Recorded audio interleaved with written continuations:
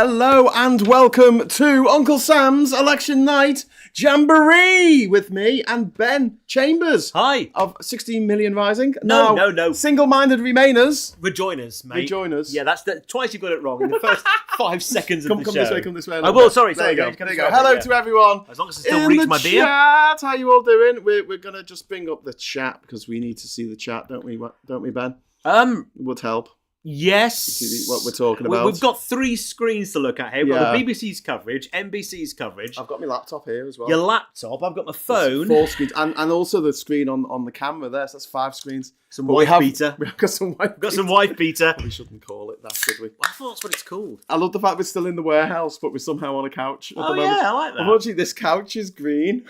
So the green screen was messing up, so I've had to put this fairy rug on it. So this is Uncle Sam's Election Jamboree. Oh, hang on. We got a super chat already. Thank you so much for pulling you in. You absolute fucking legend, mate. Let's cover the demonetization now and get this fucking party started. Woo! Yeah, we're getting demonetized to shit tonight. This is going to be the drinky sweary channel for people who want to get all drinky. You don't get demonetized for swearing, do you? Yeah, you do. Do you? Yeah, you drop the C-bomb, you get demonetized. We won't drop the C-bomb. And if you swear in the first sort of 30 seconds of the video, which we I just did. We won't do that. I just did. I didn't know that was a rule. Goodness me, it's great. Do I get to ride one of those Brocking Bonko things at some point? What are you doing with my popcorn? Well, this is Uncle Sam's Election Jamboree. Look, we've got popcorn. I want to do something Uncle Samish. We're doing it properly, so we show the folks at home what we're watching. Yeah, where's the meat on sticks? Isn't that something else they have in America? Meat on sticks? Meat on sticks. No, like a popsicle. But a meat stickle. It's a meat stickle. Meat stickle. I think Trump tried to give one of them a blowjob yesterday. Right, very good. Can you say blowjob in the first? Yeah. Right. We're not going to get monetized. Don't worry about it. That's okay. We're relying on super chats tonight, so you know. Are you ready? You put that in. You can listen to what the. Well, I find it really hard to listen to you to talk and to listen to that and to look at the BBC. Okay, well, you do what you like. I'm going to bring everyone in. Ask me questions. Ask me for I'm going to bring people in. This is what we're watching. Specific on those issues. We're watching NBC at the moment for a couple of reasons. First of all, right? And I think what CNN coverage isn't starting till maybe we need a better punch for people. That's 1 the way o'clock. I view it. And Really? when you look at the splits on 1 o'clock in the morning. Way too much. They're not even bothered on YouTube. Lazy it's a 50-50. What about Fox News? Won't that be fun to dip into? No. That's who those voters are. All right, I'll put Fox News on my laptop. It'll be fun to My dip way of into. life is Sorry, on. but We've been talking about the gender divide since we've been talking about early voting. Anyway, I'll turn that down. So we can head over there if we want to. Oh, we got another super chat. No, we didn't. Just the animation just played. Didn't mean to do that. Sorry, everyone. A flesh dog. No, what? Why is it called a corn dog? I don't know. Why is it called a hamburger when there's no ham in it? That's what I want to know. Do you want should we talk about how we're feeling early doors in terms of a cautious optimism, rampant optimism? I'm feeling cautiously optimistic now. After going to see The Substance the other week, I was like, I came out and I was like, oh, this is it. It's all over. Trump's got to walk it. But now I'm feeling a bit more confident. How on earth did The Substance lead you to feel that? Because it's such a depressing film. It's so depressing. Depressing? Yeah, it's hilarious. Sorry, I loved it. It was a wild ride. Would you watch that again? Absolutely. It was like Poor Things, which actually doesn't stand up to repeated viewings. But I think The Substance... No, it doesn't. It's not as funny. Right. Remember how we laughed all the way through it in a kind of cringy, weird way? Don Key in the chat wants us to do all of the right Fox News, Max, OAN and RSPN.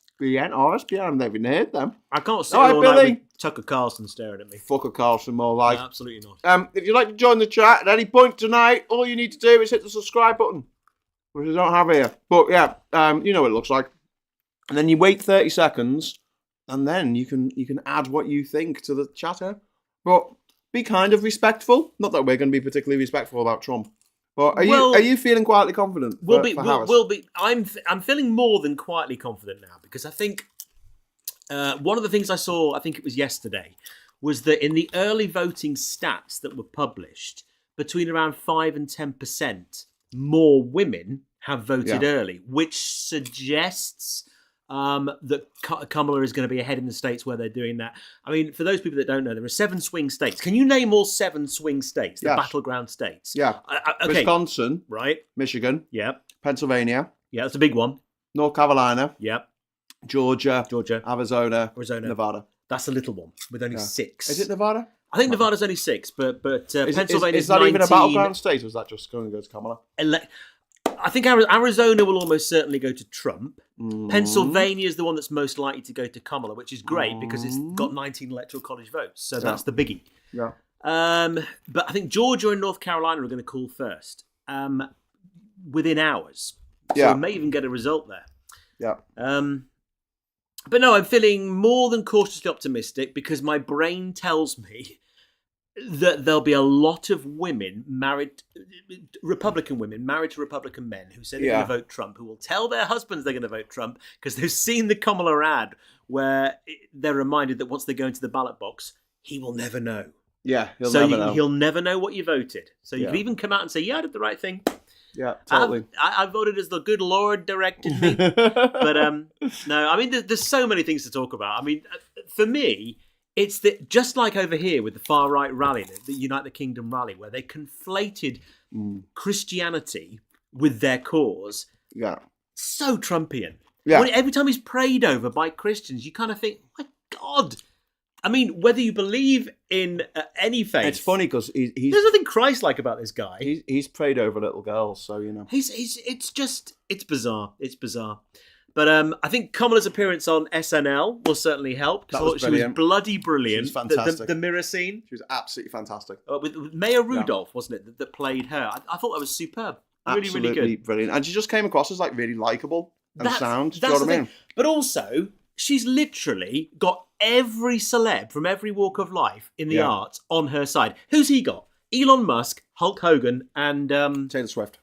No, he hasn't. He's got Taylor Swift. He wants to think he has. Dave Bautista.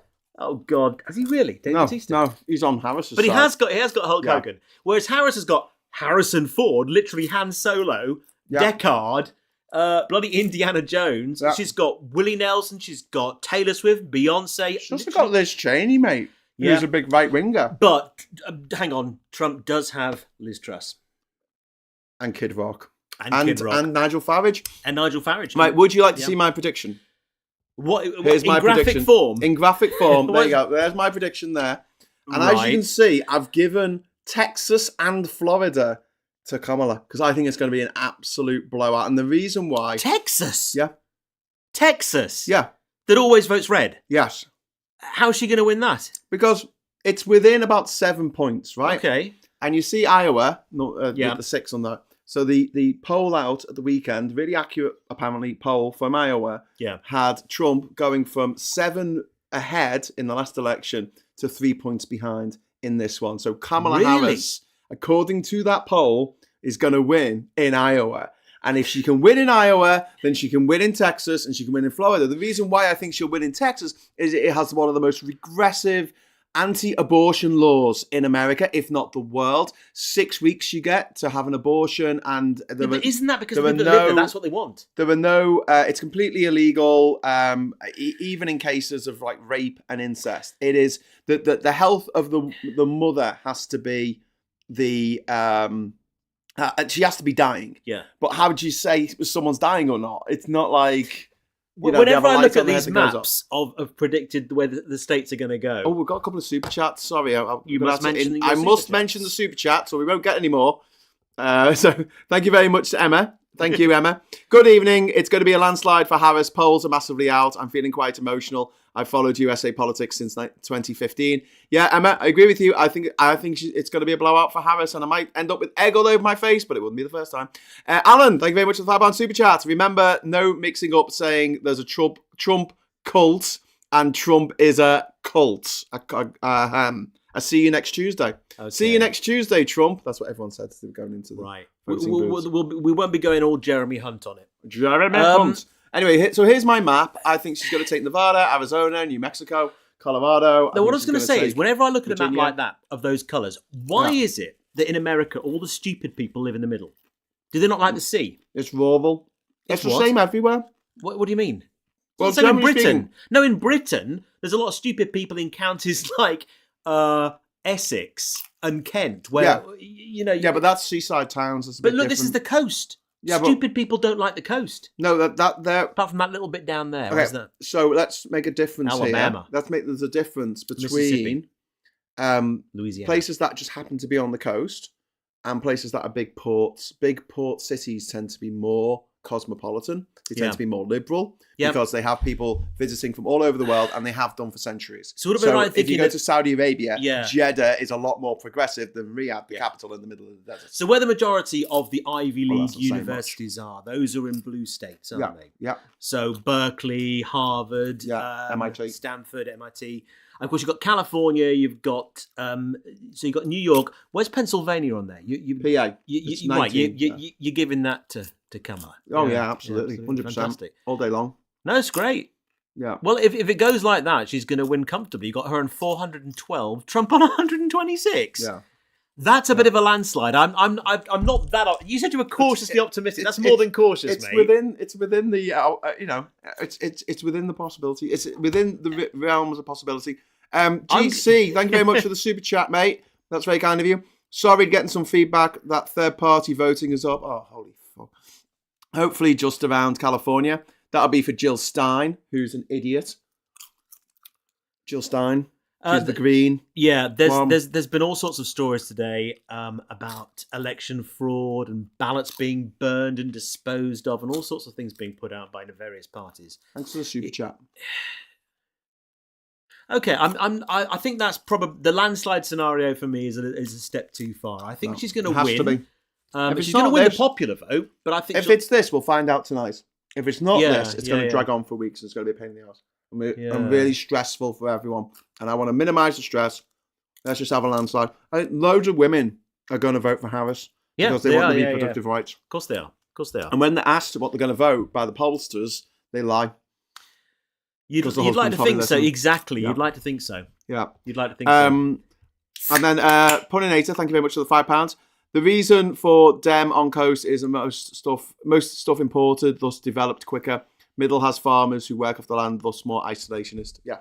And Puninator, thank you very much for Super Chat. And yeah, that is the case, not just in America, but in the UK and all over the world, where people who live inland generally, a bit more hick, bit more bogan, bit more hillbilly, You redneck. Yeah. got a real pooty mouth, as they say.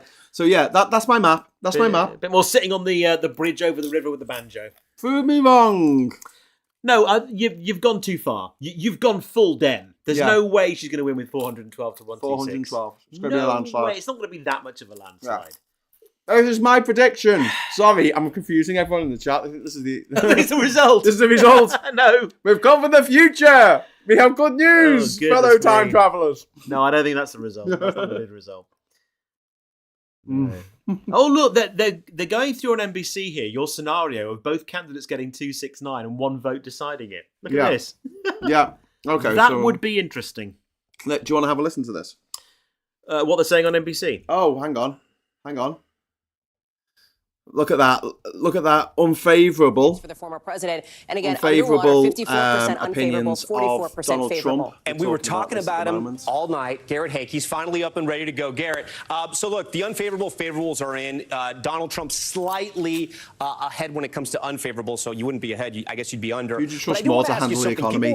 Yeah, the guy who President Trump today when he was casino. voting in West Palm Beach with his wife Melania, he sounded a little tired. He sounded a little hoarse. He had been talking nonstop for the last 4 or 5 days on the campaign trail. Should people misinterpret that? Because I know there was some sort of Monday morning quarterbacking saying, "Oh, he's tired. He doesn't look positive. Maybe it's the body language." What are you hearing from the Trump campaign? I thought in America, if you were a convicted criminal, you couldn't actually cast a ballot. You couldn't vote, but he voted in Florida. Yeah. So how does that work? I thought because he's a billionaire, he can do what he likes. No, seriously though, I thought the rule Actually, was he's a minus billionaire. I think he owes $2 billion. I honestly thought that you couldn't vote if you it had just depends. I think it just depends. A felony or a conviction or a federal crime or whatever it is. How do you think the campaign went for Kamala and Tim Walz? For me, what would you give it out of 10? Well, the thing is, it's difficult to score it because you're going to always be comparing it to what could have been with Sleepy Joe, bless him. Yeah. So obviously, it's a vast improvement on what could have been because the Dems were set to lose. Ages ago. Of course he should. I think based on the fact that she's got everybody who's anybody on her side, she does come across. I mean, of course, she makes some errors. She's, as Harrison Ford said, she's only human. She's not perfect. The sad thing, the sad thing for me about this, just like it was in this country with our election, it's all about who people shouldn't vote for, Whereas although Kamala's great, and obviously anyone with an ounce of sanity left is going to vote Democrat, it's just sad that there's not being put forward a positive vision for the country, just like over here, that's grabbing people, and that's what's obliterating the other side. It's all about, no, don't vote Trump, anything but Trump. Well, just as it was here with the Tories. And I think that's sad, because actually I think she's great. I don't know, mate. I don't really agree with that, because I think they've run a terrific campaign. Absolutely. The brilliant Democrats. Magic campaign. Yeah. But, I mean, they were stymied by the fact that she only came into the campaign with 3 months to go, right? That is ridiculous for American politics. I mean, for us, it's a bit weird that these elections go on for so long anyway. But that gave it a shot in the arm, didn't it? And obviously, with Joe Biden dropping out and her coming in, there was a sense of relief, but there was also this injection of dynamism and energy that she provided. With Hillary Clinton, I didn't see much enthusiasm. It was very much an anti-Trump vote for her. Yeah, I'd agree and then with she that. had the problem with, even though Bernie Sanders did back her in the end, a lot of the Bernie bros were like, never Hillary, like a bunch of dickheads, because that helped basically Trump to win. America's Corbyn. Yeah. But the thing is, there's still an element of that. As much as Kamala is obviously the same person's choice. I like Bernie Sanders a lot more than I like Jeremy. Yeah, I know. But there's a similarity there. You know what I mean? Yeah. They're both sort of Cult. They have cults. far left, rabid far lefties. Yeah. I mean, look, I'm a rabid far lefty. it's easy to laugh at Trump. It's easy to write him off as an absolute nutcase. Yes. I mean, the comment about, I like cows. I mean, if you vote with Kamala, she's going to ban cows. I mean, He said that. he actually said that. This little 6-year-old kid comes on and in all seriousness on Fox News says, President Trump, what's your favourite farmyard animal? And he says, I like cows. But if we go with Kamala, there won't be any more cows because she's going to ban cows. I'm like, what the hell? But moving from the sublime to the ridiculous, or the other way around, this is a guy talking about having the daughter, Liz Cheney, of a former vice president under Bush, shot, rifled in the street again. Yeah. And as Kamala's response to that No, was we've got perfect. firing squad. Firing squad. Well, that should disqualify him straight away. How can you be running for the highest office in the land and say something like that? What are we seeing there? Rudy Giuliani turned up to vote in the Mercedes that he's been told to surrender. Did he melt? Well, he didn't melt. He didn't Sorry, melt, we just lost the images there. Sorry. Oh, I've got to put the images across. I didn't get a chance. It went off before I could press my mouse button. What's going on in the chat? We've got Billy saying popcorn action going on there. Are the results from exit polls? Not yet. The first exit polls will be out at midnight. So we've got another hour and Do they do minutes. exit polls like we do? No. What's the difference? I mean, do you know? I mean, are they less reliable, more reliable? Less reliable. Really? Yeah, less reliable than ours. So many people do postal votes. Although ours were pretty accurate this time. They Yeah. were pretty close. Oh, there's some good news. It's this old guy who's dead. He's a massive backer of the Democrat Party. Sorry, the Republicans. The other story for fine. me, Graham, that stood out with this campaign is just how many prominent Republicans are distancing themselves from Trump. I mean, obviously you've got Mike Pence, you've got the governor of Georgia who made that stand on the phone with the guy. Find me 11,000 votes. That's all I need. It's like, I'm sorry, you're wrong. I can't do that. 11,780 votes. Exactly. I just need those votes. Just magic them up. Just find them. Find them. You know, We all find know them what that for means. me, and then I will. And I mean, that's quite a big deal to stand up to the most powerful man in the world, thinking, he could have me dealt with. Yeah. He could have me Putin. I could be Novichoked. So credit to him. I mean, the guy's a bit weird, but I mean, did you see the Democrat airplane promo with Trump as the pilot? That was so funny. Yes. It was brilliant. They gave me this terrible plane. I could push these buttons, Oh my God. So accurate. And Sarah's saying, hi, Graham and friend. Friend. Oh, God, that's so in between us. This is Ben. I'm This is Ben. Ben Chambers I do a radio. from Single-Minded Rejoiners. Thank you. SMR, pro... It just says SMR. Jeez, yeah. SMR, it is, single-minded Fewer rejoiners. letters. Pro Rejoin, Rejoin EU Radio. Yeah. So the first poll closes in 1 hour, 1 hour, and 7 minutes. So that would be Carolina, Georgia, East Coast. East Coast. East Coast. Yeah. Based that at GMT +5. But So they're 5 yeah. polling stations close at different times in different states. Oh, we know that. The way that people... No, I mean like within the same time zone. People can vote really late in some of them and can't in others. People can register on the day to vote in half the states in America. Really? Yeah. You can Crikey. register on the day to vote. One of the worrying parts of this, I think it's in Georgia, and now I'm going to get this wrong, and someone's going to pull me up on the chat. But I think it's Georgia. There's going to be 500,000 postal votes. They can't be counted till today, and every single one of them, they need to check the signatures. They can only start checking the signatures today. They've got 5 days to do it, and it's 500,000 signatures that they need to check. And the Republicans are going to dispute every single one. Now, I heard that 75 million people voted early. They're not all postal votes, are they? I'm confused about how does that work? Okay, so there's two types. There's postal votes, and there's also in-person early voting. Right, how do turn you... up at the Why place. in this country, you can't vote in person early, can you? No. So why do they do that in America, and what's the Because excuse? each state has its own rules. It has its own way of doing an election. Really? Yeah. Of Well, returning as in some blatantly yeah. cheat, some don't. I mean, it's a ridiculous system. It takes first past the post and then takes it to another level where one candidate can get 50.1% of the vote in a state and gets all of the votes in that state for the electoral college. So if you got 50.1 votes in California, you'd get 40 frickin' votes. Well, we talk about first past the post being awful with our 650 constituencies, but imagine the 650 constituencies we've got condensed into just 50 with the same daft rules and we're talking about votes in the hundreds of thousands, if not millions, and even the smaller states, we're talking about millions of votes. Yeah. Just one more for one candidate, they get all the electoral college votes. And in Pennsylvania, that's 19. I think in California, it's about 50, 55. So, crikey. Anyway, tell us in the chat your favourite insult for Trump. You can be as rude as you like. Maybe use stars if you got to swear, because otherwise it will knock you off the top chat. We're looking at Superman here. He's just telling us how he flies through the world, through the air. And he's sort of putting a little boy there, a little invisible boy, on the head. Don't know why he's doing that. Maybe it's R2-D2. Maybe he's giving R2-D2 a little pat. And now he seems to be signing. Maybe this is American Sign Language. I don't know. He seems very excited for a man in a rather empty room. And there's a woman at the back sitting in front of some circles. She looks pretty bored. Anyway, oh look, they've stolen our fluttering flag effect that we've got. Have you noticed on the screen that's actually moving? Yeah, I can see that. Yeah, yeah, do you very like nice. that? Yeah. See what I did? I can see what you did. It's very, very flash. Very flash. It's flasher than NBC. He And knows certainly what flasher he's than been BBC. tangoed. Yeah, BBC. I've always thought of him as Agent Orange. For me, he's Agent Orange. That's what Spike Lee calls him. And if it's good enough for Spike Lee, it's a good enough insult for me. So I'll go with Agent Orange. It's not too rude, but it kind of like a bit of a play on words. I like that one. He knows when he's been tangoed. I always like Cittadini. Janie Godley had the best name for Trump. She did. Of course she did. Well, she summed him up so succinctly. Yeah. That's been trending a lot, hasn't it? That has been trending all over Twitter. Yeah.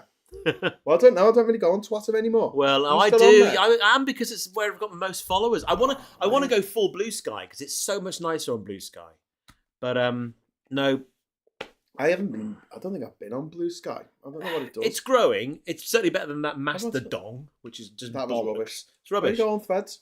Threads is great, but I just can't get over the fact that it's named after that Sheffield Council's anti-nuclear war warning film. Yes. Off of the 80s. One thing I can't get over is the fact that it's not Threads.net. Sorry, it's not Threads.com, it's Threads.net. Someone else owns Threads.com. It's like not owning Twitter.com. Okay. Okay. No, yeah. Not an insult, but certainly work a crowd and have you seen him drop a mic. Pence was shitting himself.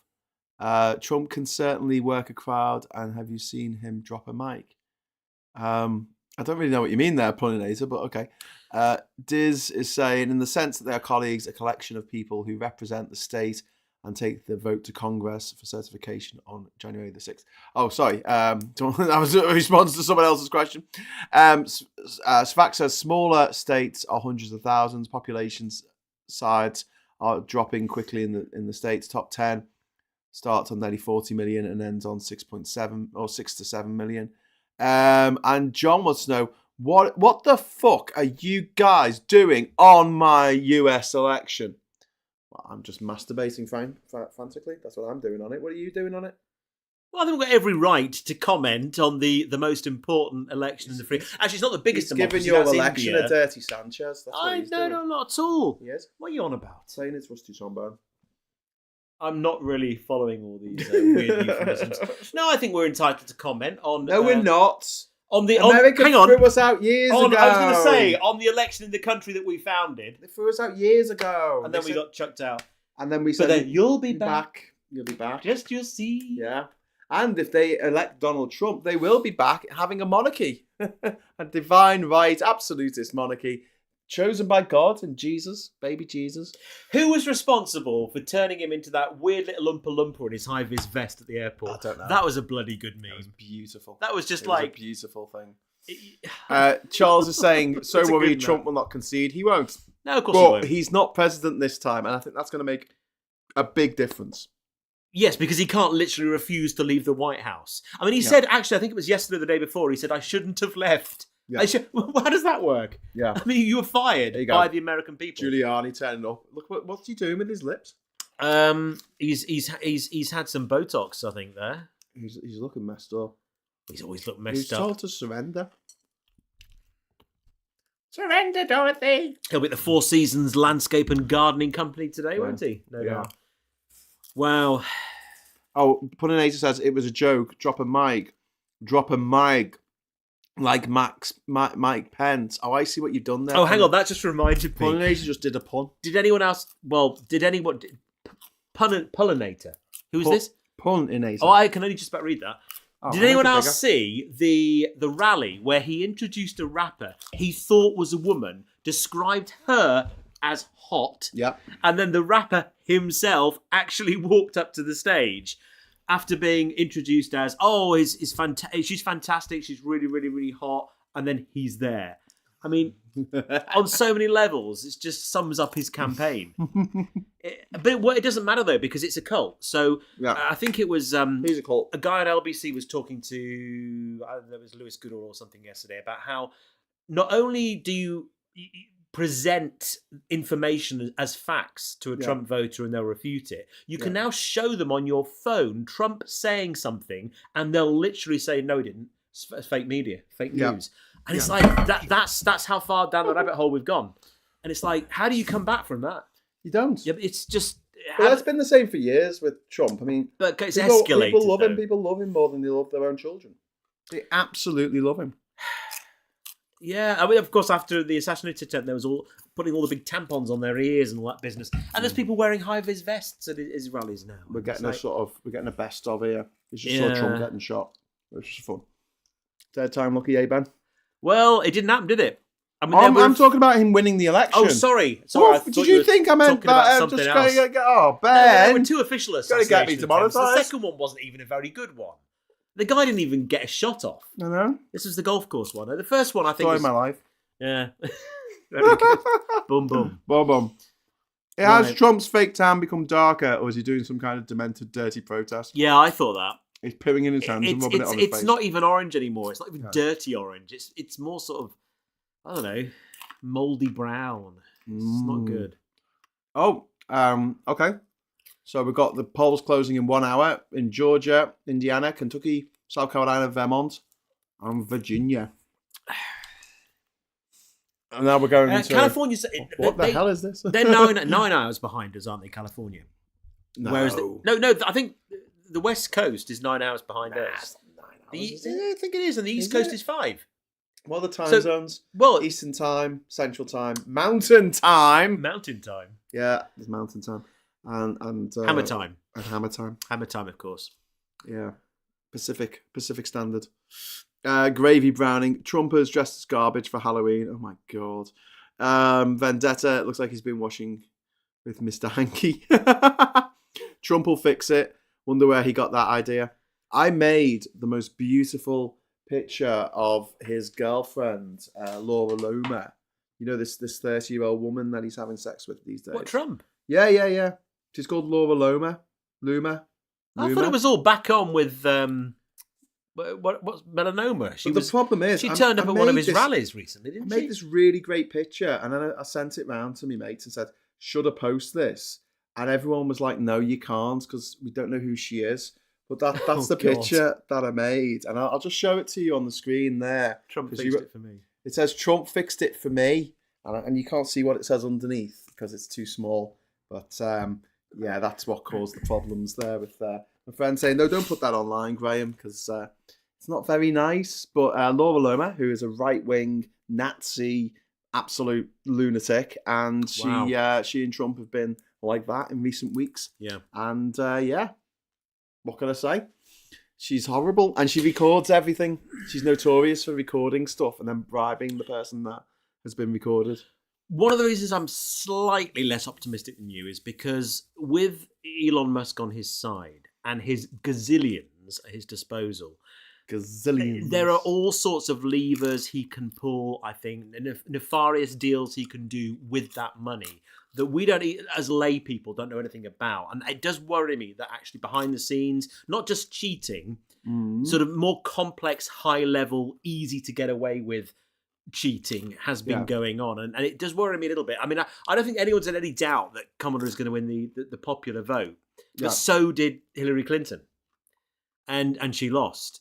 So that don't impress me much. No, it doesn't. Shania Twain once so said. I would like to think that Kamala will certainly get more votes than Hillary Clinton, who was just, you know. Well, exactly. People weren't enthused about it. And what I was saying about Kamala, she's run this really great campaign. Yeah, It's she has. really been energetic and fun and exciting, and people have got behind her. People have really got behind her. She's TikTok. What's the phrase? TikTok. Why is Penis Morgan on the BBC? Oh, That's God. what's being asked. Because the channel that he was on is no longer a TV channel; it's a YouTube channel, like you. I mean, it used to be on Talk TV. Yeah, and we used to get more people watching our streams. It's just a YouTube channel now. Penis Morgan. He He is a genuine gobshite. He's people coming in legally. I want some results. 55 minutes to poll closes. So when the polls close, are we going to get almost instant exit polls? No. Well, how long do they? I thought exit polls came in when the polls closed. They did in the UK. Yeah, but 10 o'clock. You've got states where they've still got to count the postal votes. So it might not be very accurate. No, some states they're not allowed to. Some states they can. Some states they can't. Some states they've got to wait till the day. Sometimes they've got to wait until after the physical polling booths have closed before they can count the votes. I mean, Milwaukee in Wisconsin, right? They have a rule, and they can't open the freaking envelopes with the votes in that have been posted in until the last person has finished voting in a voting Whenever booth. I hear Milwaukee, I always think of Happy Days, because that's where Happy Days was set, wasn't it? It was. Milwaukee. Milwaukee. Yeah. Just me and Vids, sound cutting out randomly when you turn away. Oh dear. Don't turn away, Graham. Well, you've got your mic pointed towards the screens, not us. No, it shouldn't goes the out mic front be? There. Goes out there. I know, but you're directing it that way. No, but it comes this way. Well, nothing comes out the mic, mate. Stuff goes into it. Okay, Even we go that way. Okay, that's good. We go that way. Good. Well, don't turn away. Unless I put it onto the 2-person setting, and then it's either side, I think. But yeah, right. Sorry, the sound's cutting out. That sucks. I'll try and do something to fix that. Crikey! In 2020, Trump won Indiana, 57% to 41. Yeah. Wow. Yeah. So so Kamala's going to win it this time. If she wins Texas, I'll be amazed. I think your prediction is really, really brave, bold. It's a bold prediction. Yeah. It's a bold strategy, Captain. Let's see how it pans out for them. Billy's saying Sunderland would kick ass there. Yeah, they would. But the thing is, every state does things differently, and within each state, the polling districts do things differently. So you might have a situation where one county, I don't know, has votes where they have to punch a hole in the ballot, and then another one where you have to actually write it in with a pencil, and then another one where you've got to pull a lever. I mean, there's all these different things. Slight digression. Is Hazard County an actual county, or is that fictional? I don't You know, like as in the Dukes of Hazzard? Hazard County, where it was set. Maybe. Is that a real county? Don't know. It's got to be, hasn't it? Wasn't there a Richard Marx song called Hazard? There probably was, but I know that Hazard County was where the Dukes of Hazzard, Hazard County. Okay. So every state is separated into counties. Yeah. But in America, don't they call very small conglomerations of houses like cities? Yes. Like you look it up and it's like 20,000 people, and they call it like a city. It's like, They have cities within cities. yeah. Which is a bit confusing. But there you go. That's America for you. It's a weird place. It is. And why is it that As all Billy the just state said. capitals are these completely like no-name places that no one's ever heard of? Like the state capital of is it Pennsylvania? Harrisburg. Exactly. Look at that. Ask me Named another. after Ask me Kamala another. Harris. So she's got to win it now. She's got to win it. Ask me another. Oh, I know some of them. Austin's Texas, isn't it? Yeah. Austin's Texas. Is New York Albany? Yeah. Oh, that's a good one. Yeah. Yep. I don't think I know anymore. I would do if I, was going on Mastermind. I'd swat up, but Go on, test me. oh, okay. Then what's the state capital of Maryland? Maryland. Annapolis. See, I don't know whether you're right. Well, people Someone can on check me in the chat. someone- They'll be yeah, like, they no, can- it's not Let Annapolis. me Graham. Google it. What's the state capital of Alaska? Juneau. Is it really? Great No, film. I was asking, do you know? Oh, sorry. No, it is. No, it's Juneau. It is Right, Juneau. okay, yeah. Spelled differently, though, not like the film. The film's really good. It's a very good film. Bloody good film. Yeah. That. Anyway, Yeah, we digest. digress. Whatever. Go on, ask me another. People in the chat can ask. God, all Go right on, then. people in the chat. All See, right, what's the Yodi, state- Annapolis was correct. Okay, what's Everyone the in the state chat, you capital can just say a of state. North Dakota? Bismarck. Really? Again, I don't know. no. Sounds about right to me. Which states did Richard Farnsworth drive his lawnmower across in Straight Story from the David Lynch film? I don't know. So you don't know that? That was like 20 years Well, I'm ago. pretty certain it was like 25 years ago. Iowa. It was 1999, definitely wasn't it? Iowa, and two others. Yeah. was little- John says Florida, ... Tallahassee. You're not supposed to give me the answer with the question. Which, Makes it a bit interestingly, easy. is Actually. the name of one of the characters in Zombieland, the one played not by Jesse Eisenberg. Dakota. But, no, Tallahassee. Tallahassee. Oh, because they're all named after somewhere. aren't Who's they? the guy that was in Natural Born Killers? What's his name? Woody Woody Harrelson. Harrelson. He plays Tallahassee. Yes, he does. He does. They do got some good names. for Oregon. places out there. Capital of Oregon. Oh, I'm going to go with Salem. Might be wrong. Don't Sacramento. That's the capital of California. Nevada. Is that Reno? Nevada. No. Shit, what is Nevada? Des Moines? Maybe? Des Moines? No, that's Iowa. It's not pronounced Des Nevada. Moines. I know. I don't. I don't know. Nevada. Oh, it's not Little Rock. That's Arkansas. Nevada. It's it'll come to me. Is I'm Rhode sure. Island a state? Not Reno. What? Rhode Carson Island. City. Nevada. Carson City. Have it. Is Rhode Island a state? Yeah. Right. So And the with that, capital it's is actually Providence. Really small. It's tiny. Yeah. Is that the smallest state? Not in terms of population. Would that be Hawaii? No. God, no. That's quite big in comparison. I think Wyoming's just 400,000 people. There's just literally But nobody there. Rhode Yeah, Island's yeah. the smallest state in terms of size. I don't know. What we should have done is we should have got a load of information about America up on the screen here so we could be... They don't know that you haven't. Yeah, I could just be They reading don't off a know that list. Oh, no, very clever. Yeah, but California, we said your that. geographical knowledge is bound to be better than mine because you are the world's most travelled man No, without I'm flying. not. I'm the most Without travelled flying. Scouser. I Without would say that. flying. Okay, Yeah. so you're gonna know all that shit. I don't know. I was pleased that I knew Albany for New York and stuff like that. You can't see because of the lights, but up there, there's a load of mugs. Can you see the mugs on top of the step? Yeah. Right. Are they state mugs? They're state mugs, and I was going to get a collection of 50 mugs, one from every state. That was my plan. And then I got banned from the US, and I had to abandon. But you got your visa, didn't you? Yeah, I know. So I'm going to start my collection again. Yeah. Yeah. So, yeah. There's a songwriter, a singer called, I think it's called Sufjan Stevens, who was Yes. going to release an album. Come for on, every feel the state. Illinois. Yeah, and he only did about two. To two, yeah. But he did write the soundtrack. Was it Michigan the vote? He Was it wrote the soundtrack Oklahoma? to Little Miss Sunshine, He did. which was better than any Honestly, album. come and feel the Illinois. Come and is Feel one- the Illinois. It's one of the best albums of all time. It is absolutely brilliant. Yeah. Big shout out to any Sufjan Stevens fans in the But house. the thing is, though, if you set yourself a target Also, like his that, Christmas album is fucking brilliant. you are destined to fail. I mean, that's a ridiculous target. Hang on, Duke is saying, "Can I fall asleep yet?" No, Duke, no, you can't. No, because there's only 47 minutes until the polls close in some states.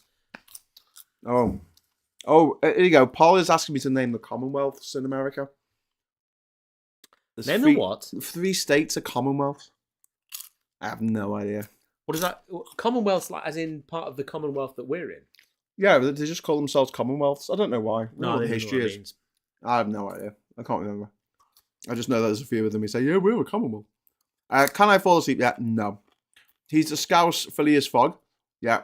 Billy says, I talked to a Roy Harper fan in Washington State, New York coast, just below Canada. Sacramento. Is that the state capital of California? Olympia is the capital of Washington. I think I knew Sacramento. Is that the state capital of California? Yes. Yes, I think I did know that. And Fax is saying, I also pronounce Des Moines as Des Moines. Someone said they flew to in Conair. Where did they fly to in Conair? I thought they went to Nevada, didn't they? I don't know. Carson City. That's such a damn good film. The Put world's the most bunny travelled back in the Scouser. box. Put the bunny back in the box. The world's most travelled Scousers. That sounds like a good book. Have you seen? Let's go back to the election.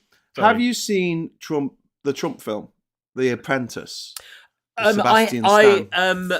I haven't seen it yet. It's on my list of films to see. It's got mixed reviews, and the thing is, with any film like that, where you've got someone playing a very well-known character, unless they look staggeringly like them, it just and he doesn't, and it kind of like. Also, I think it's filmed at Academy ratio. It's all a bit grainy, and apparently it's a little bit soft. Yeah. It doesn't quite go hard enough, so I'll watch it. I'm sure it's very good, but I don't want to pay to see it at the cinema, unfortunately. I know I probably should, but I'm getting on a plane on Friday, and I got a feeling it'll be one of the options to watch when I'm flying over the Atlantic Ocean. it might well be. Yeah. It might So well be. it's all changed, by the way, on the channel at the end of this week. So we're having a bit of a blowout. Going to do today's show. Going to have Morning Brew. This might just segue it seamlessly into Morning Brew. I'll just change the card at the top. Wow. You don't and want to then sleep at all. And then we've got PMQs at 11 o'clock. The first one with Kemi Oh my God! as leader of the opposition. I think We haven't even touched on UK politics. Parliament's in today. Parliament's in today, though, isn't it? She's appointed a top team. And do you know who she get? Of all the people she could have appointed, Shadow Defence Secretary, do you know who she's picked? She has. Do you know who she's picked? She has picked. You don't know? Priti Patel. No. No. You're not is going to that the believe foreign this. secretary? Hang on. Robert Jenrick. No. There Hang is on. literally no Oh, one no, no. inappropriate. Mark Francois! Francois! Yes! Seriously, the luncheon meat Penfold, who actually said, I'm going to send Dominic Cummings down there to duff you up, is Shadow Defence Secretary. The guy that just went great guns in the TA and lied about Weekend everything. Warriors. What the hell? So, here's a funny joke for you. Seriously, he's the Shadow Defence Secretary. Did you hear about the Shadow Northern Ireland Secretary? No? Right, not only are they not from Northern Ireland, Right. they've never been to Northern Ireland.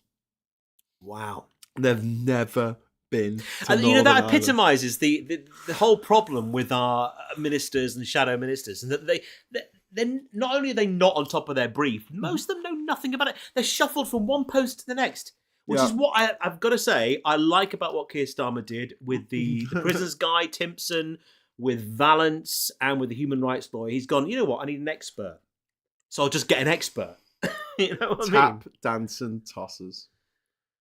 Yeah, they're all the ministers, the shadow ministers. No, but seriously, Mark Francois, I mean, literally, she must have sat there. I mean, I know she's only got 120 to choose from, but literally anyone but him. Yeah. Even Desmond fucking Swain, surely. Mark Francois, he's a meme. Yes. He's just a comedy meme. Yes. Oh, God. I mean, I know she's unelectable anyway, but she's just sealed it. How long do you give her? I give her 2 years. Oh, 6 months. No, come on. 2 years. She's not going to get to She'll the next say election. something really stupid and have to. She step already down. has. She doesn't engage her brain before she engages her gob. But the thing is, she says she does. She says she thinks very carefully before she says everything. She's on record as saying that. And what was one of the first things she said was, I think, why is it Rachel Reeves banging on about being the first female chancellor and smashing? She's a very low threshold for a glass ceiling. Yeah. But look what I have achieved. I'm the first black leader. Actually, did you realise she's the first black woman to lead not just a mainstream party in Britain, but the whole of Europe? Yes. That's a bit scary. Well, I mean, it's good in terms of equality kind of way, but it's bad that she's a privately educated ponce. Do you know what I mean? It's only good if these course. people actually represent the people, the community and the ethnicity they come from. Someone mentioned, they were talking about the Commonwealth states, Pennsylvania, Kentucky, Virginia, and I don't get that at all. Massachusetts. I don't understand what They're that just means. they're just called Commonwealth states. Why? What does it mean? Because I don't know. It's like somewhere that ends in shire. That's a county, and some places don't. What's the one about there's only 2 counties in the UK where the name of the county is also the name of the county town? Well, like Durham. County Durham. Yeah, and then there's one other, I think. There's not. I don't know it. I'm sure there is. Okay, I might be wrong. I'm sure there's another Durham. Please don't hate yourself. Get some sleep. That's just me in videos. I'll sleep when I'm dead. That's going to bug me because there isn't another one. County Durham is the only one. No, there's another one. Which is why they have to preface it with county. Oh, okay. So which is the other one that you say county before rather than after? Well, all the Northern Ireland ones, but that's different. Yeah, County Down, County Tyrone. In England. County. I think it's County Devon. No, you don't. Don't you? Well, You there's don't not say a town. Devon There's not a County, city do you? called Devon. I know. I'm talking about Plymouth. the places that you say the county before the actual name of the place. Well, you don't. You County just- Durham, that's County your- Devon. You don't say County Devon. Do you not? No, you definitely don't. You Okay. definitely don't. I don't think there's another one. But Warwick. Warwickshire. Yeah, Warwick. Well, it's called Warwickshire. No, it's like isn't it? It's not Lincolnshire. Lincolnshire. they got names places that are named after the county town, like somewhere Shire, Lancashire. So we live in the most Yorkshire. unimaginatively named county in Britain. Pretty much, yeah. 41 minutes to polls Durham. close. Used to be called Dunelm, you know. You told me that before, but that's the Yeah. name of a furniture shop. Yeah, and it's the old name for Durham. It's the medieval name for Durham. Dunelm. And if you get a degree from this university here in Durham, you get to write. You know the way if you go to Cambridge, write Camb after, Yep. or Oxon if you've been to Oxford, you get to write Dunelm. I know the old medieval name for Chester is Diva. That's the only other one I know. You're a diva. I know. Yeah. Someone mentioned Kentucky. Capital of Kentucky is Finger licking good? Frankfort. Oh, I'd never have got that. Yeah, I know. Frankfort. Frankfort. Do you know when I learnt all these? I don't know. When I was in jail in Cape Verde for like a But week. they gave you a Brook Bond book I of the had- states. I had to peruse. I had did like they? My Lonely Planet. They let me have My Lonely Planet, and in it I'd written loads of I'd written all the capitals of the world, and also I'd written all the state capitals, and I made a point of learning them.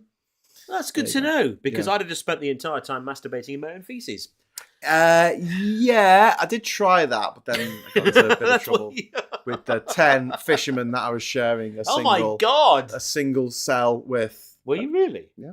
You were sharing a single cell with 10 fishermen. Yeah, 10 Senegalese fishermen. Really? Yeah, Okay. for like That's 6, what they told you, is it? 6 days, 5 nights, all sleeping on the concrete floor. They were really pirates. Oh, you've had another super chat. We've had another super chat. I'm from Diva. Charlie Says Nelson. Charlie Nelson. Charlie Nelson's from Diva. Charlie Nelson sounds like Diva. well, not a diva. Certainly a country and western singer. Yeah. Christine over in the States. How you doing, Christine? Let us know what's happening. State constitutions are written by the individual states, and some of them choose Commonwealth as their basis. All of those areas, Kentucky, Pennsylvania, Virginia, and Massachusetts, are older areas settled early. So there you go. County Bristol. That sounds fishy. Cambridge is Cantab. There you go. From the Latin cantabinesis. Oh God, that sounds painful. Go to the doctor, get some ointment on that. So polls are the first polls are closing in 38 minutes and about 50 seconds. John Barleycombe says Milton Keynes is a unitard county. What does that mean?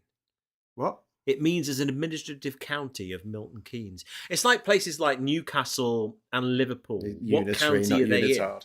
in? They're not unitary. Unitard. They're Yeah. not in counties, are they? So Newcastle is not in Northumberland. No.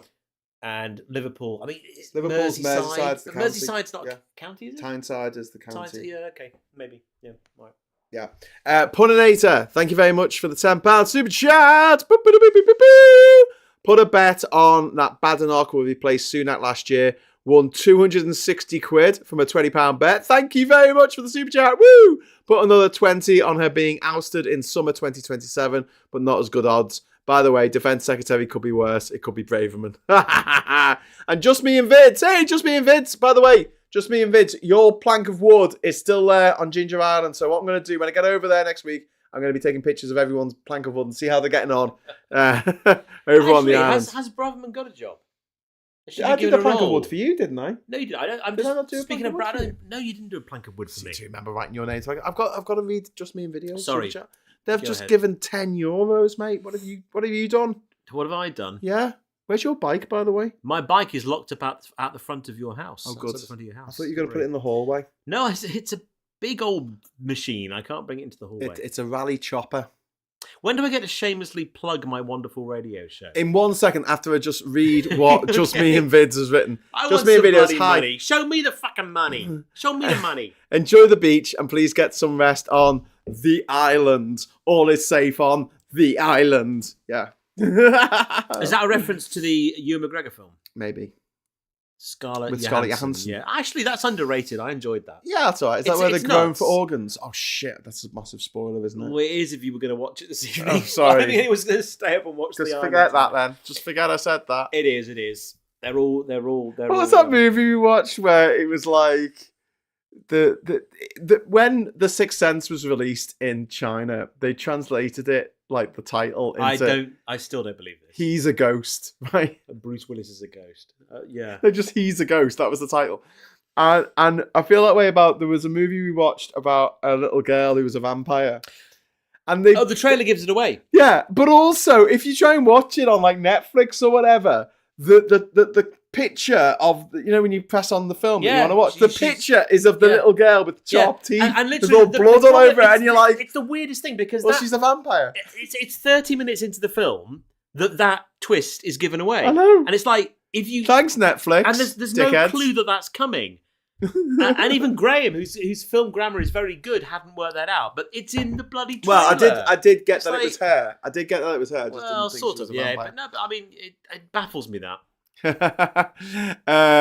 Just Me and Vid says part movie reference and part Mitchell and Webb. Don't mention the event. Hayton puts Let the Right One In. No, not that one. That's a good film though. Vendetta. Pete's Music's just said a Tory ate my dog. A Tory Ate My Dog. Yeah. Okay. Well, I think that's is that. Is that a band? Is that No, a I John think it's Peel a. band? I think it's a Peep Show reference. Trumple's thin skin isn't happy about the large turnout in Philadelphia. Oh yeah, Philadelphia. Philly. Yeah. Return of the M. Night Jedi. Shyamalan's Spoilers. town. God, who would have expected Darth Vader to be Luke Skywalker's father? Didn't see that one coming. Someone did that to me. A film, a very, very, very old film that they just assumed that I'd watched, and they told me what happens at the end, and it still Citizen upset Kane? me to this day. And I'm not going to say what happens at the end, but I'll just say it was Easy Rider. And I was like, why did you tell me that? I don't remember what happens at the end of that. No, well, there you go. Good. You can't spoil it for That's, anyone then, can you? Peter Fonda and the Jack Nicholson. brilliant... And Dennis Hopper. Dennis Hopper. Yeah, it's the three of them. Wonderful Dennis The Hopper. three of them on motorbikes. Quincy Jones died yesterday. Yeah, I know. What a guy. Wow. 91. What a guy. 91.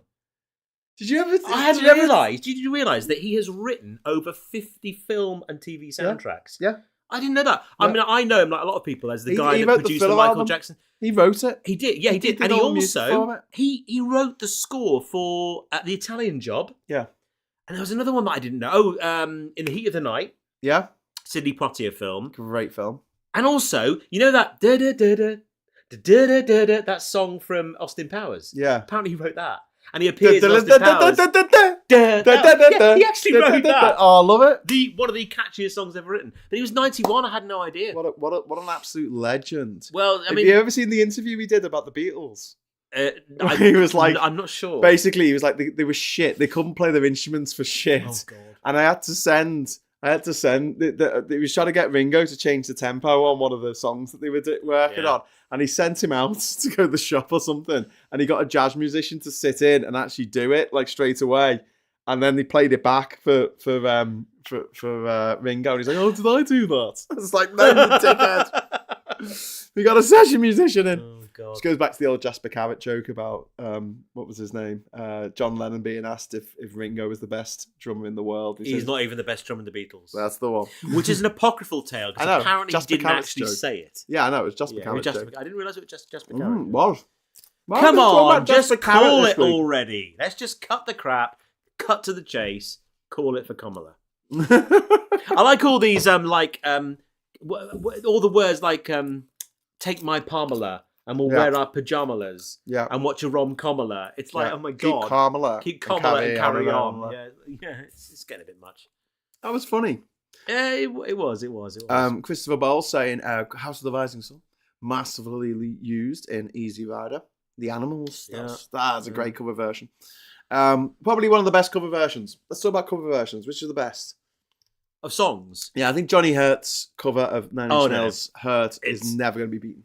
He took that song. Sorry, what did you say? Jimmy Nail? No. Johnny Cash did a cover of 9 Inch Nails. He did. Not Jimmy Nail. But it's not just... We're talking about cover versions that are actually considerably better than the original. Because a lot of 9 Inch Nails stuff is pretty much unlistenable to. Oh, piss off. It is. It's crap. Are you fucking fan of Philistine? But the thing is, when the Trent guy... Reznor is Reznor, the Quincy Jones of... He is, of film soundtracks. When he writes a film soundtrack with Atticus Ross, he comes up with some really good stuff. He did the soundtrack to Soul, the jazz film. Yeah. Pixar. That was Trent Reznor. He did the soundtrack to that Jesse Eisenberg film. You hate the Social Network. I don't hate the film. I like David Fincher. Like Jesse. I just don't like Jesse Eisenberg. He's got a very punchable face. I forced you to watch that film Vivarium, where they move into a housing estate where you can't escape. Yeah. And all the houses are exactly the same, and they get given this baby, and it grows up in about 5 minutes. Yeah. And it's the weirdest kid, and they can't get rid of it. Yeah. It's like, oh my God, that's I've enjoyed that film. I don't mind Eisenberg, but no, the best, cover versions, no contest. The Pet Shop Boys, always on my mind. Oh, piss off. That got to number one in 1987 at Christmas, and it beat Fairy Tale in New York by the bloody Pogues. Oh, right, okay. That never got to number one because of that cover version. It's a great cover version. That they couldn't even be asked. And incidentally... Josh Ackland turned up to the film shooter. That absolutely pisses the news. It's ironic because they actually produced the worst cover version of all time, which was U2's Where the Streets Have No Name. Oh, that's way better than the U2 version. They bizarrely mashed up with Can't Take My Eyes Off of You. And apparently, Bono said, What have I done to deserve this? Oh, Band of Heart Jays are saying All Along the Watchtower. I'm guessing Jimi Hendrix version better than... Bob Dylan. Absolutely. My Bob Dylan impression there. I've seen Bob Dylan live, you know. He's performing in Bournemouth, I think, this week. My friend Graham is going to see him, and it's 120 quid a pop. It's not me. What? 120 quid to see Bob Dylan, who refuses to talk between songs. Arrogant prick. I saw him just at plays the songs. Roskilde 2001. I think the ticket for that wasn't even 80 quid. Well, I saw Tim Minchin, and he was fucking brilliant. Oh, I saw Tim Minchin. Absolutely. Did he have a symphony orchestra with him? He had a huge band that just appeared halfway through behind this massive curtain. But it was the Bournemouth Big. It was absolutely brilliant. And he did his 11-minute monologue in the middle about misinformation and confirmation bias. It's just fantastic. He's a very funny man. He's a very talented guy. And let this be a lesson to you. If you want a job in stand-up comedy, be a musician. Because then you can play the same songs with the same jokes over and over again, and people will still pay money for it. Whereas if you just tell a joke and someone's already heard it, it doesn't work as a joke. Because they've already heard it. Yeah. And the whole point of a joke is the punchline is unexpected. That's it. But every time he performs Thank You God, this ironic sort of Christian song, he does the same... sort of preamble before it about how he's not going to ridicule faith anymore. He's found Jesus. He's going to be respectful, and then he performs "Thank You, God," and of course it's this rather ironic. We've got Stranglers, Walk On By. We've got The Wedding Pheasant, Make Me Smile. Does that Come Up and See Me by Steve Hartley and Courtney Rebel? I don't know. San Diego did a cover of Staying Alive. That's pretty good. Take that. How Deep Is Your Love? Trent said it's Johnny's song now. Yeah. Queen did the soundtrack for the original Highlander film. Still a masterclass to this day. Who wants to live forever? Running Up That Hill by Placebo. As much as we love the Kate Bush cover, that is quality. Tainted Love by Soft Cell. Who was it who originally sung that? Was it Gloria Gaynor, was it, who originally sung Tainted Love? I thought that was an original. No, it's a cover version. I didn't realise that. Message to You, Rudy, by the... that was a cover version as well. I think it was a Scatterlights or someone who... I don't know. It was a cover version. That the Ghost Town, what are they called? The Specials. The Specials, yeah. Ghost Town was original, though. Almost all covers are better than the original Bob Dylan version. I just don't like his voice. Yeah, just me and Vids. There's someone who. Oh, the makes- Tears for Fears song that was played at half speed. Is that Mad World? Yeah. Yeah. That's from the film Donnie Darko. Donnie Darko. Brilliant, Yeah. brilliant track. Gary Jules Gary Jules, yeah.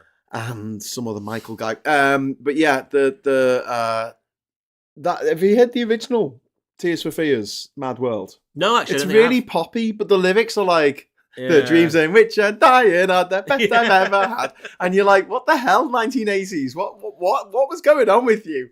Everything had to be like poppy and happy, but the lyrics So are actually, awful. someone's done this brilliant version of Oasis's Wonderwall, as if it was recorded by Soft Cell or Erasure or something. It's actually really funny.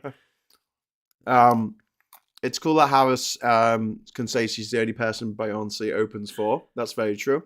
I wish Tay-Tay had come out for her. Like, not just said, I'm going to vote for Harris, but actually come out at the, convention or whatever. Well, like I say, almost anyone has already. I mean, Oh. Trump has got Hulk Hogan and Elon Musk in his camp. Yeah, but Trump also texted all caps, I hate Taylor Swift. Yeah, So that's Yeah. just any woman under the age of 30 is not going to vote for him. I know. End of. It's kind of like he's setting Look at himself this up to creepy lose. wall so they've that got. he Look at can- this creepy wall they've got on NBC. Is that a bit creepy? It's a bit Mason Verger in it, like he's sitting in his, Not in really. his bed It's a bit watching all the Truman monitors. Show. It's a bit Truman Show. Bit Truman Show. That's not Truman. creepy. That's all right. The last thing I'll ever do is lie to you. Anyway, How is it going to end? The badge, his pin badge says, "How's it going to end?" Patty Gurdy does a cover of the Eurythmics Sweet Dreams on a hurdy-gurdy. I always like the Marilyn Manson cover of Sweet Dreams. Oh, now there you but- go. Big and hurdy-gurdy. Nigel Planer as Neil doing "Hole in My Shoe." Now that is an awesome cover. I've not seen that. No, "Hole in My Shoe" and it's no. Wasn't Neil? Mad World Christmas #1? Yes, it was. Did I imagine that? Definitely Nigel Planer did "Hole in My Shoe." Neil from The Young Ones. Neil from the Young Ones, and it was brilliant. It was like #1 when I was like kid in the 80s. Garrett T says, "Evening, Graham. I shall be with you all night." That's the spirit. BBC Sessions Take 2, Jimi Hendrix driving south. I do love a hurdy-gurdy. A co-worker of my sister does hurdy-gurdy. It's hilarious and strange. AB is in the chat. AB, hello! If you want to come on, if you actually want to come on the show, AB, I've sent you the link, so just go and use that. Speaking of Beyonce, Emotions, covered by Destiny's Child, originally by the Bee Gees, is really good. Trump also dissed Detroit and Eminem. Took that personally. Seeing him open for Obama was the real shock of this election for me. Yeah, that was a fantastic bit, and also Obama doing Eminem lyrics. That was pretty cool. Yes, it was actually. Yeah. Cradle of Filth's cover of Hell Await is a banger too, according to Hayden. Jez says, if you ever want to annoy people who are only playing Classic World shirt, I just saw that they can get canny furious if you call it a cover band. Oh, there we go. Neil did "Hole in My Shoe." It was originally, says Vendetta, was originally by Traffic. Steve okay. Winwood. Well, there you go. Okay. Yeah. "Hole in my shoe and it's letting in water. There's a really good cover of a song from the 60s called Interlude, and the cover's by Morrissey, unfortunately, and Susie Sue from Susie and the Banshees. Yeah. And it's a really good bloody cover, but everyone hates Morrissey now, so... They do, don't I can't they? like it. Yeah, because he's a gobshite. Yeah. He's a nasty piece of work. He's a nasty pasty. Who's that twat that fronts the Who as well? That's a bit of an idiot. Roger Daltrey. Yeah. He's a It's Pete gobshite. Townsend. Roger Daltrey is the one that said Brexit was a good idea. Yeah. And we now he's toured whinging before about it. the EU, blah, blah, And blah, now he's blah. whinging about it. Yeah, of course he is. Of course he is. Do you know what I saw today? Because someone just mentioned Eminem. There was a tweet that someone said, "I've only just realised that when you call someone a stan, like a fanatical fan, that comes from the Eminem song Stan." And we just take that for granted in our generation, but there's a whole new generation coming up who is discovering all this stuff and like, oh my god! But the So Eminem that's why you song, call them stans. Stan was by Dido Harding originally, wasn't it? No, he just used a sample from her song. Oh, okay. From What was it called? Thank you. Thank you. Well done. Thank you. Thank you. Thank you. Yeah, Dido. Anyway, Grave Worm's cover of Iron Maiden's Fear the Dark is heavy as fuck. Everyone always hated Morrissey, said Vendetta. Has the Orange Man won? Yes. Has he won? Has he won yet? No. No, has he won like number one? Has That's he number won? one. That's number one. Sarah wants M&M's now. Is my mum here? Don't get Oh tired yeah, of my living mum's down here. here Look, and my you- mum's here. Say hello, Ben. Say Your hello to my mum? Hi, mum. Where's your mum? There, Irene Hughes. Hi, Yeah. everyone. Yeah. Well spotted. Wave to the camera. Oh, hi, Graham's mum. Hi. Oh, Hope bless. you're feeling better, mum. She hasn't given you a super chat. No, it's fine. She she makes excellent bacon toasties when I go around. So Oh, bless her. Your I'll mum's forgive great. her anything. I tell you, she can drive, and anyone that's prepared to drive in central Liverpool deserves a medal because there's more potholes in that city than there are in the whole of County Durham. It's Bloody great. hell. It just makes driving a bit more like Super Mario Oh, Kart. well, the way she does it in that car of hers, that was something else. I enjoyed it. Russell saying I was only a teenager when the young ones were on the telly. I'm 57 now. Wow. Yeah, I was. But I it's- remember that song by Neil. I think it was 1984. It was about the time that Falco rocked me Amadeus. Rock me Amadeus. I remember Yeah. Alexis Earle doing Dr. Martens boots. Oh, the 80s was just the best decade for novelty No, it songs. wasn't. It was. It wasn't. Because we had Star Trek in by The Firm, We which did. was a monster hit. And the Spitting Image chicken song. Oh my god, yeah. Do you know the B-side of that? Yep, I've never met an outside South African. Nice South African. Of Nivi Midi Noise, South African. Which we were This not talking. bloody We were surprising, talking mate. about that on the show the other day. Actually, Were you? at Len. I have that 7-inch single. Yeah. It's great. But no, okay. I feel like I'm a different generation to you because Well, I not don't like the really. 80s. Oh, I do. I don't. The 80s was great. I think it was just a cocaine fueled Well, nightmare. it wasn't for me because I was at school. That was my formative years. I was 6 in 1980 and 16 in 1990. That was when I grew up. So were you into baggy? Were you into sort of Manchester? No, because at the end of that decade, I got perilously into the KLF and everything that they did and became Do you obsessed. remember they burnt all that money? Oh, I know, it was brilliant. It was so They cool. burnt £1 million. They did on the island of Jura. Do you like And they Doctor made in a the film TARDIS? about it. Of course I do. What a great song that is. They wrote a manual. Do you know the band that actually followed their manual on how to have a number one the easy way to the letter and it worked? Was a band called Edelweiss with a hit called Bring Me Edelweiss, and they mashed up ABBA's SOS Yeah. with yodeling, and they Yeah. had a number one. Well, there you go. It works. Right. Super chat has come in from Puninator. Thank you very much. Hi, Graham's mom. Hope you're well. Graham, you need to treat her to something nice. She's an angel in the world of darkness. An Oh, angel in the world of darkness. it's very true. And yes, I will treat her to something very nice. Let me sell my island and I'll get me mum a nice kitchen. That's my plan. Because I don't need money for Yeah, myself. look at this. The B-side of Hole in My Shoe was called Hurdy-Gurdy Mushroom Man. It Wow. was, because that's another 7-inch I've got. Wow. And he plays a hurdy-gurdy. I don't have a 7-inch. Vendetta, Twiggy from Buck Rogers. Well, I'd always the go for a worst 12-inch if I could afford it. Korn did a cover of Brick in the Wall, which is good too. Many good covers. I've got downstairs. I'm going to show you later. Ticket number 1 from Korn playing the Crazy House in Liverpool. Their second ever gig in the UK. I've got ticket Lee number says 1 3 a.m. signed by the band. Chumbawamba. Yeah, I get about £5 Chumbawamba for that used the one. KLF's manual as well. Yeah, The KLF are going to rock you. That doesn't surprise me. Right, so To the bridge now. oh, Logical song. how long have we got now? We got 18. 18 minutes. Hey, time's 18 flying. minutes. Let's talk some more shit until the polls close. I We're haven't doing a told good people job. about my amazing radio show yet. Do you need another beer? I will do, but then I'm going to have to bike home because I've got a meeting tomorrow. So Oh. I can't have more than. No, I could probably be stretched to 2, but I don't want to get arrested. No, don't. No, I'll stick No. with 1. Ancients of Moo Moo. Anyway, go on. of Moo Moo. Tell us all about your channel. I'll do it very quickly. Before the polls close, so I've got 18 minutes. I do a radio show for those of you out there who think Brexit's a load of shite. You've got a and voice for radio. I try. I've got a face for radio. Yeah. Does that mean what I think it means? Yeah, it means I look like You're gorgeous. I look like Steve Lamack.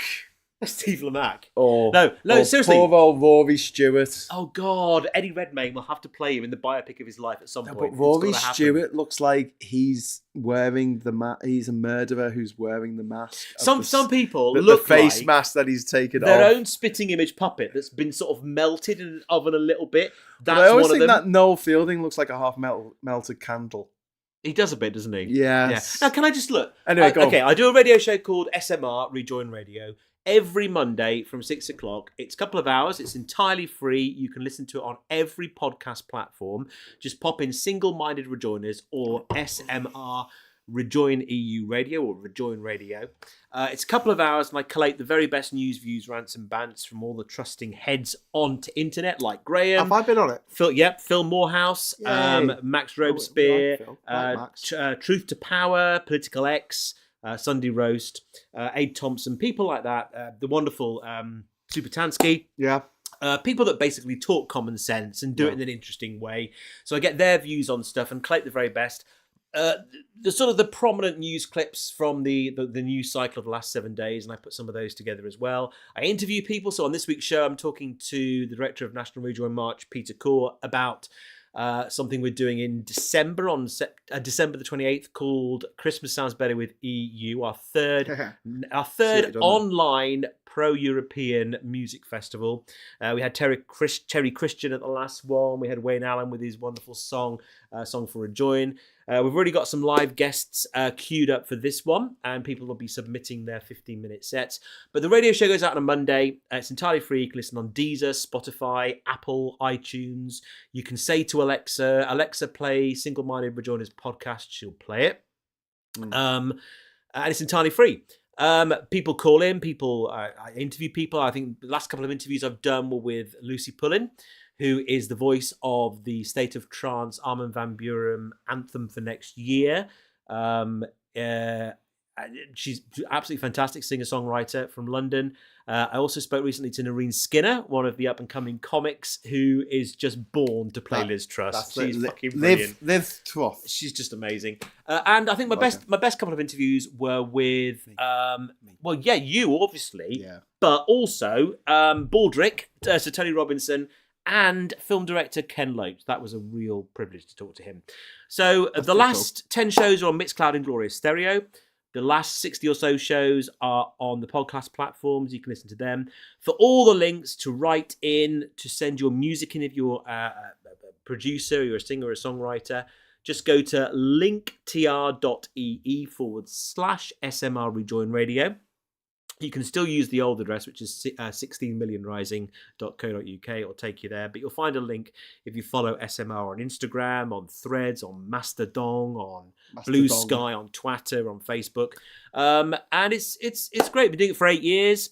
You can subscribe for $1.50 a month. And if you subscribe for $5, you'll get a copy of our CD. 21 tracks sent to your door, your home address. I've got loads of them under my stairs still, so please do. You'll get a copy of our theme tune featuring Michael Heseltine on lead vocals. You'll get a beautifully hand-stitched EU gingerbread doll from Louise Taylor, who makes them for her Etsy shop. And you'll get invited to our secret Facebook group. Very random. It's not random. And you'll get invited to our Christmas Zoom chat as well. And you'll get every week's show as a download a day before it goes live as well. So you can listen to it whenever you like without having to go online and keep it. It's very good. I do my best. I've been doing it for 8 years. But go to the Linktree address and you can subscribe there. You can tip, because I don't get any super chats because I don't do YouTube, you see. You should do YouTube, I mate. know, I just don't do YouTube. It's radio. For YouTube. It's radio. This is radio, we just have a mic. I play music, so I play licensed music. So there's music and comedy on every show. I made A. Thompson a business card. Shed-based Fanny. Yeah, there you go. A. Thompson. So anyway, please Shed-based subscribe to my Fanny. radio show, SMR. That's all I'll say about that, because the polls are going to close. Oh no, I'm reading that wrong. It says I don't think NBC he liked my what I made for him. A. Thompson. Yeah, I don't think He's he great. it. I like A. Thompson. He's funny. I do, but I don't think he liked my shed-based Fanny. I didn't come up with that actually. Super. Well, but probably came up call with it that insult. shed-based Fanny. It's a bit rude, isn't it? Yeah. Oh shit! Prince's sisters died. That sucks. Okay, what Christopher Bowles? Oh, Penny Dropper, SMR, 60 Million Rising. I'm either tired or thick. You're probably tired, mate. Graham, you have the best friends. Yay, best friends. He says that. Best friends. Sarah. Graham, you have the best friends. With Sarah from Wales. Because it's got the She's Welsh probably flag. speaking about herself, not me. No. I have the best friends. Graham's terrific. Yeah. Oh God, I want a poll to close. I want to. Yeah, come on. I need some you got results. excited then because I if need you some go results. to the Well, I was looking at the wrong timer it's just there. over your other shoulder there. If you move out the way, no, other way towards me. Yeah, you can see it says 30 seconds. You were like, yeah, 30 I seconds. know, I was thinking, the have poll's I gonna been close. speaking for 18 minutes about myself? Yes. Yes. No, it's That would never happen. No, we need a result. We need Kamala to absolutely monster this. We do. Because I want Trump to go away. I don't want to ever see him ever again. Do you know what I just realised after all that, where you were doing your thing about the show? I should have got myself another beer. Yeah. And then you could have had, instead of me like looking like a bit awkward. Don't to leave one me side. here with them. All Don't your leave people. me I this can't way. cope with all this Bond villain lair setup of screens here. I can't be doing with that. We've only got 6 screens. That's fine. I know, it's crazy. It's not crazy. 6. That's the guy I was talking about on the BBC, the political editor, Chris Mason. Chris Mason. Tory Yeah. boy, Tory twerp. Tory boy. A Tory Tory twerp. boy working with the BBC News. No, that would never happen. He'll end up going full callously impartial. Steve says, I saw Queen in 1972 when they were a support act. The ticket cost 40p. Remember the days? God. Anyone going to Glastonbury next year? Because they've changed the rules for getting tickets. And I think this is very interesting. So gone are the days of pressing refresh as many times as you can on as many devices as you can. You can log in and then you are randomly assigned a number at 9 o'clock when the tickets go on sale. And if you refresh the page, you get put to the back of the queue. See, this is why you do YouTube and I do my little radio show, because I've just realised you look at the camera when you're speaking. So that when I look at you, you're looking at me. But I look at me on the screen when I'm speaking, so it looks like I'm looking down at the corner. You See, look I'm down not. at me, I've got to on look at me, there. because you're Yeah, upper I know, class so and I'm middle class. I've got to try and look at there. But it's like really weird because I don't like looking into a void. It's not a void. You just look at yourself on the there, little screen. yeah, I can see that, yeah. And also, that's easier to look at because that's like a mirror. Whereas if you look there, it's the right way around, and when you move left, you move right, and it's really confusing. Okay. Yes. Anyway. Hang on a minute. What? Is it 9 minutes until? Yes. Right, so it's 9 minutes on the BBC, 10 minutes on NBC. Well, this might need updating. Let's press live. Skip ahead to. Oh, look at that! Yeah. We just skipped ahead to the live broadcast, so we skipped ahead a minute. We must have lost a minute. How did that happen?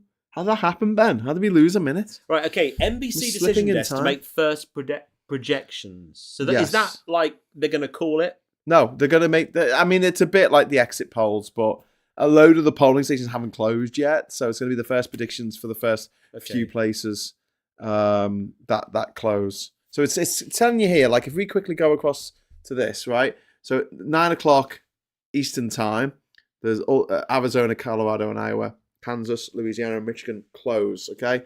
And then there's going to be ones, and you can see them, it's just running through all these. So like 9 o'clock Eastern time, which is 2 in the morning for us here in the UK, you're going to get all of these coming in. Minnesota, Nebraska, New Mexico, New York, North Dakota, South Dakota. I think North Dakota is Bismarck. I think South Dakota is Pierre, as in the capital. Texas, Wisconsin, Wyoming. The capital of Wyoming is Cheyenne. The capital of Wisconsin is Madison. And the capital of Texas, as you said, was Austin. Keep Austin weird. Austin. Basil. Don't worry about this. Don't worry about all that, Austin. You just have a jolly good time. And don't you think too much about it either. Just enjoy the ride. Just enjoy the ride. Montana and Nevada. Oh God, what's the capital of Montana? No idea. Hannah. Montpellier. No, that's somewhere else. It's in France. No, there's a state capital. This is Montpellier, but I don't think it's Montana. Billy Kershaw. No, I tell you what, though. What? When you say that you want Trump to lose because he'll go away, he ain't going to go away, is he? Hi, Alex. Political Alex in the chat. Alex, come and join us. Alex. Oh, hang on. Oh, there he is. He's actually here. Oh, he's here in person. Thank you. Okay, right. You have to put that in so you can hear him. Where's your lava lamp, Alex? Where's your lamp? Show us your lamp, you dirty bastard. Hang on. If we go here. Hang on. Here we go. What's this? Right. Okay, right. I'm going to just do one thing. Sorry, Alex. And then we're going to come over to you. And action. Right, we should be able to hear you now. Hello, sir. Hey, everyone. How you doing? Hello, Alex. I'm doing very well, guys. You're looking How are we fine this feeling? evening. We're all no, right. man. What's your predictions for the big event? I think Kamala's won the popular vote. That's Yeah, my opinion. that's a But no-brainer. The electoral college. Come on, we know that. We know that. What do you reckon? Who do you reckon's going to win the election? I'm just gonna say it. I know probably the thing that you say you always feel will go wrong, but I think it'll be Kamala. I think that's it. I think. I mean, I can't. Trump's just done too much to hack people off. They trust him a bit more with the economy. But Roe v. Wade, the New York speech was god awful, and then they tried to distance themselves from that, even though they vetted. Well, the whole which is event, amazing. the whole event was horrific. It was just one clusterfuck after another. So yeah, pretty bad. If anyone's got any questions they want to ask Alex, this is Alex Kerr from Political X, who do the Sunday Roast, not the Sunday Roast channel, the Political X channel, but they do Sunday Roast, which is a fantastic show. Who have you got on this Sunday? Who you got lined up? Liz Webster's going to be Americans. We've got Americans. You got Americans. We've got Americans. Americans. We managed to find some Yanks. All of them. America. Yeah. So yeah, we'll definitely do a special on what's taken hold of America at this point, because I mean they'll probably have some recounts, won't they? Madness. That's what's taken hold of America. Madness, my friend. I can't. What do you guys think then? Where do you think it's going to land? Do you think it's electoral college? Do you think it's proportional electoral college? I think that Kamala's going to blow him out the water. Honestly, looking at that Iowa poll, it was so far ahead. It was stupid. She was ahead in a state that 538 was saying was 95 times out of 100 going to Trump. Yeah. And if she can win there, she can win anywhere. Well, that said, Graham thinks Texas is going to go blue. Yeah. What? Whoa. No. Well, really? see, I am That's more. what I Graham started the evening by telling me he was cautiously optimistic, but then it turns out he's predicting a landslide of 412 electoral college votes. So, and Trump's on 120 or something. I think it's going to be a little closer than that. I think she'll easily win the popular vote because Hillary Clinton won the popular vote. You know, what's to vote for there? I think, she's appealing, she's engaging, she's dynamic. She was competent. People love her. She's got everybody, everybody who's anybody on her side. Trump has got Hulk Hogan and Elon Musk. And that's pretty much it. We need to go to the shop and get some more popcorn. We do. Mate. This is going to But last the night, isn't it? I'm gonna go for a more cautiously optimistic win for Kamala. Popular vote and electoral college. So I think she'll be the next first Madam. Do you think it'll be a... And then, of course, there'll be a civil war to look forward to. So it's not going to be, it's not going to get boring like it has here. We don't want a civil war. Shit's going to hit the fan. It's going to get real, isn't it? Come on. If it's really, I mean, Farage is over there and he's in Mar-a-Lago. So if the civil war does kick off, there might be some bonus points there. Yes. Yeah. He may never come back. And of course, Liz Truss will be there with her bazooka, with her big bazooka. Why has Liz Truss got a big bazooka? Because she famously once said that she was calling for all of us to be the bazooka or a bazooka. She was talking about bazookas. Bazooka. She wasn't talking about a tit. She was talking about real. I was going to say I do love the word bazooka. It's such a great word. It is indeed. But no, Liz Truss, of course, she's on Team Trump. So of course she is. That's going to be with the conspiracy theorists. Big help for him because she's a nutter. She's an absolute nutter. We were just talking before you joined us. Are you aware, because Graham wasn't, well, he figured it out, who Kemi Badenoch has appointed her shadow defense secretary? Oh, is it Phipps? No, it's the worst possible choice. It's beyond comic. The most ridiculous person to be in charge of the army. She's got 120 people to choose from. So who's she picked? I would love to say Liz Truss, but she didn't. No, more ridiculous. Someone who's ridiculous. More ridiculous than Liz Yes. Truss. Oh, God, yes. Yeah. Someone who, if you put them in charge of the army, it would just be a cartoon character being in charge. More of the ridiculous than Desmond Swain on crack. This is his dream job, Alex. This is his absolute dream job. Alex has forgotten him. I'd forgotten him until his name was mentioned. I'd forgotten he was. I couldn't believe he'd retained his seat. I saw it. Priti Patel's the foreign minister. Who was Yeah. the other big? Suella Braverman's no Mel way to be Stride seen. is the Shadow Chancellor. The guy who's the Northern Ireland minister has never been to Northern Ireland. Northern Bean. That's just brilliant. No, this. It's Oh, just a come piss on. take. We're gonna have to tell him. Tell him. All right, we'll tell you. So the new Shadow Defence Secretary is none other than Mark Francois. Lunch and meat Penfold. Seriously. Crikey, DM! Ambassador. No, British Peter Griffin. seriously. Absolutely. I mean, it's hysterical. Oh It's my God. Like, well, I mean, they were talking about her losing any credibility by appointing Priti Patel to the role of foreign secretary. But I mean, no. This trumps that and then some. I mean, honestly, this is the guy that threatened the guy at the army with seat. Dominic Cummings Yes, he coming won down his and duff seat. him up. Yeah, He he won won his his seat. seat. I'd forgotten that. He'd actually retained his seat. He won a seat. I'm going to quickly grab a The beer electorate because in his we've got constituency. 1 minute and 13 seconds before So, yeah. the polls close in Georgia. What's that? I just couldn't believe that. I just couldn't believe that of all the people. I mean, 120 people to choose from. It's not a great, vast field of expertise, is it? But I don't No, think it's she's not. given a role to Suella Braverman. I don't think she's got anything. Priti Patel was put in as foreign minister. Yeah, though, I know. After Israel. Yeah. What the fuck? After she ran her own little side hustle, but you know, and got sacked. Well, resigned from Theresa May's cabinet. So she's back, which is bad enough. But no, you've got to go one step Bad worse. enough. But I'd forgotten. I'd enough. forgotten that Mark Francois was there. Bad Enoch. Right, we're going to go. Let's Oh my God! Georgia let's go polls over. close in 29. I'm sorry, Alex. I won't be able to In transmit particular, the I think about former the sounds for President this Barack Obama. over to you, but we've got 40 something seconds. So what I'm going to try and do is I'm just going to send So over. I've actually got an image. extra screen hidden under this screen. Okay, can you see? We've got. I can mute you and then I can Okay. hear it. I think. Mute me. Yeah. Let's go here and then press that.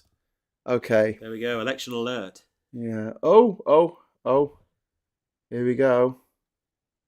Are they already coming in?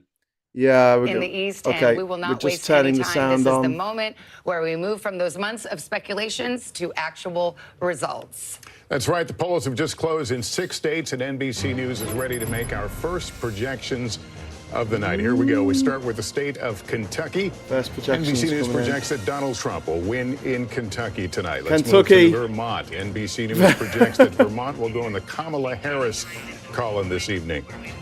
This is where it brings us on the road to 270 right now. hear The this, early Ben? start, Donald Trump out in front with 8 electoral votes, 3 for Harris. A long way to go to get that 270, but that's where we are right now. Well, polls closed in a handful of states, and these are the ones we haven't called yet: Indiana, South Carolina, Virginia, and that all-important state of Georgia. And here's Course how they we're weren't projecting called. it right now. Too early to call. It may come tonight, but it's not coming. It's too early this to exact call. moment. So Who we will would have continue to guessed watch. it? Who We would have don't guessed have any it was too results early to yet call? to show you out of state. Georgia. It is simply too early to call. But Georgia is one of the faster states to count. So as I go over to Tom Yamas, who's starting to pull up the big board there and looking into These are the ones we haven't called some yet. of the states All that of we're them. looking at. See, you've got Kentucky up Yeah, on the map. yeah, Why is exactly. that? This Yeah. is the earliest. This is the earliest data we're having. Projected so far. winner We've is called, Kentucky. for former President Trump so far. I'm Well just trying to get a lay of the done. land to see, how is it looking compared to 2020? Again, a lot of that vote is still out, but we were able to make the projection as we explained to you. I also want to talk about Indiana because we're getting some vote data here. Still too early to call. Remember, only 14% of that vote is in right now. We also have this great feature on our board where we can show you where the remaining vote is. So obviously, the bigger the bubble is around those counties, that's how many votes are still outstanding. So here in We're the getting Indianapolis some, region, feedback still a ton from of Alex. votes waiting there. This is a state that Republicans have really done very, very well That's in better. elections Cheers, Alex. past. If you go back here, Trump in 2020 won by about 16 points. Before that, it was even higher against Hillary Clinton. Wow, he's got This a is a state that landslide. Republicans are going to be safely in the win column, most likely. One of the places we can start to get data from is Hamilton County, with 60% of the vote in. This is not a great sign for Trump right now, but again, I want to be very clear. It's only 60% of the vote in, and this Oh, is what I'm Harris talking is about. ahead. 52% is what he won in 2020. She's on top right now with about 49-50% of the vote. There's about 1,300 vote kind of difference right interesting. now. Again, still very early, but that's this is one the first data county we're getting tonight. in So we're Indiana. kind of parsing what we can so far. There are big areas like South Bend, Pete Buttigieg, who is the mayor there, obviously, where Notre Dame is as well, and the big city of Indianapolis, Evansville. There's a university down there. A lot of if we look at the map in 2020, these are mostly rural counties, red counties where Trump can really run up the vote. But again, in some of these smaller counties, he wants to be 60, 70% to make sure he can overcome what he's going to get in Indianapolis. But still very early tonight, Savannah. We're going to get a lot of data as it's coming in, hot and heavy throughout the night. But right now, still very, very early. This is when we get the tea leaves out. This is the tea leaves. It's just said it was going to be hot and heavy. You know, you have a red state. You know that Indiana's that Trump will prevail most likely. Same thing with Kentucky. But sometimes we can look into those counties and particularly the suburbs, because that is where we're starting to see a trend. Did I read your mind? You're giving me that look. We're mind melding, because I'm looking at Hamilton County and I'm going, okay, people at home are probably going, wait a second, That's Hamilton wild. County, was I supposed to know about that one? Was that one of the big ones? Here's why it's so interesting. Yeah, It's because of the tea leaves, Savannah, and because of totally the gonna win trend that. lines as well. Vermont This is a county going to where Harris. Republican margins have been shrinking over time. Democrats have been making inroads. It is a suburban county. It is something similar that we see in places like Georgia, right? In some of these places in Pennsylvania and elsewhere. And that is what's so interesting about Vendetta, Hamilton. they're Let's not showing over-index Biden on because it. they're It's early, so comparing that's to why what he got last we're time. interested in it, because it's at Yeah, it least should- some data that's you coming hope into us. it'll But go that's up. part of the story here. Yeah. You can see the importance of some of these places by how many times the candidates have visited. Donald Trump, 8 trips to Georgia, 7 for Kamala Harris. I mean, we cover it every night, them in this state and that state, but when you see it laid out, it's quite amazing. It really is. And when you think about the state of Georgia, we'll be looking at those Atlanta suburbs. What types of margins do we see there? That's how President Biden wound up eking out a victory. And 1% of the popular vote is in. That's where Donald Trump does well. Forsyth, Cherokee. Can he run up the margins there? If he's going to win the state of Georgia, he'll do it in those territories. Let's take it a little He's not a gonna step win. out, because He's these not gonna are win. themes that will run throughout the night. Kamala Harris has to get the turnout up in the cities. I hope that's she has all to the votes he get her gets. margins even He just higher in the gets suburbs, and why she has 70%. to make up for the That's rural huge. vote that is expected for Donald Trump. And he has been very good in past elections at finding these voters who aren't traditional thing voters is, who come and vote for right, the we're first going time. to just turn down the That's where volume ground game on is this. so significant. And tonight Just to say, like, the early votes are going to be coming in from rural areas where there's only like a few thousand people live, and it's easy to count the votes. The later votes come in from the urban areas where millions of people live, and it takes a lot longer to count the votes in those counties. So not all counties are the same in terms of population. And you often see mad maps, like there's a map of Nevada where around Reno and Las Vegas, you get tons and tons of Democrats voting Democrat, and everywhere else in the state is red. Like every other county is red. So, projected winner in Vermont is Kamala Harris. That would be nice if that was a projected winner of the whole election, but there you go. And this is an exit poll from Georgia with Trump on 54% and Harris on 43%. That's independent voters, though. That's not everyone, but still, that's not particularly great, because we wanted the independent voters to come over to Harris rather than over to Trump. So let's see what this lady's got to say. In Georgia this cycle than he did last cycle. Stop the by count. a significant margin, by about 10 points as well. The other piece of this, too, let's look at the gender gap in Georgia. The gender gap. Talk about the gender it gap. exists here, folks. We are seeing, and we'll pull up this board in a second here, Kamala Harris winning with women, Donald Trump winning with men. And I'll tell you, as I walk back over to the table here, that is something else we'll be watching here throughout the night. She's got to do really well with women. He wants to do really well with men. And in my conversations with campaign sources just in the last couple of hours, they're looking at that as well. We've called this election perhaps the battle of the sexes election, so we'll see how that plays out. I think we've got a winner It's to not announce. really. Key projection in the state of Indiana. And no surprise Trump's here, got it. Donald Trump Trump's will got it. win that state again. Yeah, Trump's Here's the got data Indiana. that's just coming in. See if we can get some numbers. And you now know, That because seems a we've bit taken you obvious. inside the decision desk, how is it that we can project this with just 15% of the vote counted? It is because we are confident that the margin is sufficient to make that call. So let's let's go to the 270 map. We're going to see this a lot, and we start to fill in some of the gray. Indiana, red for Donald Trump. Let me go right over to Tom Yamas, who's actually looking at Florida. So Florida had a poll close, or is it about to poll close? Yeah, they've closed. We have some voting data. Okay. And we have in Osceola County. I wanted to show this, why this is important. So here in Florida, we have the I-4 corridor, right? And this is kind of the central part of the state. It cuts right through here. When you think about Florida, you can think about it in 3 parts. The Panhandle, it's very red. That's Trump country in a lot of those counties. South Florida, usually Florida, the result from Democratic, Florida is but not going to Republicans come in have made for some ages. inroads. So. And it's this I-4 corridor that is really the swing region. It's also the area where you find This is a all large pretty number of wild, Puerto Rican though. voters I've as well. not So when we come into Osceola, seen I many want to highlight this states because give over 71% of the 70%. vote in. to a candidate before. Yeah, That I mean that's seems to... that's but it's like Kentucky and Indiana. They were always going to vote for Trump, and you will get states where Kamala will get 70% of the vote easily. Washington D.C. probably, and she'll do really well in California. But yeah, this is always the way. Like the first few votes that come in are going to be from places that are violently one way or the other, and also you've got that disparity when the votes come in of like they call it the red mirage, which is that it looks like the Republicans are doing a lot better earlier in the night, and then as the night goes on, the Democrats come up as more votes get counted in the cities and the urban areas. So yeah.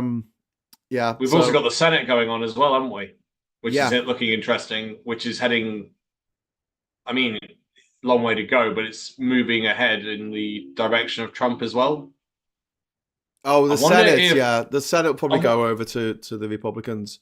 But I think the number one, according to the polls, the number one issue is the economy. And the economy's actually done really well. Yeah, but people don't feel it because the price of their groceries have gone up. This is. But I also wonder if the economy's just doing well on certain metrics, but it's actually there's a disparity between the rich and the poor, and it's just widened. Well, Lee Korn has just pointed out that Trump is underperforming in Indiana by about 2 to 3 points compared with what the polls were saying. So that, I mean, that's enough for him to lose the election if that is replicated around the country, which was what we're hoping for. Yeah. But yeah, they just showed Florida there, Duval County, which has got Harris up at the moment. So Vermont, three electoral votes. Yay. But Trump's currently on 19 because some red states came in first. But yeah, and again, like we say, the beginning of bit of this night is going to be like Trump seeming that he's doing a lot better than he actually is. Yeah. But there are 43 states, though, are a given. It really does only come down to the 7 states, the battleground states, these swing states, from what I've been led to believe. Yeah. So it's almost irrelevant until we get to them. And of them, Pennsylvania, with 19 electoral college votes, is by far the biggest. And I think, am I right in saying whoever wins Pennsylvania wins typically goes on to win the White House? So well, if she is projected to, I think she's about up to 3. Some polls have her 3 points ahead. The three northern states that are the Rust Belt states are Wisconsin, Michigan, and Pennsylvania. Yeah. If Harris wins all 3 of them, she wins the election. Yeah. That's all she has to do. So here's Florida. This is a place called Osceola County. How the hell do you pronounce that? I don't know. Osceola County. Kamala's ahead, which is good. This is breaking it down into the hopefully, this will no bias there, guys. This will go the way that I'm predicting, Ben. I'm predicting this. What, a landslide? Landslide? Yeah, for Kamala. That'd be wonderful, but I don't see that happening. Should I show Alex my amazing map? Yes. My amazing map. Hang on, where did I get it? Is it here? There it is. Okay, I'm also liking your studio background because it's Dragon's Den and not The Apprentice. Oh, that's what it is, isn't it? It's Dragon's Den. Yeah, that's it. Okay, so I'll just stretch this so it's as long as I could be Debs Meaden. Cover it over the screen. Do like. Is this like some sort of wet dream? It does. What? What you want to happen? Yes. No, this is what's going to happen. This is we went to the future, right? And we came back, and this is what actually happens. So in my imagination, Kamala doesn't just take the Rust Belt and the Sun Belt states that are swing states. She also takes Texas and Florida. Because Texas women are fed up of horrible, gruesome old virgins telling them what they're allowed to do with their body. You see, I thought you were going to say Joe Rogan. Yeah, they're fed up with Joe Rogan. Like he's brought all the lefties into Texas. Has he? He's just endorsed bloody Trump, hasn't he? He's definitely put Austin on the map, and he's definitely pulled people out of California over there and encouraged them. And he's been doing that over 4 or 5 years. I can't remember if he endorsed Trump or not. I think there was something going around. No, he endorsed him yesterday. You're joking? No, because he's a fucking gobshite. He's got a daughter. Yeah, but you know, if she gets raped, she just has to have the baby of the rapist, even if it kills her. Because, you know, that's the law invented by men. Alex, they don't think and break it down like that. That it's a cult. Oh, he doesn't give a shit. They He's don't rich. need to. It's they don't need to think like that. If his daughter was attacked and she ended up pregnant, he'll just fly her to another country. Well, there you go. Yeah, exactly. Like all the Brexitists that went and made sure they had Irish and EU passports within hours of the Brexit result. Yeah. You know what we're saying. Rumour was that some even tried for German. And they call it hypocrisy. They call it hypocrisy. They do. It's hip to be hypocritical. But yeah. This is my prediction. This is my wet dream. This is my And what are you basing this on? 3-point swing? Yeah. No, 7 points. 7 point swing in Iowa. Right. 7 points. That's all you need, and you get all them. I double checked. Basing on anything. Because I thought that was an. Trump visited him last night in the person of baby Jesus and told him, you know, baby Jesus. Tried to convince him. The thing is, though, Graham also has speculated that once this is over and Kamala wins with a massive landslide, Trump's going to disappear into the sunset. I just don't see that happening. He's not going to vanish. You do. He won't run again. He'll be too old. Okay, maybe. But what happens to his electrified cult base? They're not going to just take it lying down, are they? Hey. Historically, yeah. Like, I mean, there's part of me that thinks there'll always be a few nutbags out of that group that'll probably try something. A few? I think it's going to be January the 6th times a million. What, if he loses with a landslide? No, I think if it's going to be 9/11 times however 1,000. He loses, 911,000. He's already getting the rhetoric out there that it's steel to the quickening. I mean, it's just bonkers, and they'll believe anything he says. I was telling Graham there was an interview on LBC. I can't remember who it was with. I think it might have been Lewis Goodall. He was talking to a psychologist, and he was saying that a couple of years ago, you would tell a Trump voter the facts, and they'd just say, no, mainstream media, lies, fake news. Now you can show them a phone with Trump saying something on the phone in video, and they'll say, no, he didn't say that. He didn't say that. They'll literally say black is white to your face when the evidence is they're confronted with the evidence. So it's gone up a notch from where it was a couple of years ago, where they would just say mainstream media lies, fake news. Now you can show them the evidence that news is based on, and they still refute it. They still say no. They won't. And that is kind of terrifying, because when you've got a base of that many millions of people who've gone to the lengths they have to invest in this cult, when he loses, if he loses when he loses, where are they going to go? They're not going to. He may disappear into the sunset, and he's getting old and infirm and senile, and he's barely hanging on to reality by a thread. But we're talking about millions of people whose identity this now is. And I said this as well, because this really, really bothered me when I was covering last week for the show the Unite the Kingdom rally, the Tommy Robinson rally. I actually watched. You were at the rally? No, I wasn't at the rally, but I watched all the speeches. Did you unite the kingdom? No, I didn't. What struck me about those speeches were that, I mean, wherever you stand on faith and Christianity and Islam and Judaism, they had a Christian worship band playing for 40 minutes before the rally started. They repeatedly prayed for Tommy Robinson and conflated him basically with a messianic kind of figure. So, and there were people there speaking from the point of view of being a Christian, and therefore I have to believe this. I've never heard him say anything racist. It fits well, it sits well with my Christian faith. I mean, my parents are Christians, and I was telling them about this, and they just couldn't believe it. And it's it's straight out the Trump playbook. So get the 44 million evangelicals on your side, and you can tell them anything, and they'll believe it because this is God's anointed. And that's exactly what the far right are doing over here. And what struck me about this Unite the Kingdom rally was the people interviewed by Joe Politics in their 10-minute segment were not, like last time, all the knuckle-dragging, red-faced, gammony men with tattoos all over them. These were well-spoken women, men who said, I used to be a Tory voter, I'm homeless, I've got nowhere to go now.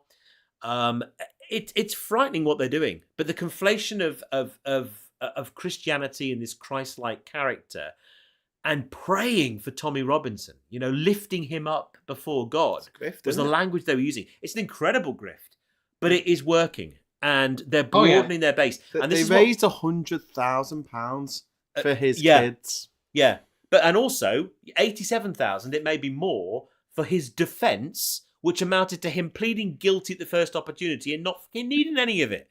Yep. I mean, if that's not fraud, what is? It's unbelievable. Yeah, but they love it. They love. I know they love it. I know they love it. I know they do. So, Alex, can I tell you my dream scenario for this election? Go. Yes, of Right. course. It's your show. Yes. This is my fantastical. This isn't gonna happen, but it'd be fucking brilliant if it did. Right? Imagine this, Alex. It's a tie. It's a fucking tie. It is 269 electoral college votes each. Right?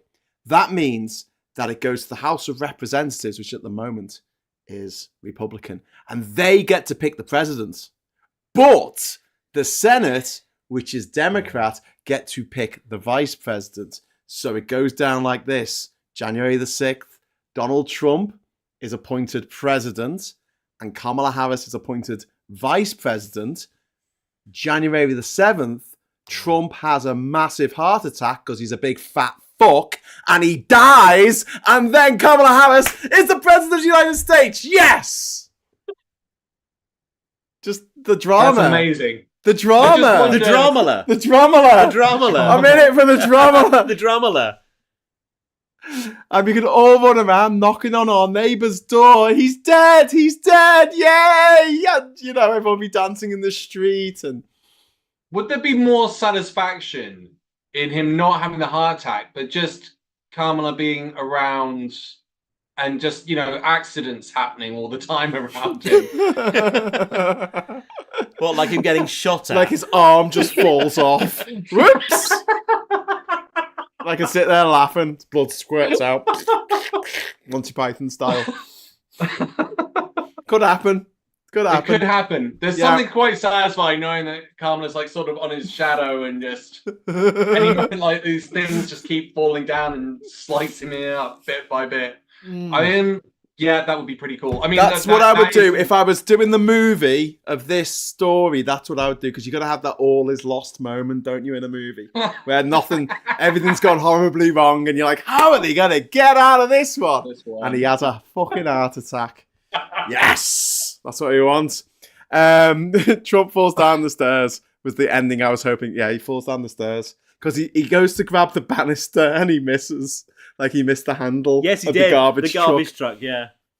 We've all been there, but like we're usually quite refreshed, usually quite tipsy.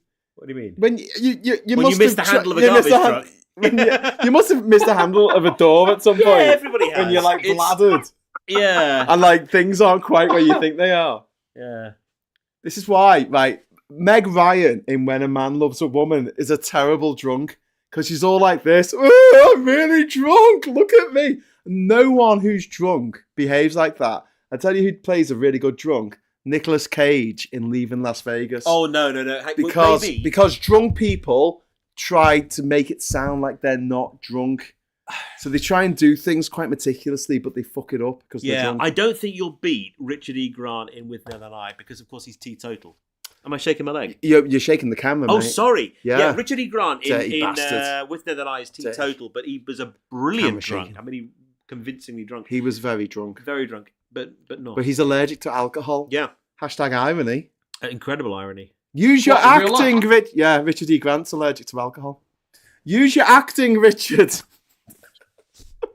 We got Tripod 9000. Thank you very much for the super chat. That's really kind of you.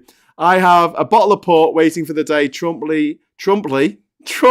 finally, see what I did there, had the common decency to be no more. Yeah, once he is unalived, as we're allowed to say. How old is he? He's 70... 78. 78. That's not that old, actually, really. He is. He could go on for 20 more years. Actually, he won't, will he? No, come on. Not with the McDonald's that he eats. Yeah, not even the Queen did that, and she never ate any McDonald's. She just ate Swans and gin. Yeah. I don't know. That makes him working class, like Kemi Bednoff. Yeah. She worked in a McDonald's, and so did Donald Trump, and that makes them both working We're class. very working class. Yeah. John Barleycorn says Michael Caine in Educating Rita was a good drunk. Yes, that was a good movie as well. That was, it was. Yeah. Result Graham says Patrick. Yeah, people like my scheme, my scheme of how it goes down. But no, I do think that Kamala's going to win. I do, but not by the margin you think she is. Yeah, but that's within the margin of error. Apart from... She's not going to get Texas. Okay, apart from Texas and Florida, which I just put in there for a bit of a laugh. Oh, did you? Yeah, but I think she could do it. Well, she could do it. And anything if could she happen. did Well, do we know it from- would be phenomenal. It would be, and we know from what happens this side. What does that change in the anything can numbers? Well, I it think doesn't... if she loses Texas and Florida, what does that actually... How does Well, that no, change the graph? she can still win. All she has to do is win all the states that she's going to win. We know she's going to win them. No shocks, no upsets. And then she's got to win Wisconsin, Michigan, and Pennsylvania. She gets 170 votes, wins. Yeah. I think she'll win Pennsylvania. I think the New York... She's 3 points ahead. Some polls have her 3 points ahead there. So I think she's got that tied up. I mean, that leaves... Yeah. Yoni's saying exit poll in Georgia, no sign of black voters significantly shifting to Trump. Well, I would hope not. People were, though. Until, again, that New York... I do wonder if that New York rally was done on purpose. Like, Tony... Is it Tom? Yes, Tom Hinchcliffe, isn't it? Yeah. It makes you wonder, did he do that on purpose? No, well, it was scripted. That was actually it was on the auto cue. It was on the auto cue. It was on the auto cue, so someone vetted that. Yeah. And went, yeah, that's a funny joke. Hang on. Did Did the Republican Party distance themselves from his comments before or after the media picked up on it and made a big fuss? Come closer to Sorry. man. Sorry. After. It was after, yeah, because they didn't they? So Yeah. okay, it may have been on the auto cue, but that's his segment of the show. His part in the sort of parade, which you'd think he'd have autonomy over. So that was his set.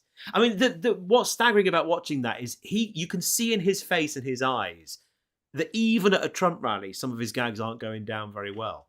I mean, you've got Puerto Ricans there, and he's just calling them an island of floating garbage. And the joke about, I mean, you've got a lot of Catholics and people of faith, of course, on that side. He misjudged that. It is weird. But then again, I mean, if we had to sort of pin down our top 10 crazy moments of this campaign, it rivals the Tory party campaign in its sheer lunacy. I mean, I don't think it's quite that level. I mean, he didn't go and campaign or begin his campaign in the rain. In the rain or at the Titanic shipyard where the world's most famous sunk ship was bloody built. You know, or leave the D-Day ceremony early and then sail went on a bit, got it dragged on a bit. Couldn't wait to get out of there. Yeah. I mean, even You need Trump to be there. hasn't made gaffes like Rishi Sunak did, but it's the rambling. He calls it weaving. I love this. This is something new. Apparently, the rambling and waffling that he does called weaving, is called weaving, which means Yeah. a series of completely unrelated non sequiturs, utter bollocks that mean nothing, dance for 40 minutes, another series of non sequiturs and bollocks, dance for 40 minutes. That's weaving. It's clever. It's good, isn't it? I love that. Next time I decide that I want to get completely pissed out of my head and start talking bollocks, no, I'm weaving. So then, what is it that's making millions of people switch over to it? It's a cult. What do you think that is? Because okay. it's been asked. Yeah, Go I'll on. tell you what it is. Every time I see someone that looks vaguely sane asked about why they're voting for Trump, they say the same thing every time. And it's that 4 years ago, they had more money in their back pocket, their life was better, they had a job, the country was... So they're completely missing the point that, yeah, the war in Ukraine, the war in the Middle East, COVID, which affected America pretty badly. Biden's done. They've missed all that. Biden's created loads of jobs. I mean, someone was asking about Biden's record in office. I think considering what they're up against, a Republican Party that's just mad and didn't want to do anything, the small amount of stuff they managed to get through was quite remarkable. But he didn't take the opportunity to stand down a year ago and let Kamala have a free run at this instead of having to compress the whole campaign into 3 years. And he didn't go after Trump properly. He said, oh, no, we can't get involved. Why not? Why not? This guy mounted an insurrection against the American Parliament fucking building. Imagine that, Alex. Imagine you told a crowd in Parliament Square to go and trash Parliament and they caused £3 million worth of damage to Parliament. and 9 people died as a result, and 150 police officers were injured. Graham, that was a day of love. Would the police be knocking on your door, Alex, or could you just, give them the secret Masonic handshake? You'd be fucked. Yeah. You'd be absolutely fucked. Yeah. And this is the thing I don't get. And everyone keeps saying he's not Hitler. Hitler attempted a coup. Yep. Except he went to court afterwards when it failed and got jailed. Yeah. He didn't have a long sentence. Wrote a book. He was put in prison. Trump couldn't write a book because he can't read. Yeah. That's like Boris It's Johnson. absolutely wild. And then you've got these guys, these really influential people like Rogan, you've got Musk, who are just like, that's fine. More Epstein stuff's coming. It wouldn't surprise me if Wolf has more stuff to release. But you're going, they're fine with that. Of course they are, because it won't affect them. It won't affect them. They're rich. They can just go somewhere else. They don't care. The thing between left and right, it's not about the economy. It's not about socialism versus capitalism. It's about empathy. The people on the right have no fucking empathy at all. They only care about themselves. That's it. But also, it is the disease of populism, just like we had over here with Boris Johnson, with Nigel Farage. It's these people have invested 8 years of their life in this cult. Whereas those people that are supporting Kamala, she's just come out of the blue. I mean, she's been very quiet as a VP for 4 years. All of a sudden, this dynamic woman who everyone loves is just there. And I think it's actually been to her credit that she's done what she's done in just a few short months. Yeah. Trump has had 8 years to get under people's skin. I mean, and of course he's got God on his side. He is God's anointed, God's appointed president. And they'll never hear anything different. And because, like I said to you a minute ago, it's got to the point where you can present these people not just with facts that you could go away and back up with evidence. You show them the evidence now, and they still look at it and say, black is white. The sky is green, the grass is blue. Peace. It's exactly. Well, you've got Donald Trump saying that January the 6th was a day of love. Right, we've got another poll. Let's just close. What does that even mean? So we're going to be... Where are we now? Nothing. It means nothing, Ben. It's just gibberish. North Carolina Of course it is. North Carolina is closing, so I'm going to just bring you up with this. Sorry, Alex, because you won't be able to hear this, but... I'll mute you and I'll put it on my... Yeah. Okay, and then we'll appear in the corner instead. And I will... They're going to project. Come back to our NBC News election coverage at 7:30 in the East. We've got some new results to show you. West Virginia, Donald Trump is the projected winner in West Virginia with 4 electoral Donald Trump votes. has won in West Puts us on Virginia, the road to probably. 270. Donald Trump out in we front all of saw that coming a mile away. 3 for Kamala Harris. Polls just closed in a handful of states. Here are ones that we cannot call yet: Ohio and the battleground of North Carolina, which we've been talking about. Here's our projection at this hour. Too early to call, just not ready. North Carolina is going to be any so close information this about year. that yet. Georgia is also too early to call. Polls closed about a half hour there now. And we do have a projection. This has to do with the United States Senate.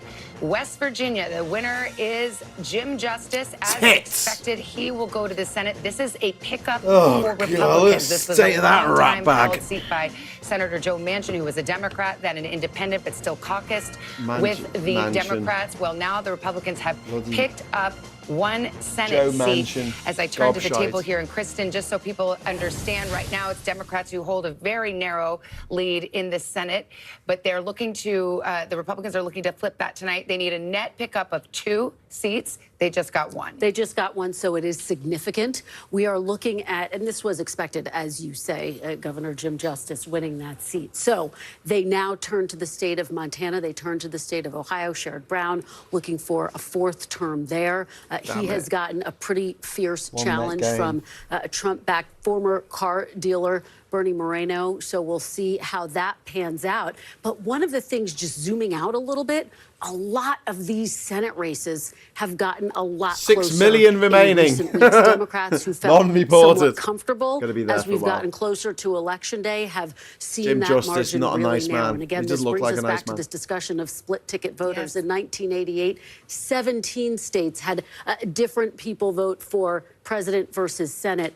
That was down to one state last year, the state of Maine, when Susan Collins won, but the state went for Joe Biden. So we'll have to watch that very closely. But again, we were expecting that result out of West Virginia. Ticket splitting has become more rare in the Trump era. She's still on However, it's 3. making a comeback in Trump's some of on these 20. Senate races where people might vote for a different party for president than they do for the Senate. That's one of the things we'll be watching closely. And how are you doing some more exit duty on North Carolina? That's right. So now that North Carolina polls have closed, I want to talk you through some of what we're seeing from these exit polls numbers. And it is interesting here, right? First, we're going to take a look at the non-white vote in North Carolina. These are the black voters, include Latino voters that Tom was talking about in some of those key counties in North Carolina. As expected, Vice President Harris is winning non-white voters based on these early exit poll numbers. But take a look at Donald Trump here. He's got that 25% slice of the pie. Let me show you the comparison. He is outperforming where he was 4 years ago with non-white voters in North Carolina. He was at 19% in 2020. Why are more people? However, two things are also true here. Let me show you white voters here, and we can take a look at the comparison here. You can see that it is former President Trump winning with white voters at 61%. Kamala Harris at 39%. But again, take a look at the comparisons to 2020. She is actually outperforming where President Biden was. There you go. back No, in but this is 2020. white She is voters. doing better with white She's voters in outperforming North him. Carolina. So you might look at that. You Ah, might go, and as we there's take a more walk white back to the voters desk here, than I think you might now. go, okay, well, those two things, do they balance out? Not really, because white voters make up a larger share of the electorate in North Carolina than non-white voters. So she might be willing to make that trade, essentially. All right, Hallie, thanks. Vendetta, I wanna go what back the over fuck to is Tom. wrong with Tom, these you've got some fucking more information morons? in Florida, but before you get into that, just to be clear, there's 2 You're not talking about poll us, are closing you? times in the state of Florida. Yeah, it's what we call a split poll closing. So on the eastern portion of the state, we have data coming in because the polls have closed there. We can tell you about the data. And some of the further parts of the panhandle, they haven't closed just yet. So we won't be giving you that data just yet. We'll probably wait another 30 minutes. I want to show you something that's somewhat surprising. It may surprise you if you watch presidential elections and you follow election nights like this one. So Donald Trump right now with 73% of the vote is up 55% in Miami-Dade County. Again, this is where Democrats find their votes in the state of Florida. Biden won Miami-Dade County by 53. They've now flipped those numbers. This is pretty astonishing when you think where Hillary Clinton was in 2016. 63%, 53. Now tonight, 55. Again, there's still 73% of the vote left. This shouldn't be a complete shocker because Governor Ron DeSantis won Miami-Dade 2 years ago by about 11 points, which was a surprise at the time. But this shows how Republicans are expanding the map and how Florida is becoming more and more red. I do want to show you some potential good news, possibly for the Harris campaign, if they're watching tonight. So we're watching some of the vote come in Georgia. Remember, I told you more than 50% of the vote from Georgia is going to come around the Atlanta metro region. Let's take a look at some of these counties around Atlanta. 74% in Douglas County. Look at her number. 65%. Biden was at 61. So this means she's overperforming in the exact counties where she needs to find those votes. Let's look at another county here. She's doing well. Right now we don't have any vote just yet in Rockdale County. This is another big one. She's at 75%. Biden was at 69. Whoa. So she's overperforming right now in some of these counties in the Atlanta metro region. Again, guys, this is where she has to drive up her vote. If she can expand the map, scale the Democratic vote there, they can hold Georgia. You remember this was such a close race 4 years ago. Any votes they can find in that Atlanta region is going to help them. Guys? All right, Tom, thank you so much. We've got guests over at our Insiders desk today, and we also want to ask them what they're thinking of some of these early returns. We're starting to see some themes come out. We've got Cornell Belcher, we've got Mark Lauder. Cornell, I'll ask you what you think about what Tom just talked about. You had the story in Miami-Dade to what where the fuck it's is wrong with these potentially fucking morons a is big cocaine. victory in that county, signs perhaps that outreach to the Hispanic vote is working for Donald Trump. And yet in Georgia, you're starting to see some of that suburban vote really being ramped up for Kamala Harris. No, I think that's right. Look, Florida is. Some of this is misleading because they're taking counties Democrats within look states back out at of context how we've not invested and suggesting in Florida that the whole state might vote since like that. since the campaign I worked on, the Obama campaign. We've not. You've got university towns and cities. You've got rural areas in some states. I mean, Florida's a good example. I mean, yeah, there'll be. But if she gets Georgia, that's interesting, isn't it? And it seems to be swaying one way or the other. It's 70% one way, 60, 70% the other. Yeah, but I mean, that was good news from. I mean, we didn't expect her to get Florida. I was hoping that she would, but like, if she's losing in Miami-Dade, then that's not going to happen. But that those early results with 74% of the votes counted. She was up on where Biden was. Yeah. A few years ago. Yeah. And I mean, he won that state by 11,870 votes. So, Yes. no, Yeah. 11,780 votes. Sorry. Yeah, that's good news. And the other bit of good news is from North Carolina, where she's lost votes with ethnic minority voters, but she's picking them up with white picking voters. them up with white voters. And there's much more white voters. That's interesting, isn't it? But actually, that might relate to the fact that they were talking about what the key issues are for people in states. And in some states, it's abortion. In some states, it's the economy. In some states, it's immigration, particularly in the southern states like Texas and Arizona. So, I know it's not as binary as that. And there are all sorts of people with all sorts of, it's a conglomeration of all of those issues. But... You're a conglomerate. I'm a conglomerate. Yeah, I'm an amalgam. But it's. How long do you think, Alex, this is going to drag on for? When do you think 3 days the networks will be able to say we're calling? It'll be 3 days. 3 days. I really Before think, anyone can even call it. I think it'll be like recounted. Jesus. It's going to be so close. It took 3 days to resurrect.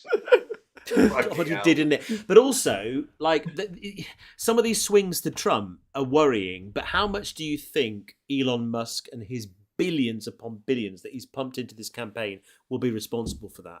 So it's been really funny because obviously Musk always says that Twitter is the free person's platform. But of course, you then have this paywall that stops you from being able to have as big a mic as everyone else. So it's not a free platform. Plus, it's privately owned and run. But he's been hammering on for the last week or so about Google doing the exact same thing that he does. Yes. Yeah. And saying how evil they are. Look how evil they are. And it's like, have you guys noticed on Twitter that you've had less traction when you've been negative about Trump? Well, I've noticed that I've got less traction anyway. I mean, over the past year, I've lost about 5,000 followers. Everyone's sort of reporting the same thing. But also accounts that I would never follow in a million years, namely Trump and people that he's retweeting, appear in my feed. And I'm thinking, yeah. And I have to fight for every single retweet that I get for my show because no one sees it. But also, I don't see it. So you have to click the bell. You have to visit my channel. You're not going to be shown it anymore. You weren't ever anyway, but you certainly won't be now.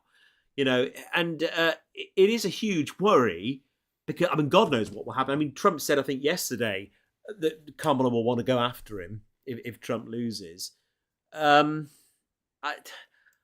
just worry that with the money that he has at his disposal, that he's done legitimate stuff, he's done illegitimate stuff, and he could be responsible for pushing Trump over the line because this guy's got a shitload of money, and money talks, in ways that. But also, he's got like a cult following that Zuckerberg doesn't have, that Bill Gates doesn't have. Yeah. That who's the weirdo Lex Luthor guy who runs Amazon? Bezos. Jeff Bezos doesn't have that. He's one of the few billionaires who's actually managed to get himself a personality cult. Yeah. And of course, Jeff Bezos, who doesn't he own the Washington Post or is it the LA Times, famously refused to back a candidate. Yeah, the Washington Post. And it's the first time in 30 or so years they've not done that. 40 years. 40 years. Yeah.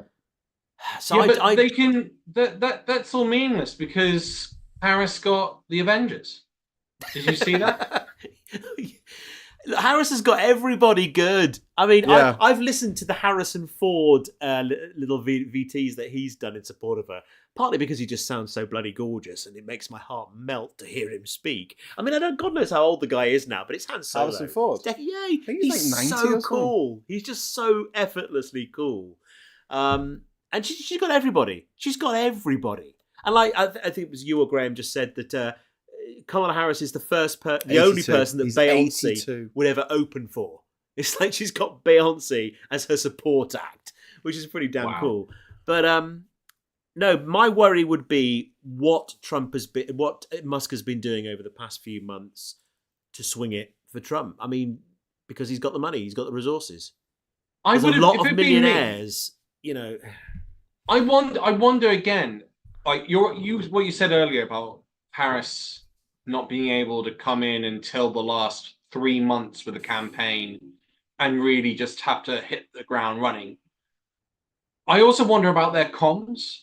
And part of that's going to be down to money because you're going to have to hit every state with advertising. And I wonder if they're having a similar problem, both in the fact they had no time, but also in the fact they had no money, but also I think they did a poor job of advertising how good the economic development was that they were doing.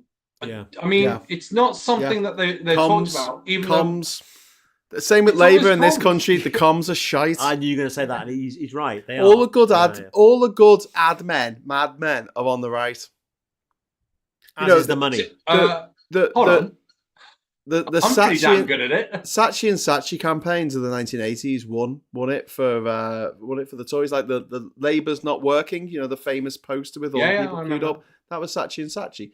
Saatchi, who was married to Nigella Lawson, the daughter of Nigel Lawson, a guy who put his hand around her throat in a restaurant. He's a nice guy. Advertising.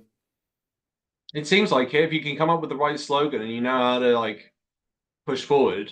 Yeah. I mean, you were talking earlier about losing traction. I've been following most of the political channels. One of the parties that's been growing the most on Twitter and arguably on YouTube is the Rejoin EU party. Yeah. They've got 5,000 followers since the general election. Yeah. Lib Dems have lost 100. How do you do that?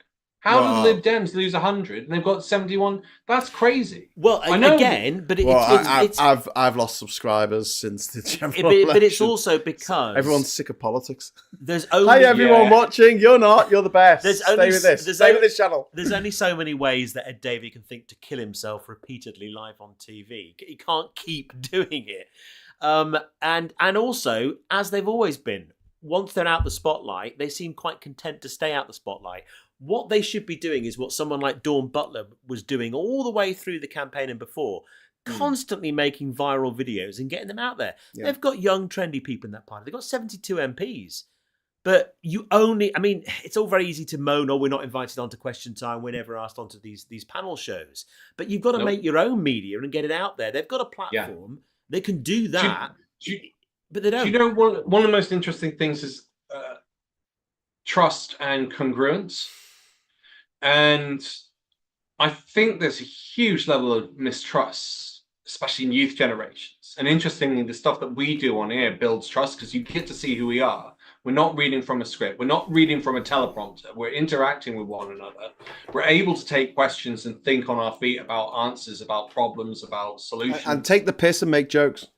And one of the things I think that's coming through in part because of social media, also probably in part because Putin's done a massive campaign to create mistrust in the Western democracies, is Trump has got an ability to, you know what you're going to get with him, and you know what for a lot of Americans, I'm sure they're thinking, I know what I'm getting with him. It's not from the prompter, it's from the heart, it's from his head. We know when you dig behind that, it's a load of bollocks. None of it works. He wants to bring in attack. Here's one for you, right? Farage is out there going, oh, it's great. We're going to get Trump in. Trump has literally said he wants to put a 20% tariff on UK goods. 20%.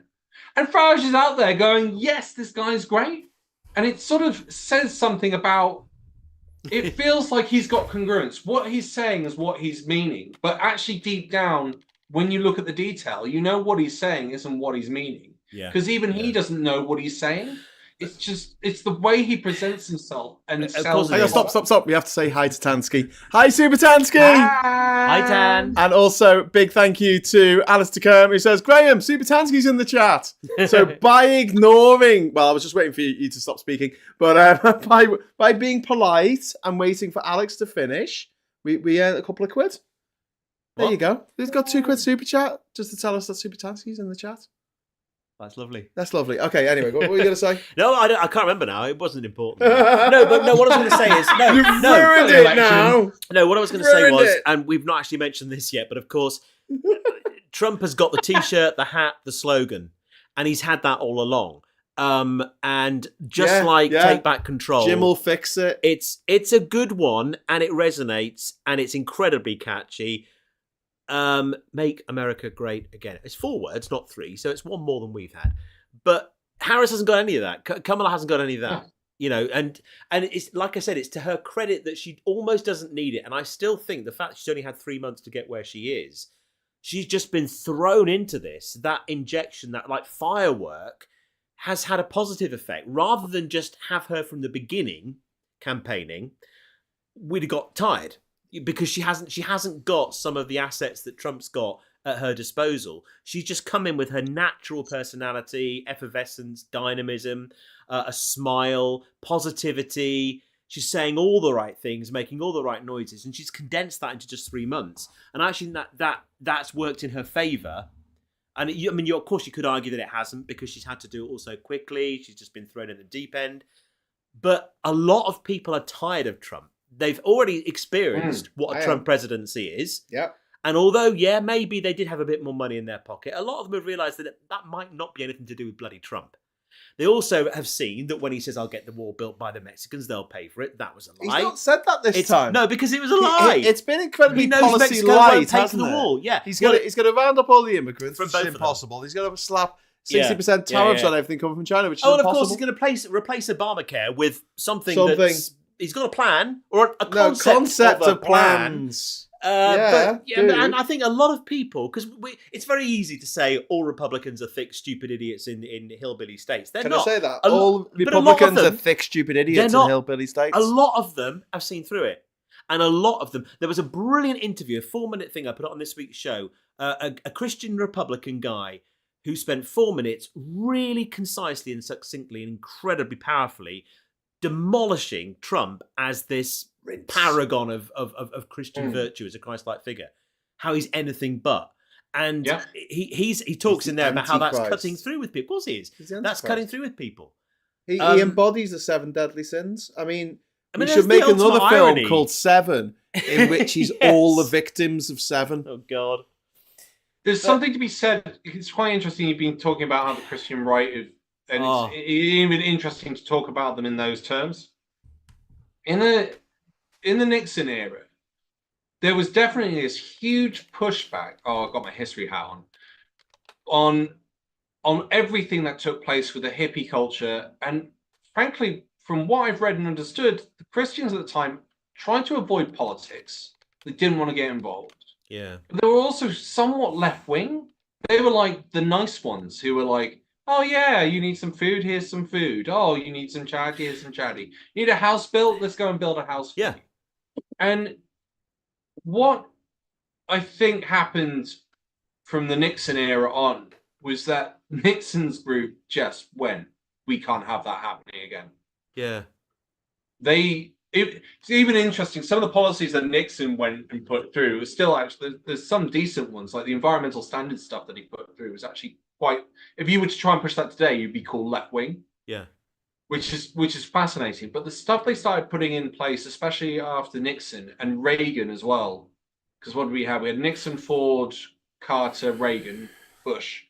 So it was Reagan that really sort of put the stamp in and really hammered the unions. But you just hit the nail on the head there, which is what's fascinating about this, is that the character of Christ and his 3 years of ministry... Character? No, but listen. The character? Hang on. What he spent his time... He's not Frodo Baggins. Okay, listen. He's the son of God. Shut up. Have some respect. All right. What he spent his time Character. preaching was incredibly left-wing. It was all about marginalised others, people that were put upon by society, that were unrepresented. It was about lifting them up.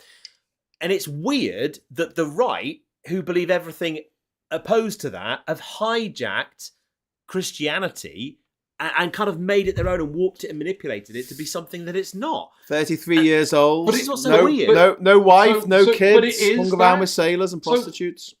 So when you hear Trump asked what verse he likes, he won't give you an answer.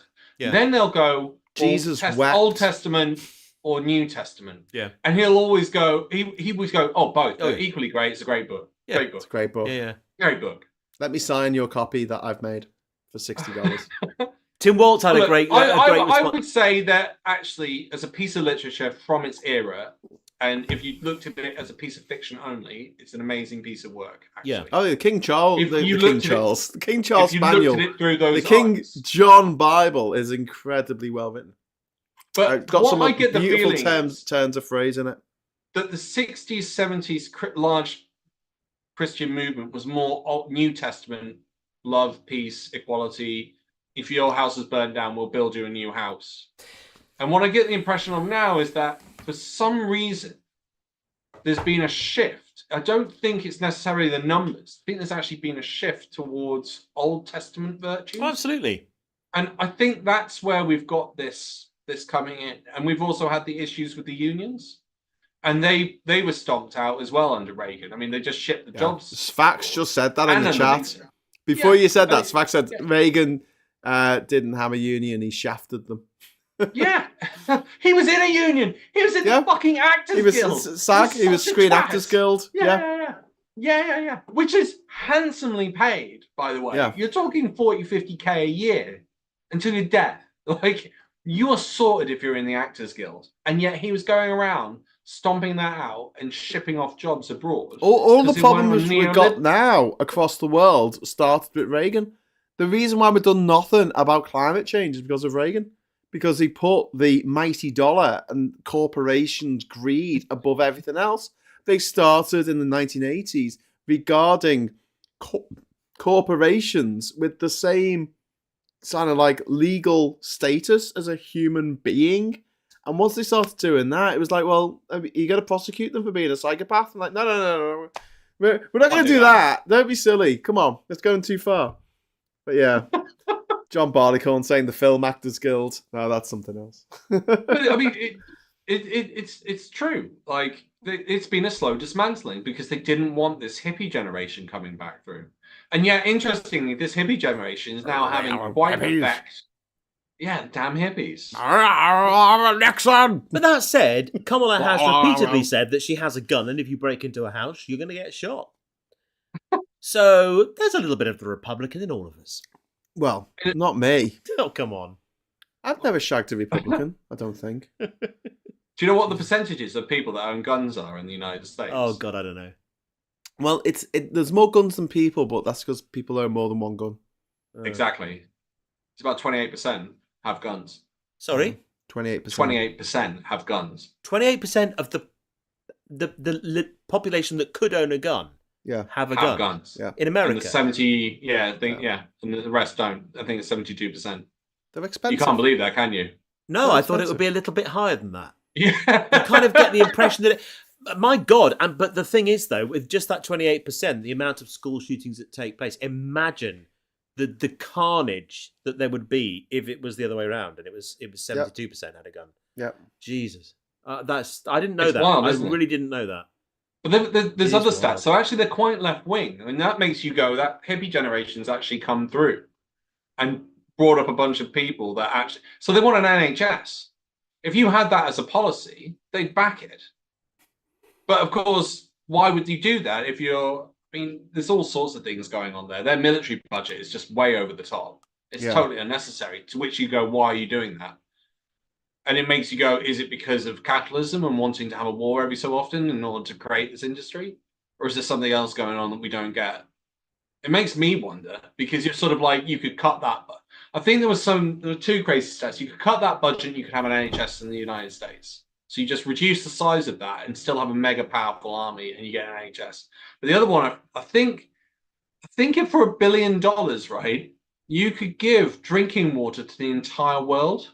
So it's like, or a tenth of the military budget. It's one of the two numbers. I know they're completely different, but it's such a small amount.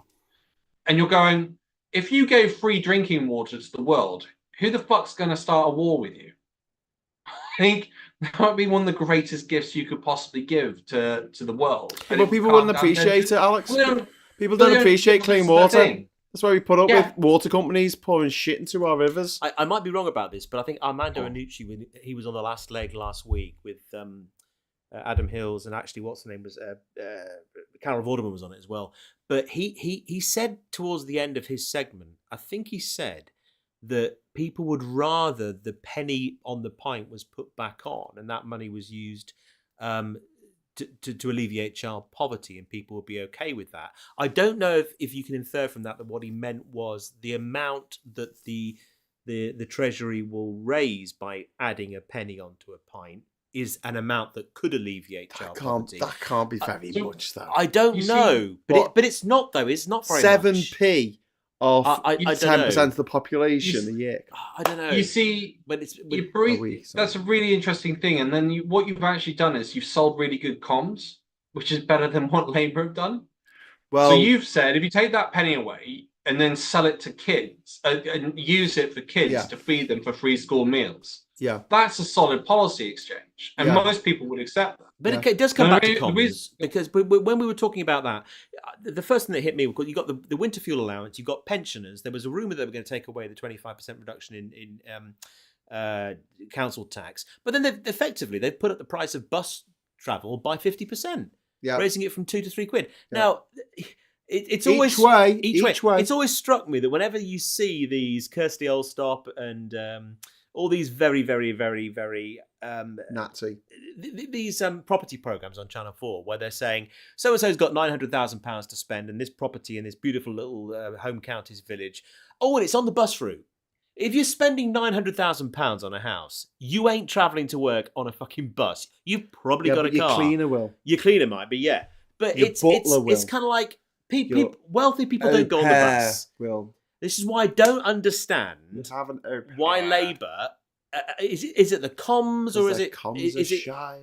Why have they decided to do some of this weird stuff?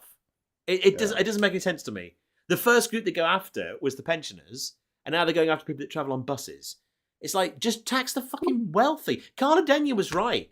I mean, all they had to do was bring the assets tax for basically sitting in your armchair earning money doing nothing into line with income tax.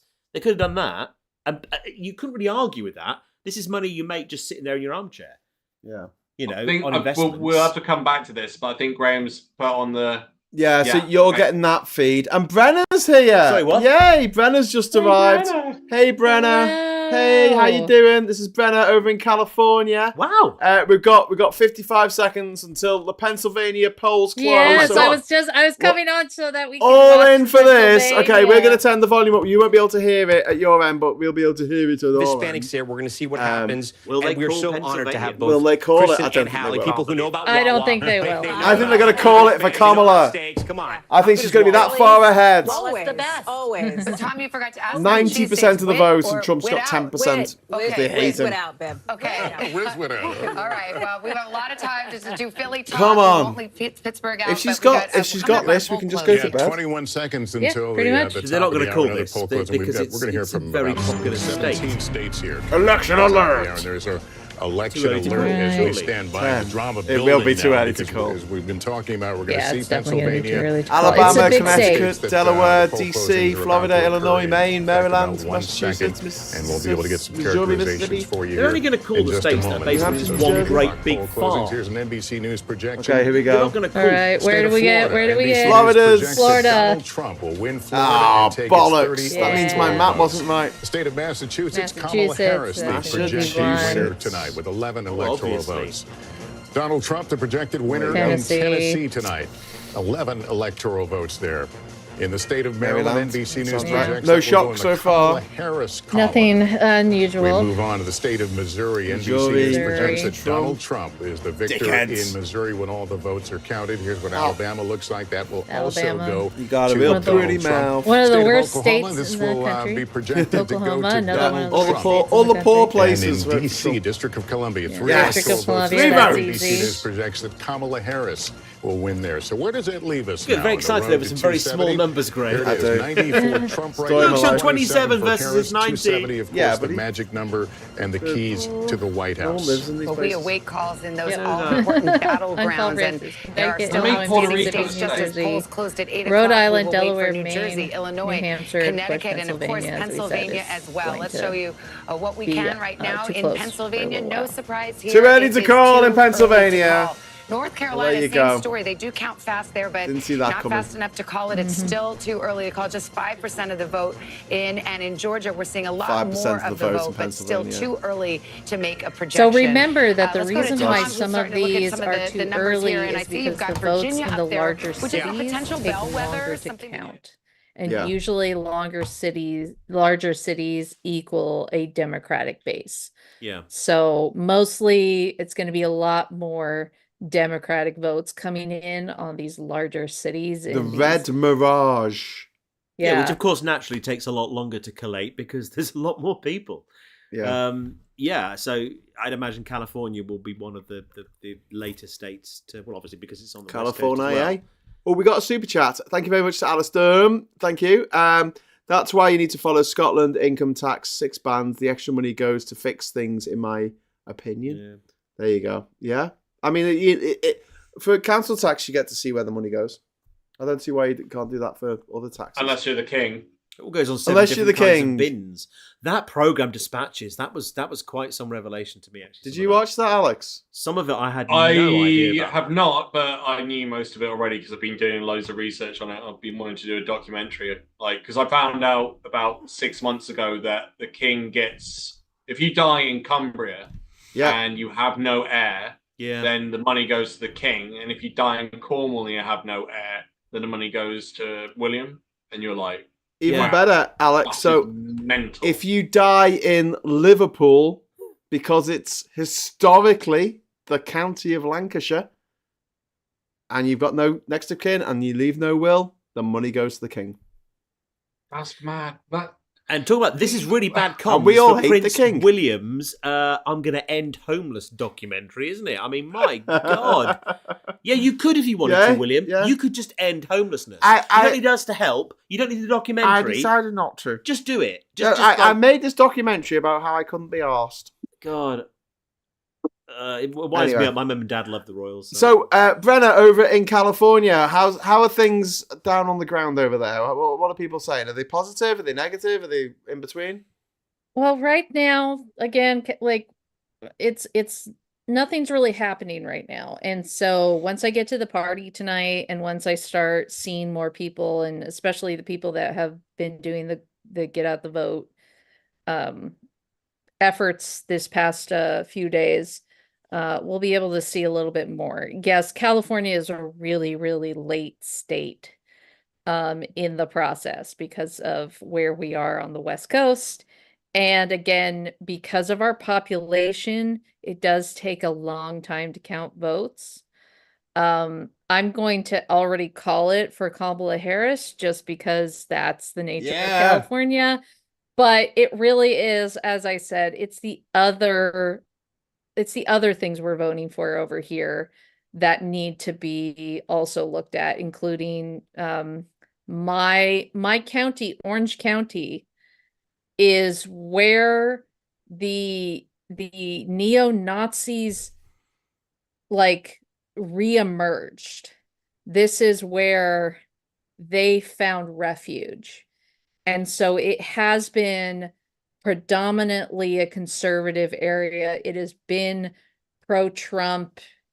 Yeah. You know, this is where he comes to get his funding in California. Whenever he comes to California, he doesn't go anywhere else other than right here in Orange County because that's where the money is. He went to Coachella, didn't he? Didn't he go to Coachella? Yeah, but he left a lot of people in the desert. That's where he left everybody. Yeah, because he didn't pay the bus people. They just fucked off. Yeah. Sounds for like something them he for would do. standing up for themselves for that. That's great. So my races down here are really important because Orange County having so much money in it means that we need to use that money properly.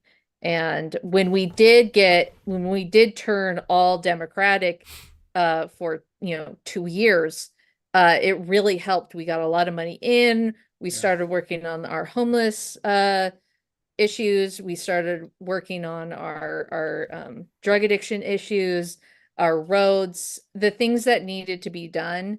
And then, of course, it flipped back to predominantly conservative. So hopefully we can get it back to somewhere where we are reasonable and be able to get things done. So we'll see tonight. I'm still getting ready for tonight. Just my hair, I just curled it. And it's orange for Orange County. Well, it is. It is. So Harris is ahead in Virginia at the moment. She's also ahead in North Carolina. She's also ahead in Texas. Is she really? Yeah, according to the people in our chat. And ahead of where Joe Biden was in certain counties in Georgia. Yeah. Significantly. Yeah. So, there's some good signs there. There's been no big surprises so far. And obviously it is early on. And as Ben has said, they count the roll votes first. Well, there was that Senate flip, wasn't there? Yeah, we were expecting that. We're expecting the Senate to go Republican this time. And hopefully the House will go the other way. We'll go Democrat. Yeah. I would love it if Texas flipped, in part because Rogan invited loads of left-wingers into Austin, and even though he's just endorsed. Why would left-wingers go because of him? Because he claimed that he's been pulling people out of California. Yeah, but why would left-wingers go and listen to him? Because he's a right-wing shock jockey. Because most people don't consider him to be fully right. He seems to be somewhere like nationalistic and Are they fucking stupid, Alex? Have they not listened to him? Have they not looked at his stupid, ugly meat hook of a face? Like, he's clearly a sweaty Republican. Like, what the hell? How do they not know? Oh, you God. Say that, but he said in the last election he was going to go with... Yeah. Didn't go Trump. He went with... God, what's the guy's name? Jill Stein. No. Bernie Sanders. Bernie Sanders. Did he now? Which is populist left. Okay. That's not populist right. Basically, this yank, this meat hook guy, he's essentially just... he's basically the Russell Brand of America, isn't he? God, is there another Russell Brand of America? Yeah, Isn't Russell Brand just Russell Brand of America? No, it's just some guy that everyone seems to think is left wing, and you go, but he's not. Look at everything he does. So then the question is, why did he back Bernie Sanders? That's what I never understood. Because he knew Bernie Sanders wouldn't win. I mean, if you wanted a spoiler candidate in the 2016 election, Bernie Sanders. Mm-hmm. There's a lot of people who were like, I'm not going to vote for Hillary now because Bernie didn't win. And we've got Jill Stein this time round, who's basically working for Putin or something. I don't fucking know. She's certainly not working for the environment, although she calls herself the Green Party. Yeah, that's... How are they doing, though? Like, this is the funny thing that we'll never know. Have the Green Party actually grown in the States? No, she's just there as a spoiler. She's helping the guy who says he's going to drill on day one to be elected. I mean, what the hell? Because I haven't followed anything for the Green Party over in the States because there hasn't been any real media traction. Trump said that he loves compared to Jill what you get Stein. in the UK.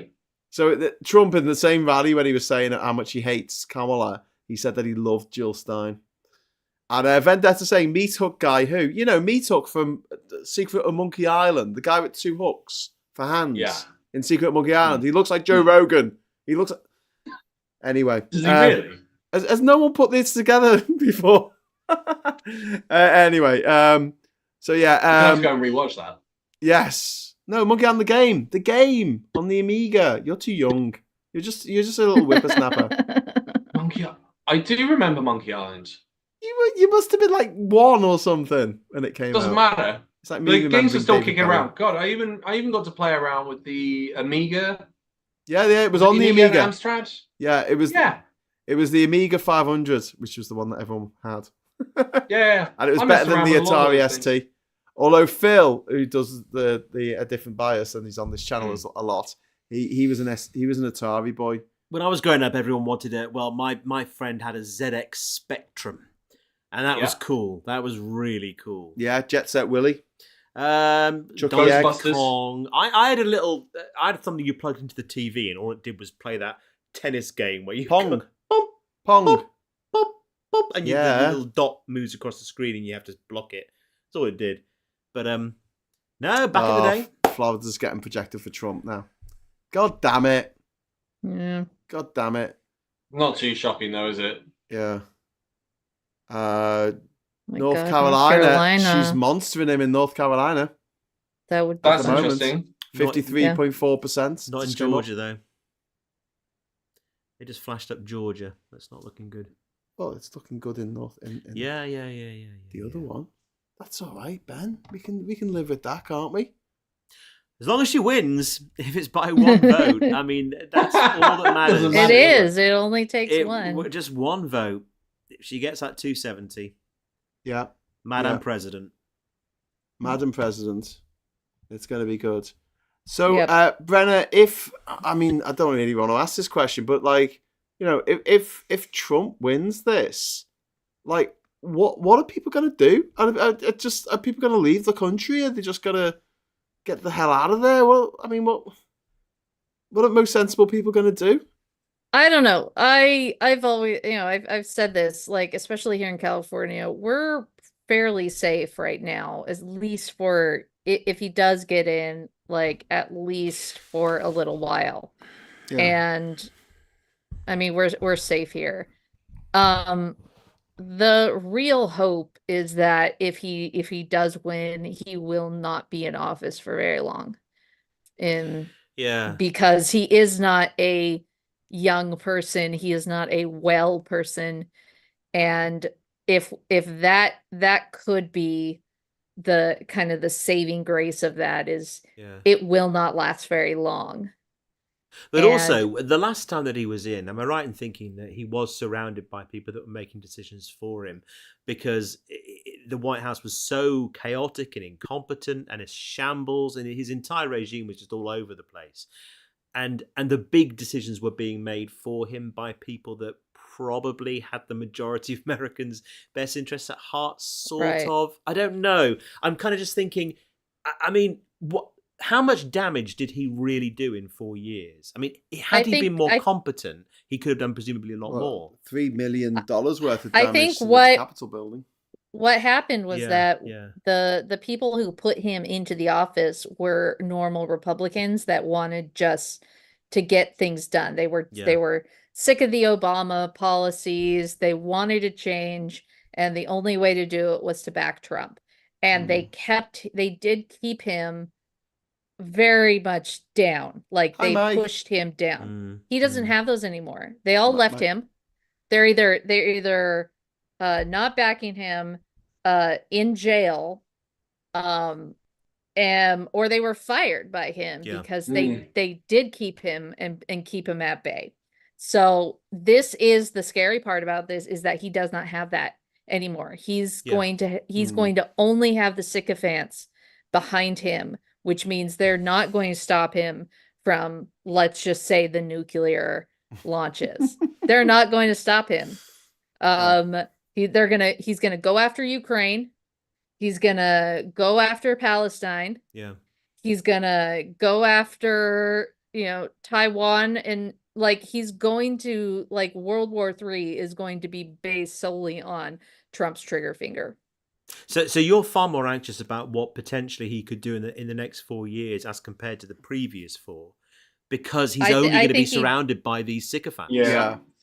I think he was. Can we just say hello to Mike? Sorry, before we go on. Hi, Mike. How's it going? Hi, Mike. I know you can't see us. We're in the corner of the screen, but we're projecting to you the results coming in. North Carolina. You look like Josh Stein and Mark Robinson. Josh Stein has just won in North Carolina by the looks of things. But also, this is worth pointing out, in Michigan, there's only 16% in, but Harris is on 72% in Michigan, which is a must-win state for one of the swing states. He's on 72% and Trump's on 25%. That's good. CBS is saying the turnout is a record turnout in most of the swing states, which looks promising. Fantastic news. Wow. And the women vote is going to be a major factor. I'm very curious about how that compares to previous presidential elections. We had some figures actually in the UK a couple of days ago about the early voters, and women voting early were somewhere between 5 and 10% more than men, which again suggests that maybe the Harris vote's going to be strong amongst women. So that's yes, please, that'd be lovely. So that's another positive. But Graham was trying to do the maths on this, and I think he worked out that if she wins Pennsylvania, was it, and then 2 others of the battleground states, then she's got the 270, 275, and then she'll win. And actually, is Michigan Michigan or Wisconsin that he was just talking about that she was 72% in?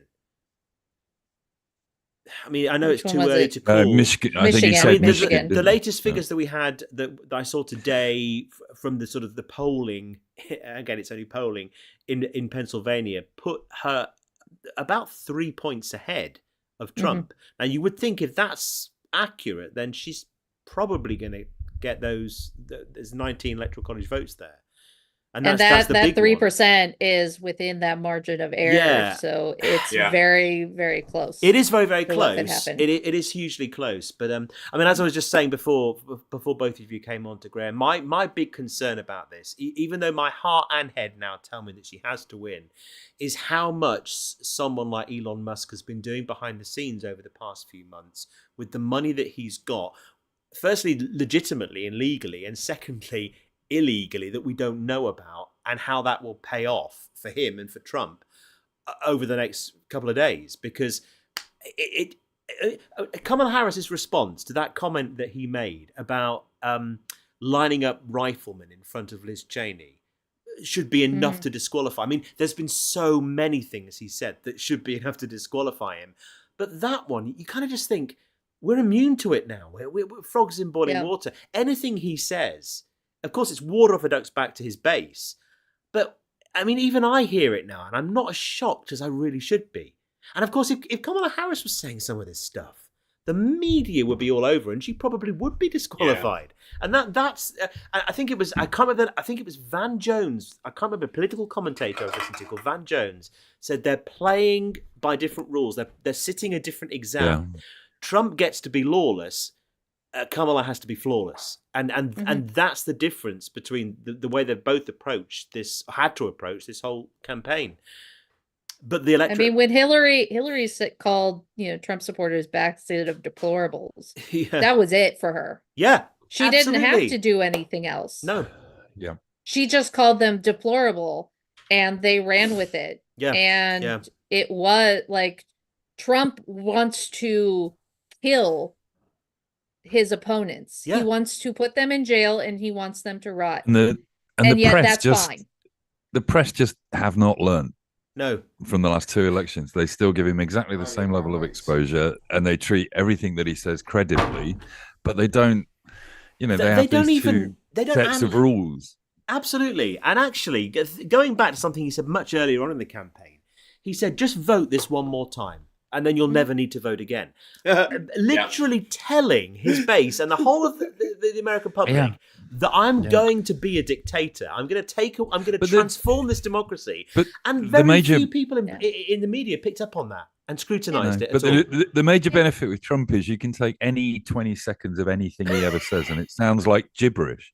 Yeah. So when he says things like that, they then turn around, or his supporters turn around and say, "Well, that's just Trump. That's just the way he talks. He didn't really mean that." That's the teleprompter. Yeah, that's you got the teleprompter Trump, which is the clever. One that the thing is that they listen to, and then the rambling is the ones that they roll their eyes out and think.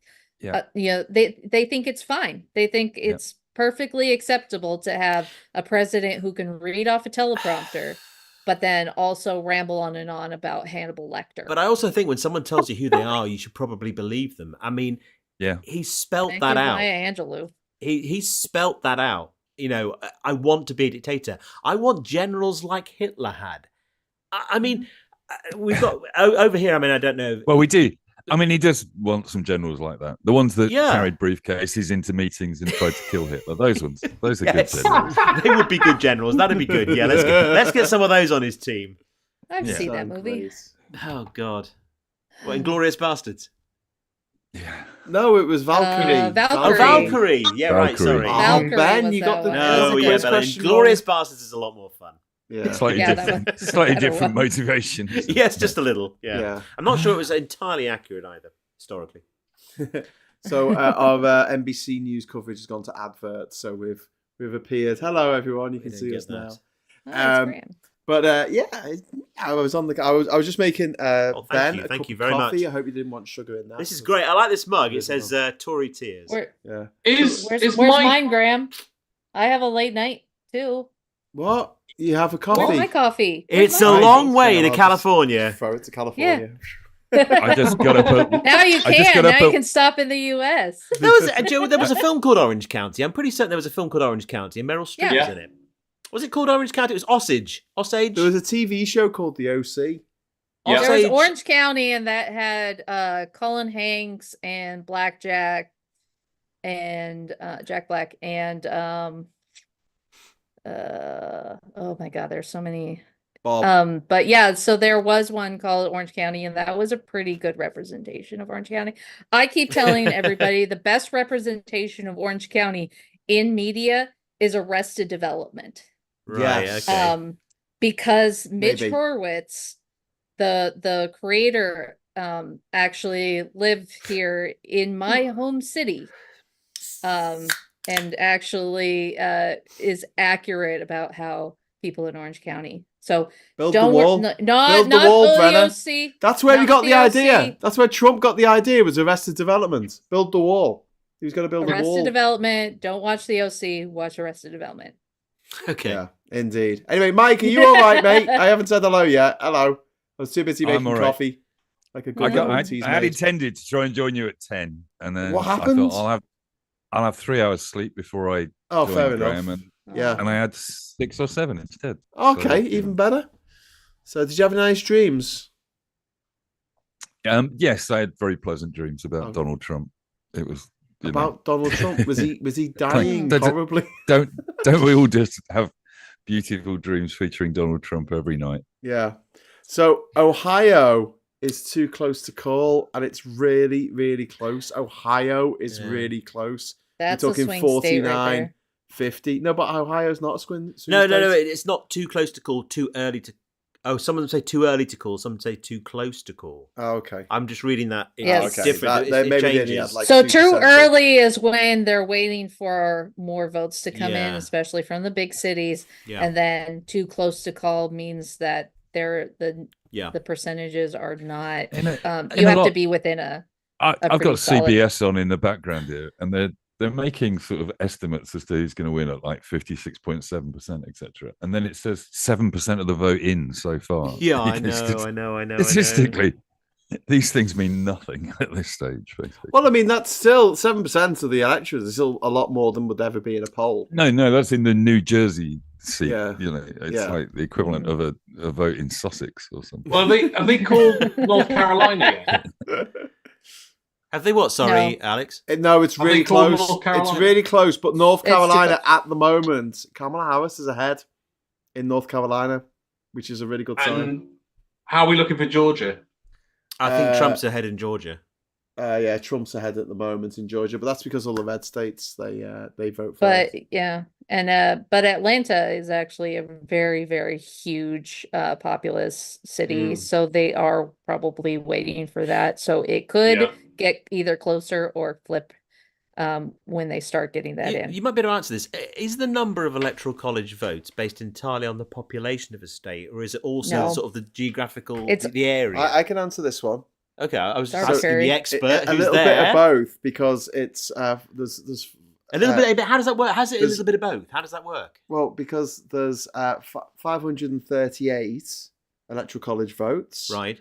and there are 538 elected representatives in Congress. Yeah. That Well includes done, Graham. the 438 who are in the members of the House of Representatives, Yeah. who are based on how many people are in Yeah. the state. And then you've got 100 senators, and you get 2 senators for your state, no matter what the population is. So Wyoming, which has a population of less than 500,000, Yeah. has the same As number of California, representations in the representatives in the Senate as it's California, so where wrong. Federal is, which is 40 million people.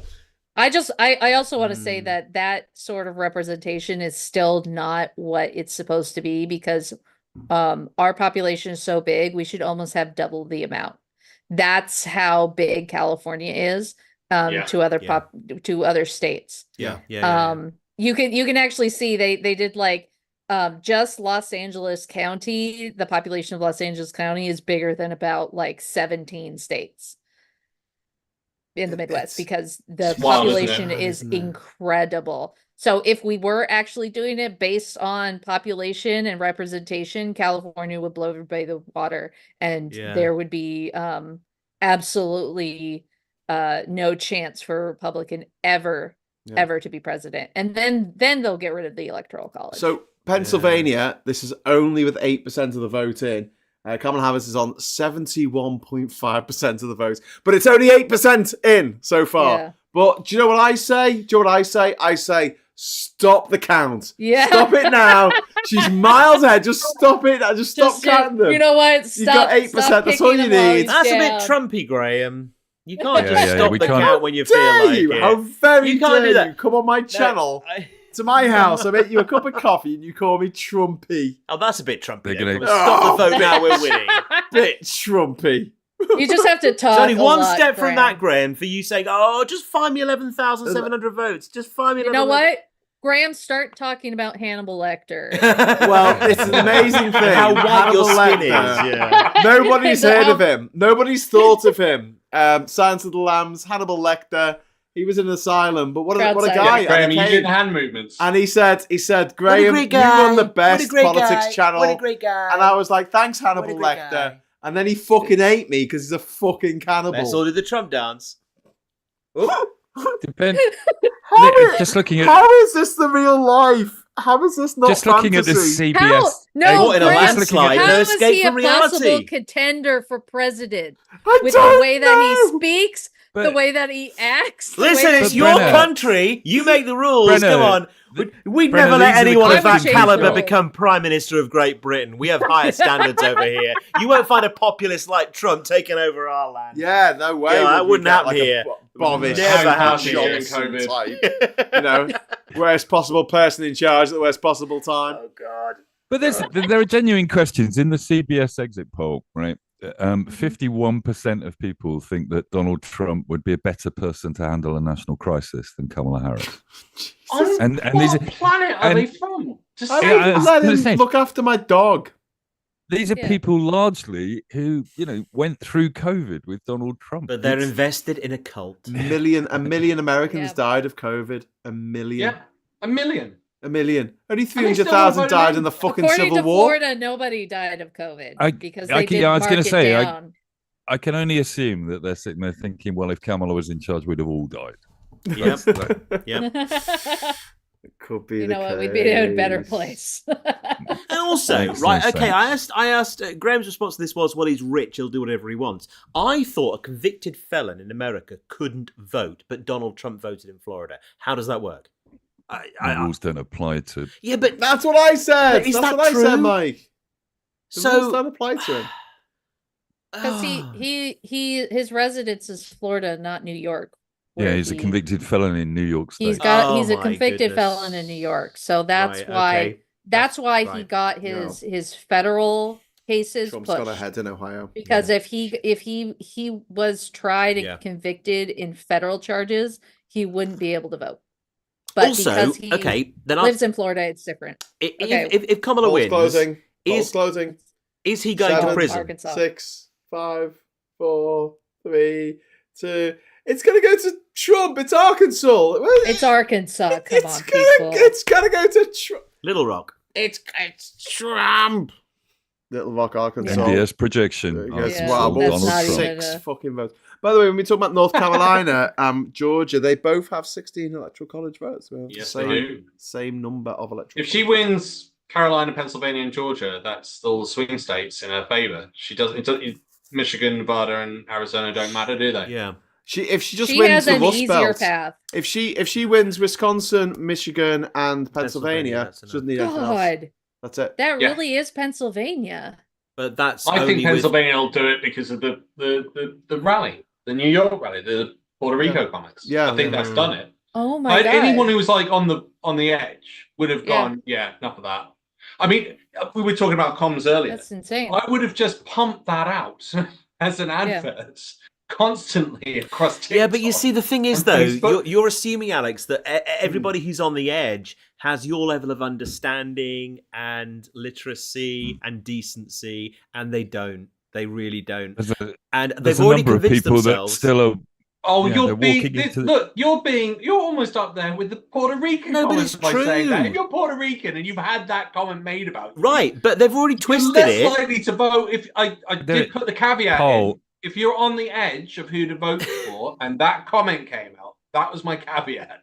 Then I would say the likelihood is it's going to switch over to Harris, unless you have been convinced that he was literally talking about the rubbish in Puerto Rico and not the people that live there. And it was just a joke. We've lost our sense of humour, as they said afterwards. Yeah. It's just a joke. Lighten up. There is a huge floating island of garbage. There is, between and the Atlantic and the Pacific, talking about. And it's called America. Yes. Oh, Mike, we've got an American here. You can't say things like that. Okay, guys, that was fun. Thanks for watching. Yeah, and also I want to know this. I want to ask the American on the panel here: if Trump loses, is he going to jail? Will the Georgia trial result in a conviction, and will he go to jail? Yeah. So at least the Georgia one's going to continue. It is. Yeah, the Florida one, I think they're going to remain out because there's no way to have a Trumpian judge. Right. This is all the documents at Mar-a-Lago in his shower room. So that's the document. Yeah. He asked to get it kept in Florida, and he basically got the judge he wanted. But the election fraud and trying to swing the election and steal the election in Georgia. That one will still go on. I mean, they're going to fight it tooth and nail. Yeah. But what's really strange is Trump doesn't have any money. Yeah. And he actually has to start paying what he's owed. Yeah. And if the first thing what's going to happen is if he stops paying, if he can't pay what he's owed, they're going to start seizing his assets. Yeah. And then there's nowhere to go unless he, starts begging his Musk will start daddies. paying for a number of them, bro. I think, Yeah. So, I think and that's going to happen. So when it comes to like recounts, Musk is going to be his backer. Yeah. Mm-hmm. Delaware. And so that's what's going to happen. There's going to be a lot of recount money going. Yeah, and of course, there's a bottomless pit of money there. It's literally a bottomless pit of money. Yeah, and that's what worries me about what's been going on behind the scenes, and some of these these counties that we've been seeing projections for, where actually he increased his vote from last time, and you kind of think, how has that happened? What have people seen this time that's made them think, I didn't vote for him last time, but I will this time? He's really impressed me in this campaign. It's so hard to get inside the mindset of someone that's thinking like that. There's got to be a level of misogyny there. That's part of it, yeah. Like Western society. The thing is, but there are women that vote for Trump. There are women that love him. There are, and they're you wouldn't want to date any of them. I saw a woman at a Trump rally, and she had a T-shirt that said like "Donald, grab me by the pussy anytime." And I'm just like, what the fuck? Like, is that what you teach listen, your daughter? I genuinely come across women, middle-aged women in particular, who actually rate the guy highly, and it's the money. It's genuinely the money, and it. Yeah. And they've never seen any of the stories that us guys watch, ever. It just doesn't appear on their radar. And as soon as you bring up anything, that he said or done, or that he said yesterday, they're all going, well, they just made that up, or it's out of context. But the guy is a superhero. But the main thing that's been worrying me for the last week or two, the main thing is that I started to feel a bit positive about it. And once you feel positive about the outcome, you almost know you're going to get disappointed. But it's also that they've been clearly targeting for the last 6 weeks incel white men. And I think this is, and also Latino men and black men disaffected. And they're literally aiming at that Joe Rogan audience of angry people, angry men. And I don't think that's got anything to do with the voting, because I think they're not stupid in the Trump campaign.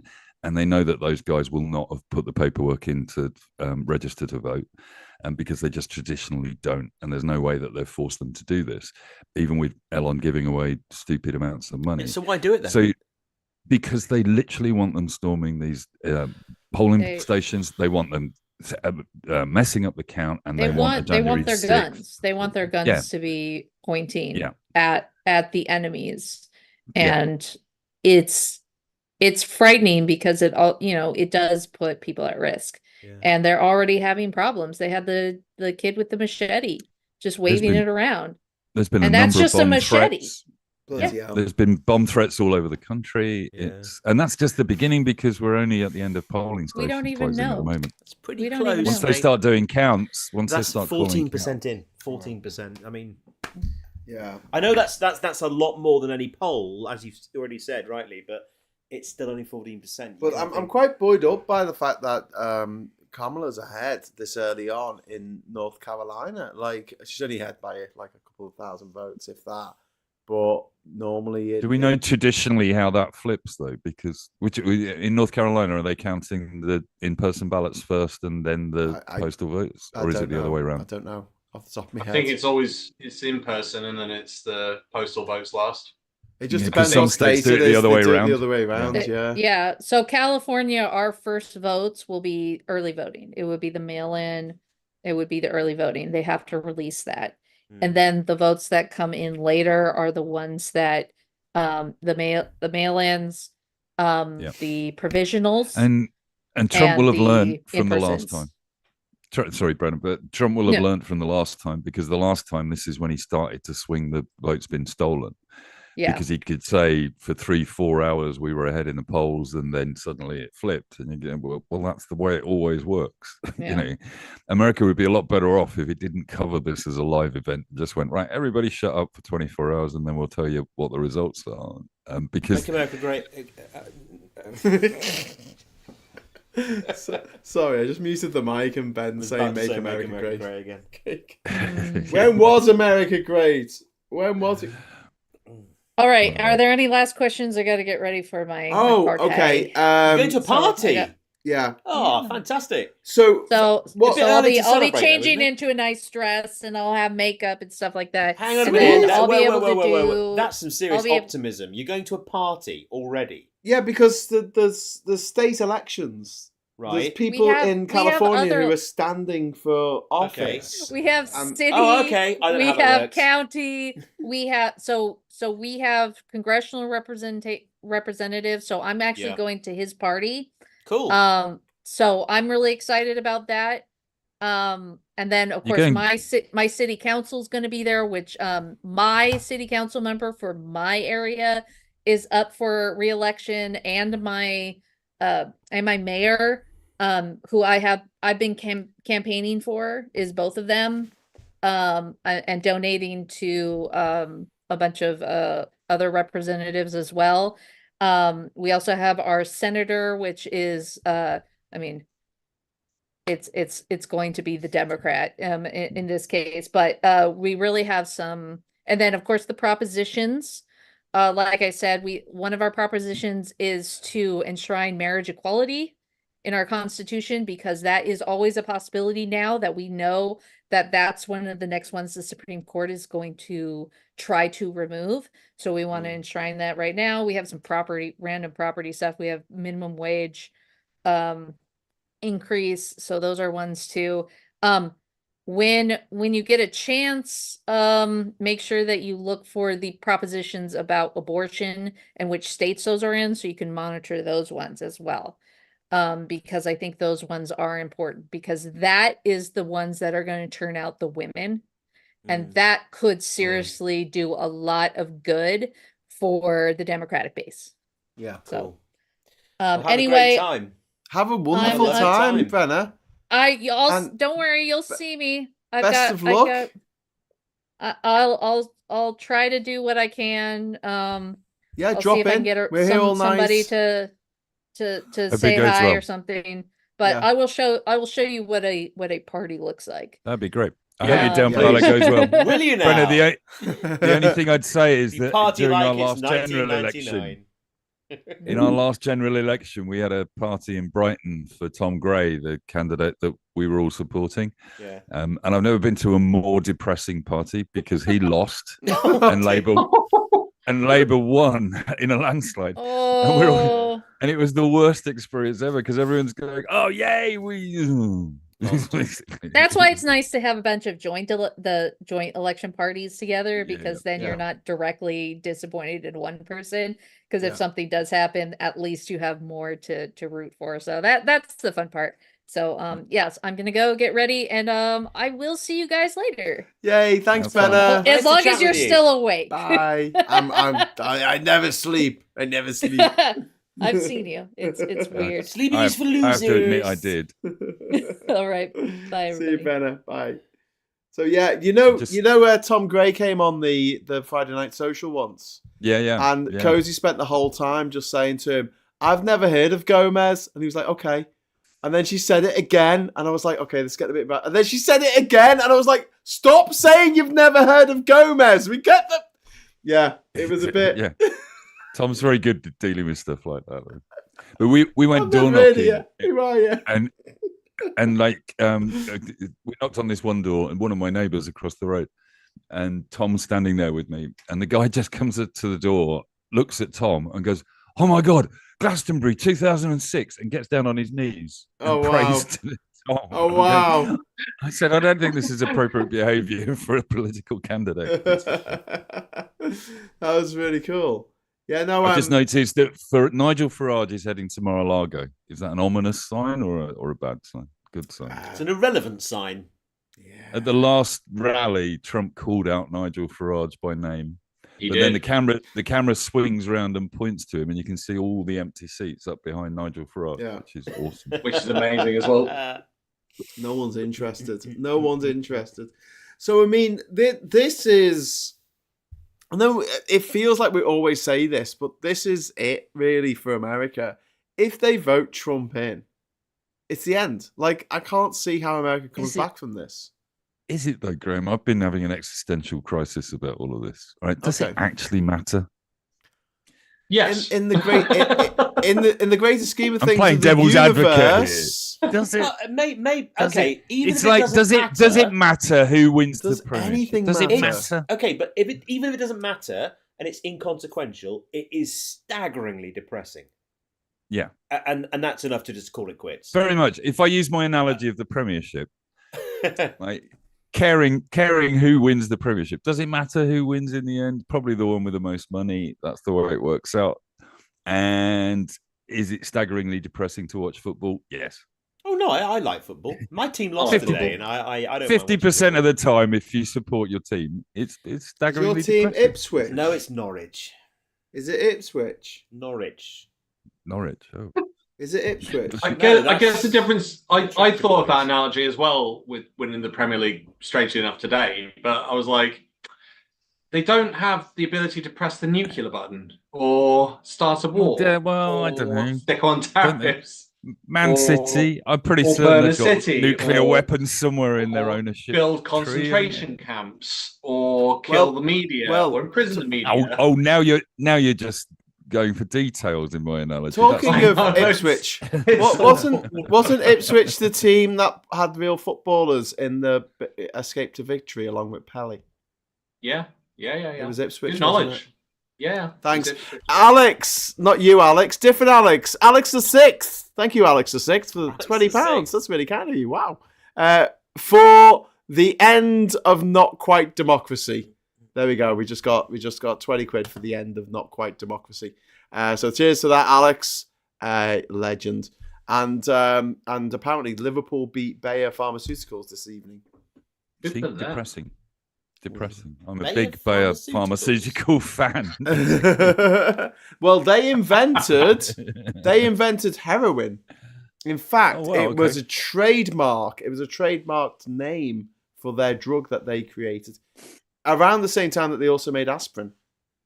And that's why aspirin and heroin are quite similar in we do have to ask ourselves why Arsenal are called Arsenal and have a cannon as their logo, don't we? Because it's a big cannon up your bum.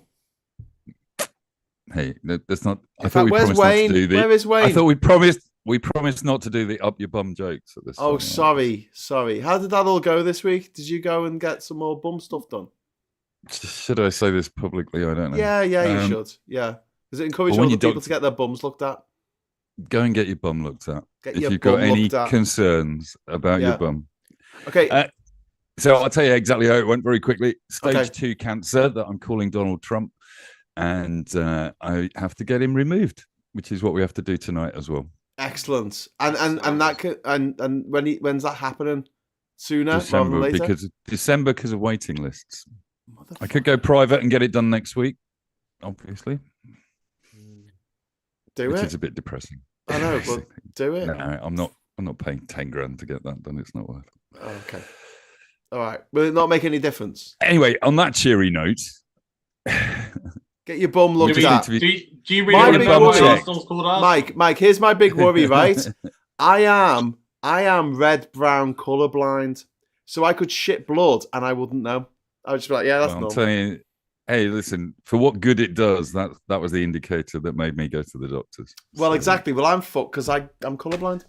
Graham, you just need somebody you love to have a To look. come the in pan and go, can you have before a you wipe? Yeah, basically. have a look. Let and somebody say, pop in here. Have a look at this. This is why What do you think? I can't do barbecues because I can't see if No. the meat's still raw or not. I can't tell. Graham, you don't have to involve somebody you love. You could just take a photo, Yeah, put it on social media, get people to comment. that's right. I could do that. Do you know one of the That's the biggest perfect regrets solution. in my life, Mike? I'm going to tell you one of the biggest regrets. Okay, this is up there with not getting the last of the great passports before they got swept away by this new, Brexit shit. Burgundy. And also not sitting down with my dad and filming him, telling me his mad stories before he got dementia. But this is up there with it, right? I was in Santo Domingo, the capital of the Dominican Republic, and I was staying at this house, and they had a toilet, right? And I did a shit in the toilet, right? And for some reason, the water was like really high up in the toilet. It was just the way they made them over there. And I made a perfect spherical, like Cumberland sausage of a shit. It didn't break. Those are the days. It was one piece, right? And Did you take a photo? No! That's my biggest regret. I could have put it on ratemypoo.com and I would have won whatever the prize is. Fuck is happening. I Yeah, know, what is I going know on? Donald Trump is the subject of this night's conversation, but this has taken a very scatological turn, and he I'm is a feeling shit. distinctly queasy here. I am comfortable. Funnily enough, I am very comfortable with Graham discussing this openly. I don't know if I want to talk about Cumberland sausage turds coiled around his S-bend. That's just too much. No, it was kind of like round. I don't. It looked like the I don't spaceship wanna in know. Star Wars I don't know. Episode What are we 1. going to do? We're going to go Trade scratch and, why don't we go Federation. scratch and sniff as well? Let's go the full hog here. It was a perfect Jesus. trade. Look, Federation. Ben. Look, even So Tam's offended. some of us are heading towards a future where I will never ever be able to emulate what Graham did in that toilet. Yes, but even if I could, I wouldn't I'm living photograph the fucking personally. thing. Personally, I am living a dream of the potential life I could lead after December, but it's just not going to happen. So. Yes, but okay, if that dream life includes photographing your turds and putting them on social media. Well, I but wish I we do had it more right, of that. But this time next year, mate, Donald Trump, Elon Musk in jail. Oh, please. With the festering corpse of Rupert Murdoch. Oh god. What would be getting Musk in jail? The fact he's a massive con man. He took millions off people for a Tesla Roadster that he promised back in 2018. That it's still not been. Yes, but he's been giving anything them back just for voting for Trump. Every day. Every day. Have a million. The real scandal. The real scandal with Musk is the amount of money he's been handed for these fucking stupid spaceships that will never get to Mars ever with any humans on them. Never. Absolutely, yeah. And also the fact that the woman that signed the check for the billions of dollars that he gets, guess where she works now? SpaceX. Oh wow, that's interesting. It's the most corrupt story that does not get out there. He's a government contractor. Billions. Yeah, by the government of the US. He's a government contractor, defense contractor, technically. And he's having regular conversations with Vladimir Putin. That's enough to put me in jail, or Alex, or you, Mike, or even Ben. I don't know. I don't have conversations with Vladimir Putin. You know, it is your classic. He's got enough money to get away with this, Graham. It beggars belief to me that he can do that. That he can take. If James Dyson, God bless him, was taking billions and billions of dollars from us, to provide vacuum cleaners to the Queen or something, and just pissing it up the wall and never making a working, functioning vacuum cleaner. And then he employed. What you mean, like his ventilation machines, his ventilators that he was going to make during COVID? James Dyson is a Arthur Daly version of Elon Musk, isn't he? Yeah, pretty much. Yeah. And he makes really, really loud vacuum cleaners that give people tinnitus. I think Musk is lawsuit there. I think Musk is genuinely the way that we explain Trump. in the States. I think it's really difficult for us to understand this phenomenon of Trump in the States. But Musk is the same thing. I have friends who still think Elon Musk is some kind of genius hero. And they won't have a word said against him because of his spaceships and his electric. He invented electric cars and what he's doing for spaceships. No, he didn't. And I follow this in detail, right? And he promises new self-driving cars every 18 months to shareholders. They never turn up. No. They kill people. Yeah. He is at the moment. He is single-handedly responsible for the fact that we will not be going back to the moon by the year 2025, 2027, which is when we're supposed to. He's supposed to have launched. There's supposed to be a bloody starship orbiting the moon at the moment. He's been paid in advance to make that happen. Yeah. And it turns out his plan is impossible. In order to get this rocket to the moon, that's just going to be a moon lander that we built in the 1960s to land men on the moon, in this case, men and women on the moon. In order to get his stupid starship to the moon, it will take 16 of those fat monsters just to get the fuel up in the air to get it to the moon. In 1960, we did it with one rocket, smaller than the rocket. You've got a lot of focus, Mike. Mike, you got a lot of focus. What's going on? Because I'm angry. Focus, I'm man. angry. Focus on what you're doing. Yeah. There you go. That's better. But the explanation about why people rate Trump is that they pay the tiniest amount of attention to these humans. Yeah. And they are in charge of their own PR. So Elon Musk is constantly putting out crap about, I'm taking us to Mars, I'm going to save humanity. And people believe it. But you're right. I mean, they pay the least amount of attention. But then if you slag off Trump or Musk or Boris Johnson, they go bloody bananas. They're like, how dare you! They get more upset than if you slagged off the first one. Did you see Neil Tyson deGrasse say Musk hadn't actually achieved anything? Nothing. No, he hasn't. Nothing Absolutely new. nothing. Which is like, and he got ripped into, but you're like, he does know what he's talking about. Yeah, he does. Yeah. And he made clear observations about all the things that he attempted to do. Yeah, and then it's also not even pointing out what you said, Mike, where it was like, we did this in the 60s and we're behind. If you actually look in terms of money spent, we're spending what would be the equivalent amount, and we're not getting bang for our buck. Bezos and Musk have literally still cannot compete with what the Russians did in 1950. They're struggling to get ships into orbit, a low Earth orbit. And if you look at how far away from the Earth that is in reality, it's like a little scratch on the surface of the Earth. You know, they are flinging things up a few hundred miles into space, and yet we went to the moon. We've sent spaceships to the edge of the solar system under government programs, where the work was spread out evenly across various workplaces in America. So, you know, the democracy of the space program was always that there are bits of the International Space Station that are built in Tennessee because a senator in Tennessee was pork barreled, was given the right, you know, I'll sign off this NASA budget to go to the moon as long as you build a factory that builds a small part of the spaceships in my county. Musk could build these spaceships in China. It doesn't make any difference. Yeah. He's been given the money in advance. He's spent it all on putting satellites up to create crap internet around the world that he can switch off on any war he wants to. You know, people keep saying he's launching 2 or 3 rockets a day. NASA are paying for those rockets, and he's putting his spaceships on it. I don't understand how anybody gets away with that. Well, he does. I've got to defend of all the things, I've got to defend the Starlink, because everyone I know that's got it, and they've not been able to get internet elsewhere because they live out in the sticks, have said actually it's worked perfectly well. Great. And if the American government, I can say that one thing. But Alex, I'll be honest with you, if the American government ran it, it's destroying our chances to put more things into space because there's so much junk up there at the moment. And if one of them like creates a cascading event, chaos, which could happen. Exactly. It's going to be very, very difficult to track all those pieces of metal going at 70,000 miles an hour. And the main thing is that we do not really, there's no democratic oversight of what he's doing there at all.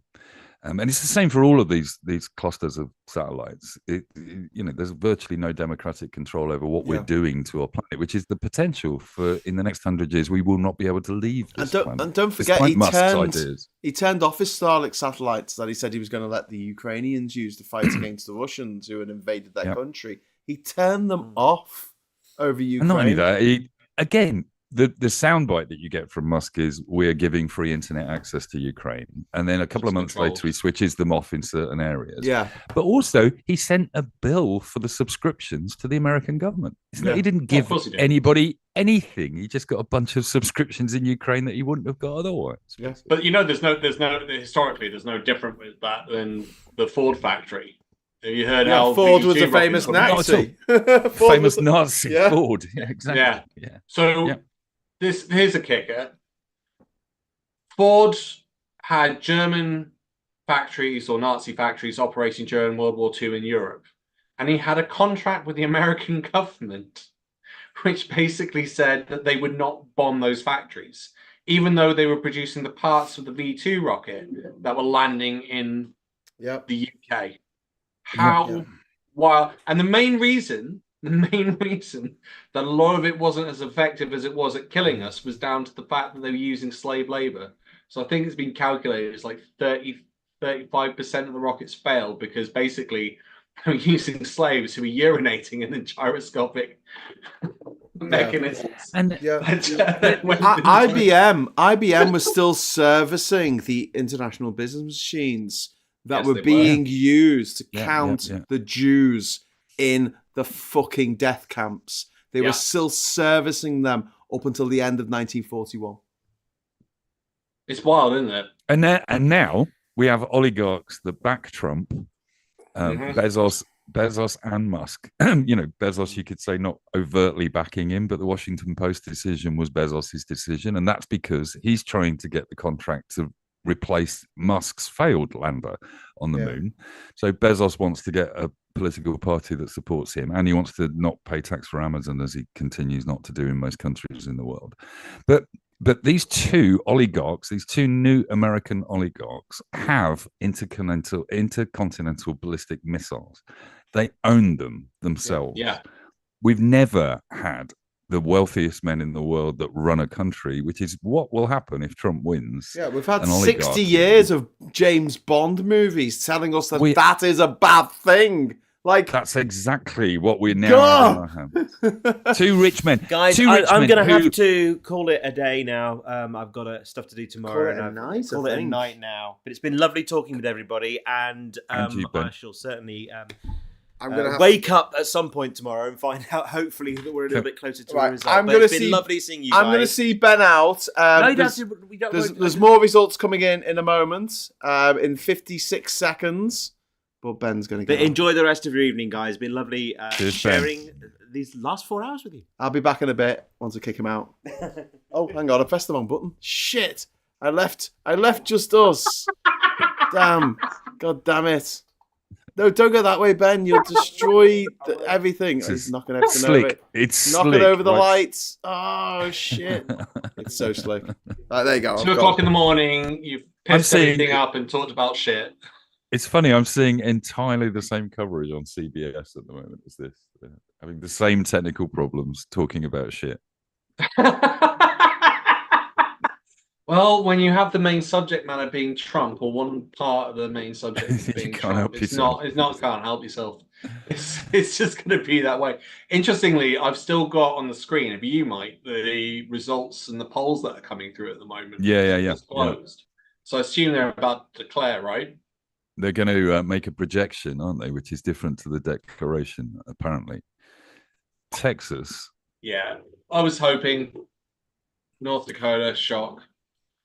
Yeah. That was always going to be South Dakota, shock. I mean, he's basically got the Midwest and he's got the southern states, hasn't he? Which you'd expect. I mean, well, you can sometimes hope. Georgia and North Carolina, there was an inkling of a chance, wasn't there? Yeah. Well, we'll still see with North Carolina. It's with Harris at the moment. Yeah. I'm sorry, I'm just looking at the same figures as you. So uncalled races right through the Midwest. Shock. Michigan. Oh, that's a swing state.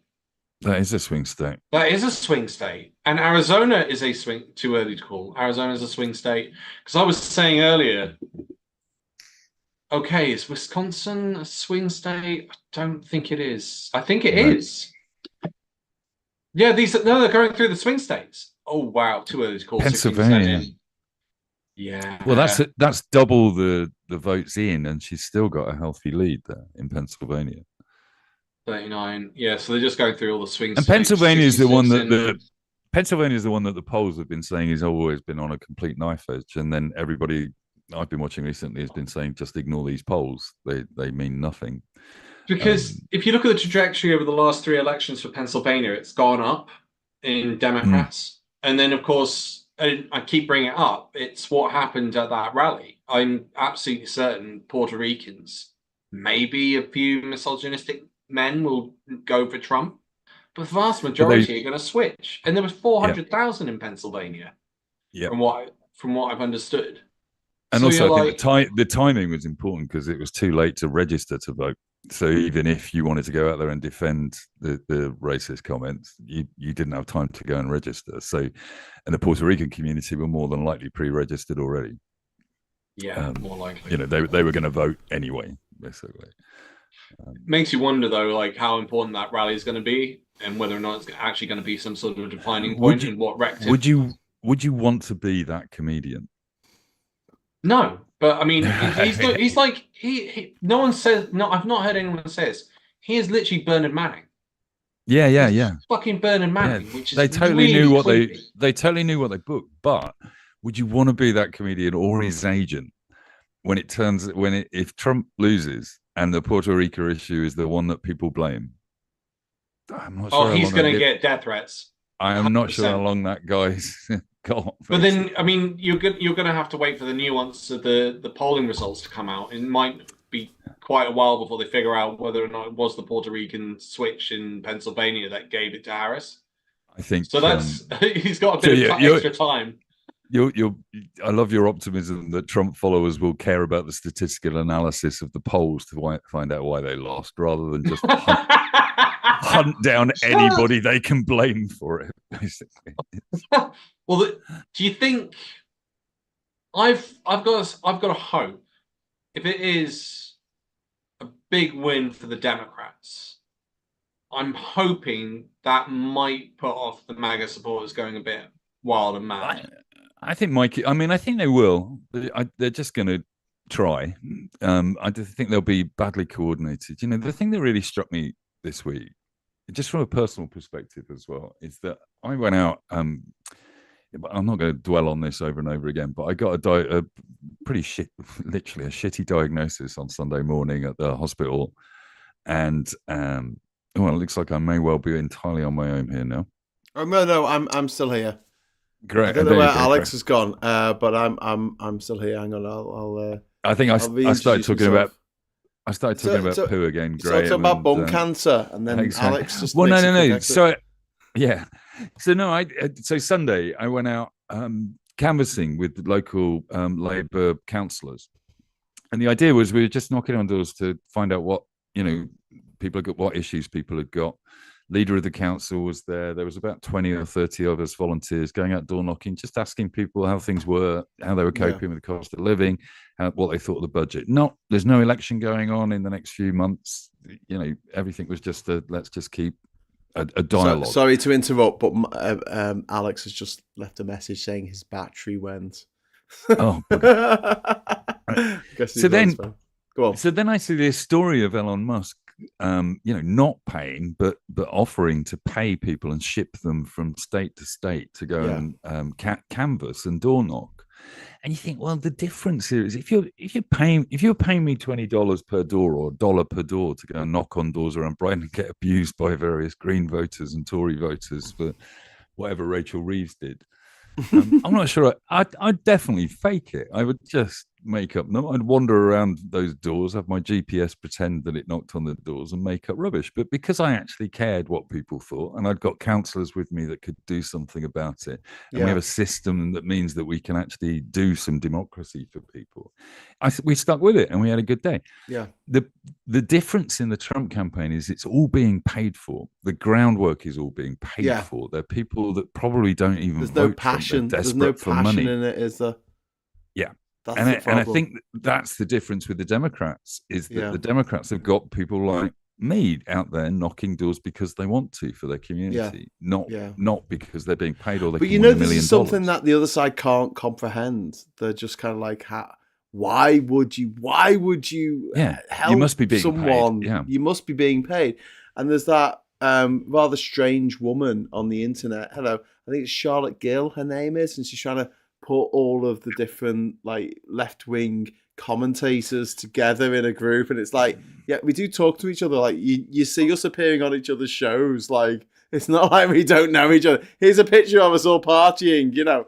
But she can't comprehend that we're doing it because we actually care about democracy, the environment, society, our neighbors, the future. And she thinks that we're doing it for money. Isn't it? I wish we were. I think on the Trump side of this, or the right wing side of this, that I think they do see it differently, in that they see it as a direct competition with Democrats or Labour. That it literally, if I'm passionate about anything, it is fighting these demons of the left. They're not coming at it from I want society to be X or Y. They, most of the time they want society to be centered around them and their money and their children. Yeah. That's largely what they want. Yeah. And yet on the Democrat side, and I'm not spinning this to make them all seem like perfect human beings. They're not in any way, shape, or form. But they genuinely do say these are people that have got time to go out there and campaign, and they're invested in making their community better and giving a brighter chance for all kids. It's always been the difference between the left and the right. I think on the right-hand side, it's I've got money, the system benefited me, and I just want to protect my money. Yeah. And on the left-hand side, it's I've done all right. The system benefited me, and I want to protect the system. And I want to make sure the system's better. Yeah, but the right don't think the system helped them at all. They think that they did it all by themselves. They pulled them up. They pulled themselves up by their bootstraps, and they just simply work harder than anyone else. There was a brilliant caller that came in. Well, the caller wasn't brilliant, but the response was into one of the radio shows on LBC this week, talking about private schools, I think it was. And they were like, what do you call someone who goes to, what do you call parents who can't afford to send the kids to private school? And they were like, normal. And like, so you're not normal. You're admitting that it's unusual to be able to do something that 93% of the population can't do. And it was such an interesting conversation because that person, they don't see themselves as special in any way, shape or form. And like, I don't know, if it was me, I'd be like, I'd be cock-a-loop. I'd be like, oh my God. I'm the blessed one. How is all these amazing things happen to me? But they just see it as normal. And we always do this. We take fresh water for granted until you're somewhere where there is no fresh water, and then you're like, oh my God. Absolutely. You take your legs for granted until you don't. You break your leg, and then suddenly it's like, oh my God. I never really think about that, but yes, it's good that my legs work. So yeah, it's I don't know, the human condition. But I would like people to be a little bit more, I think grateful is not the right word, but just a little bit more mindful that the circumstances of their lives generally, it's just luck, isn't it? It's just luck. Yeah. It's not talent or sexiness or riz. It's just fucking luck. It's a postcode lottery and a country lottery and a economic status of the earth lottery. Yeah. It's quite funny when you ask them that as well. When you go, oh, how'd you make your money, blah, blah, blah. And then you sort of pick at it a little bit. Dad's conservative and I brought it up. And he's obviously worked hard. And I've worked in football as well, so there's an analogy there. But when I was saying, how did you get the job? He was at the right place at the right time with the right people and they connected. But you've also got to go, he had the right skills to be able to take advantage of that situation. Within football, we would always say, I used to coach, we would always say the harder you work, the more luck you get, which I think is a fair adage within the sport. You can debate it within life quite a bit. But put yourself in if you put yourself potentially in the right places all the time and get noticed, then it's fine. Because the question with what your dad said there is, well, how did he get himself to the place where he was in the right place at the right time with the right people? And the answer is more than likely caring parents that have got the time to invest, to take him to football matches, to do whatever the story is. And it's almost always not parents that were desperately trying to put £3 together to buy a tin of beans. You know, those are the stories where you go, no, that was hard work and determination. The kid that had absolutely nothing in the system was letting them down, and they got through. But I mean, there were even points where, and this is an interesting one, I had better skilled players that weren't as good at marketing themselves. Right. So I've had players where they were really good at just knowing everyone, as opposed to being the best in that position. Yep. And that was fascinating to see how that worked, because the one that actually didn't have the skill level, didn't have as good a skill level, but did have the connections, got much further. And there's This is Donald Trump's sporting history. If you read his biography, it's literally exactly how it happened. It wasn't. And you could argue from their point of view, I think they probably do see it as hard work because they worked hard at that. Self-promotion, marketing, networking, all of those things, which are not, in our society, they're not invaluable skills. They're incredibly valuable skills. They're incredibly valuable, we see many people promoted well above their level of competence. One of the things that's why you end up paying those exorbitant amounts for certain people, because you want that trifactor where they're able to do the work, promote themselves, and be sociable. And if you find someone that's got all three skills, I think it was, I hate to say his name, but not a fan, but Bill Gates was saying those are the people that we look for. I think former owner of Apple, can't picture him, can't think of his name. Steve Jobs. Yeah, Steve Jobs had said the same thing. Steve Jobs is a classic example. The guy's a designer, and I'm not dissing design skills because those are the skills I've got, but he's not an engineer. He was not, it was Steve Wozniak that built the Apple computers. And yet Steve Jobs was just better as a salesman than Wozniak. Wozniak was the genius behind Apple. He was the one that spotted all of the opportunities and built the devices. Jobs was brilliant at marketing them. Brilliant at it. Just to butt in, because we've got some shit news from Florida. There's on the ballot, there's an right to abortion law that's on the ballot as a referendum. And it's not passed. No, it's got to get 60% in order to pass. Oh, is it not? It's only at 57%. You're joking. No. I mean, it's 80%. Did you see Lewis Goodall's report on abortion in America for the newsagents this week? No. Quite compelling. I don't think I've ever seen him in quite such a campaigning mode. He literally was on the streets in Florida outside abortion clinics, because Florida has a 6-week ban. It's got the most stringent ban in the US. I think there are only 2 in Orlando. There's 2 abortion clinics. And one of them is a Planned Parenthood and the other one is a private one, and they are constantly bombarded with protesters outside, men screaming and shouting at women going inside. And Lewis Goodall ended up taking sides for the first time I've ever seen, and having to admit it, and taking on these guys outside this place and challenging them thoroughly to their attitude. So it wouldn't surprise me if Florida doesn't vote for a total ban. It was so close, but obviously, 57% is an overwhelming majority if it's a referendum on Brexit. But if it's about abortion and women's rights, then it's not enough. It's not enough. Yeah. Iowa is coming in, but this is only like 2%, 1%. No, fuck that shit. That's what I was gonna say. That's not actually that important. So 0.53% of the electorate voted for Trump. Something along those lines. But let me have we've got Charlie Nelson there.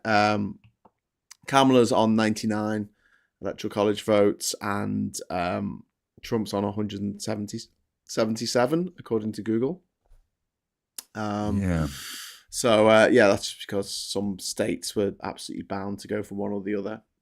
Michigan, we saw some results come in, but I didn't see what the percentage count rate was. But I think Michigan was they were suggesting Kamala's got likely to get Michigan. I think all the others were too low in percentage. I hope she does. That'll be amazing. But if she's got Michigan, then Georgia and Pennsylvania, and it looks like North Carolina's on the knife edge. But if she gets that, that's game, set, and match. Yeah. Goodbye. Well, North Carolina, I mean, she still Go to needs to win jail. Pennsylvania. Like, Pennsylvania. I'm more confident about that because of the Puerto Rican. Yeah. Fingers crossed. Yeah. But yeah, I mean, I'm not despairing. I'm not like, dancing around, celebrating yet. I really doubt they're going to get the result tonight, to be honest with you. I think it is going to be quite close, and Trump's going to... I don't think we're going to find out who's the president in this podcast unless we keep it going for 3 days. Well, that was my original plan. I was going to try and go for the Guinness World Record, but YouTube told me... 3 days? Yeah, they told me that they can't sponsor anything to do with politics because they don't want to be seen as political or something stupid like that. Stupid Google. You just being on air isn't political. No, but I'm talking. I know what you're talking about, but Shit. it's the length of time, not the discussion topic. Elon Musk at the moment is slagging off Google for providing search results. He's just jealous because his Twitter's smaller. Yeah, God, Twitter is apparently, lost. according to Musk, but then his community notes have corrected him already. But if you Google where is my polling station, it comes up and tells you where you can vote for Kamala Harris. And then everybody in community notes has just gone, no, it doesn't. Basically, what are you talking about? Well, I mean, Musk gets up in the morning and then he just tweets about like 97 falsehoods on his Twitter thing. And I'm sorry to say, guys, I'm going to have to hit the hay. Okay, mate. Thank you ever so much for having me. It is a Tuesday night. Like, who is up this late on a Tuesday? That's just mental. It turns out me and Politics Graham. people. crazy people. Crazy people. Thanks for coming on, Alex. Listen, I'm going to be on my island for the next month. So if you fancy, get me on your show or whatever, and I'll give you a little rundown of what's happening in the Caribbean. We need to do a full announcement because you're a co-host. You're emergency co-host. I am an emergency co-host. Yeah, you are an emergency co-host. I have plans for you for Christmas. I will have my phone with me and my internet, so I can come on. Your Starlink. Say hello. Starlink connection. No, not my Starlink. Why would I? I just wouldn't. That sounds grand. We need to announce you and a couple of others that we've got as emergency co-hosts. We'll do that as well. Fab. Mike, really thanks for coming on. Nice to meet you, Alex. We actually barely got to know who each other were. No, but we've talked about my bottom, and that's fine. So I feel like we're friends now. Splendid. Intimate friends. Yeah. Wait till you hear about my bottom. Bye, guys. Cheers, man. All right, thanks, Alex. Bye. Right, so it's just us two now. I'm going to switch my camera so you can actually see me. We could be on the late shift, too. We can be on the late shift. Yeah, the cool shift. So what's my gut feeling at the moment? I've been positive most of the week about this. It felt like things were swinging towards Kamala. At the moment, momentum was swinging towards a sort of reasonable vote for the Democrats. Yes. But right now, like any election night, I'm sitting here going, I don't know. I think this might go either way still. It could go either way. But I mean, at the end of the day, like there's I don't know. There's gonna be I would love it if we just got the result tonight, but I don't know. Trump has got this weird hold over the imagination of just so many people. Rhode Island's gone to Kamala. But yeah, it's the same with the Tories over here and people who think that Boris Johnson was a good prime minister, and it's like, what did he have to do to prove that he wasn't a good prime minister to you?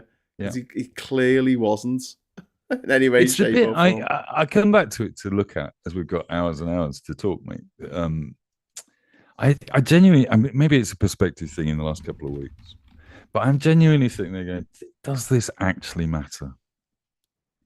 And I get all of the arguments that I've made and everybody else makes about, democracy's on the ballot. This is, terrifying. But when you listen to Brenner talking about the reason she's going to a party in Orange County she lives in? Yeah, she's going there to go and celebrate Proposition 486 or whatever it is, basically, that's about equal marriage. Those things are still going to be on ballots. I don't see Trump having the attention to detail and the commitment to change any of those things. And I see him surrounding himself by a bunch of literally second-rate people that want to take over the government, because his first choice, it's like picking a football team, isn't it? When you get down at school, when you get down to the last three people that nobody wants in the team, which is where I always was. Trump is running out of competent people that trust him anymore to get into government. So you're going to get massively incompetent ideologues joining government. They're not going to actually be able to change it, because was it the governor of Pennsylvania, or I don't know who made that speech the other day, saying, if you decide to mess with these elections, just fucking watch it, basically, because we are prepared. Oh, yeah. He said, fuck around and find out. Well, he said, F around and find out. Yeah, and that wasn't just to the people outside or the MAGA lunatics, to people inside, the people actually, making the decisions. That's Mikey's line. That's been Mikey's line consistently on Politics Social, is even if he wins, there are legal ways that we can make sure that democracy is protected. Yeah. And he has a lot of faith in that. And I know maybe you've swung a little bit towards that recently, but I'm starting to believe that is the case, that the real battle here isn't a presidential battle, which is a beauty contest.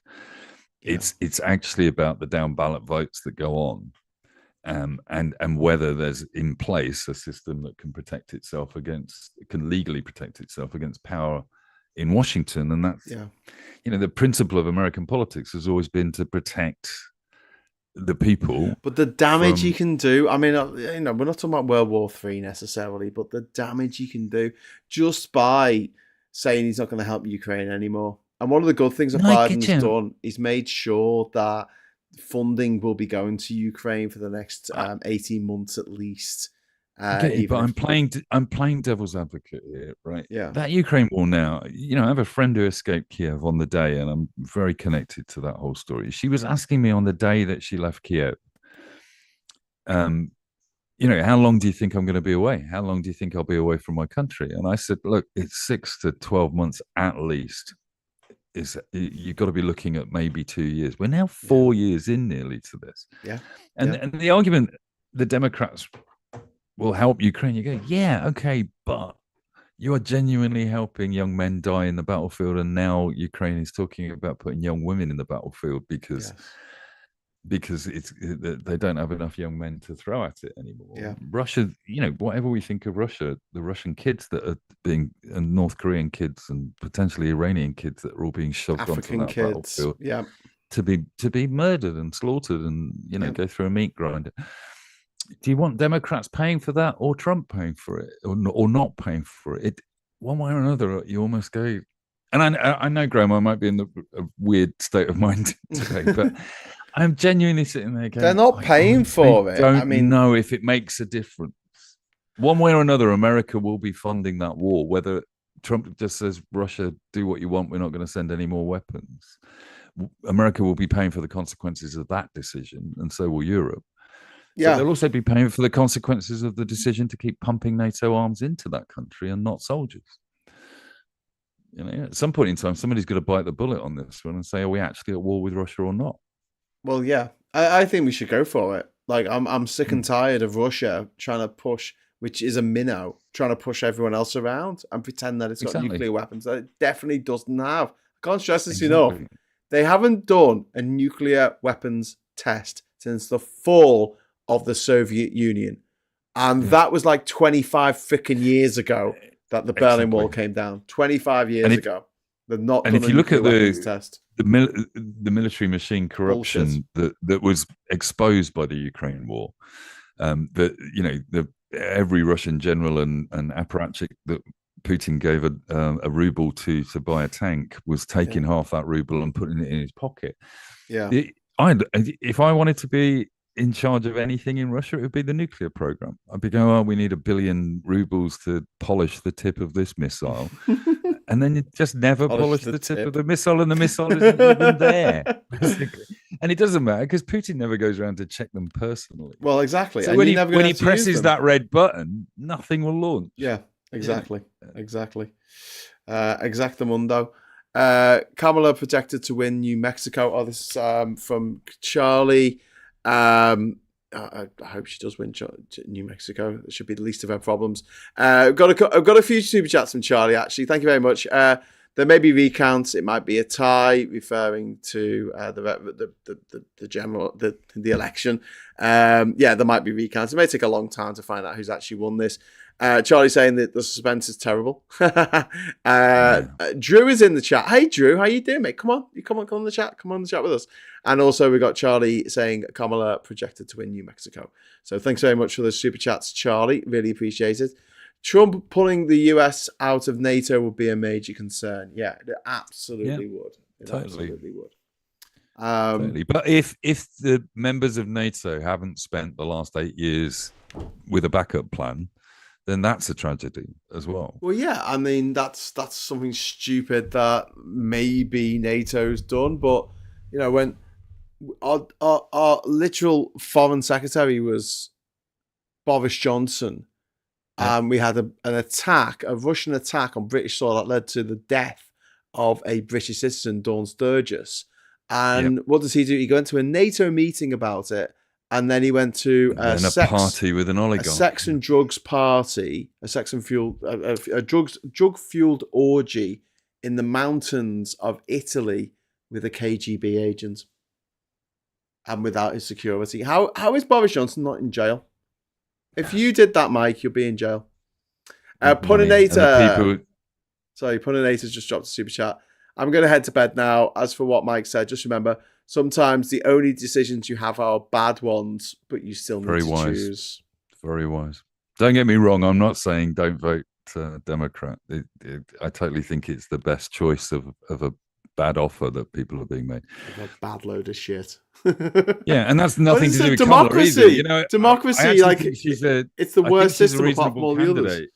I do think she's a reasonable candidate and done a great job in the 90 days that she's been in place. I'm really, really impressed in a way that I wasn't particularly impressed with Hillary Clinton.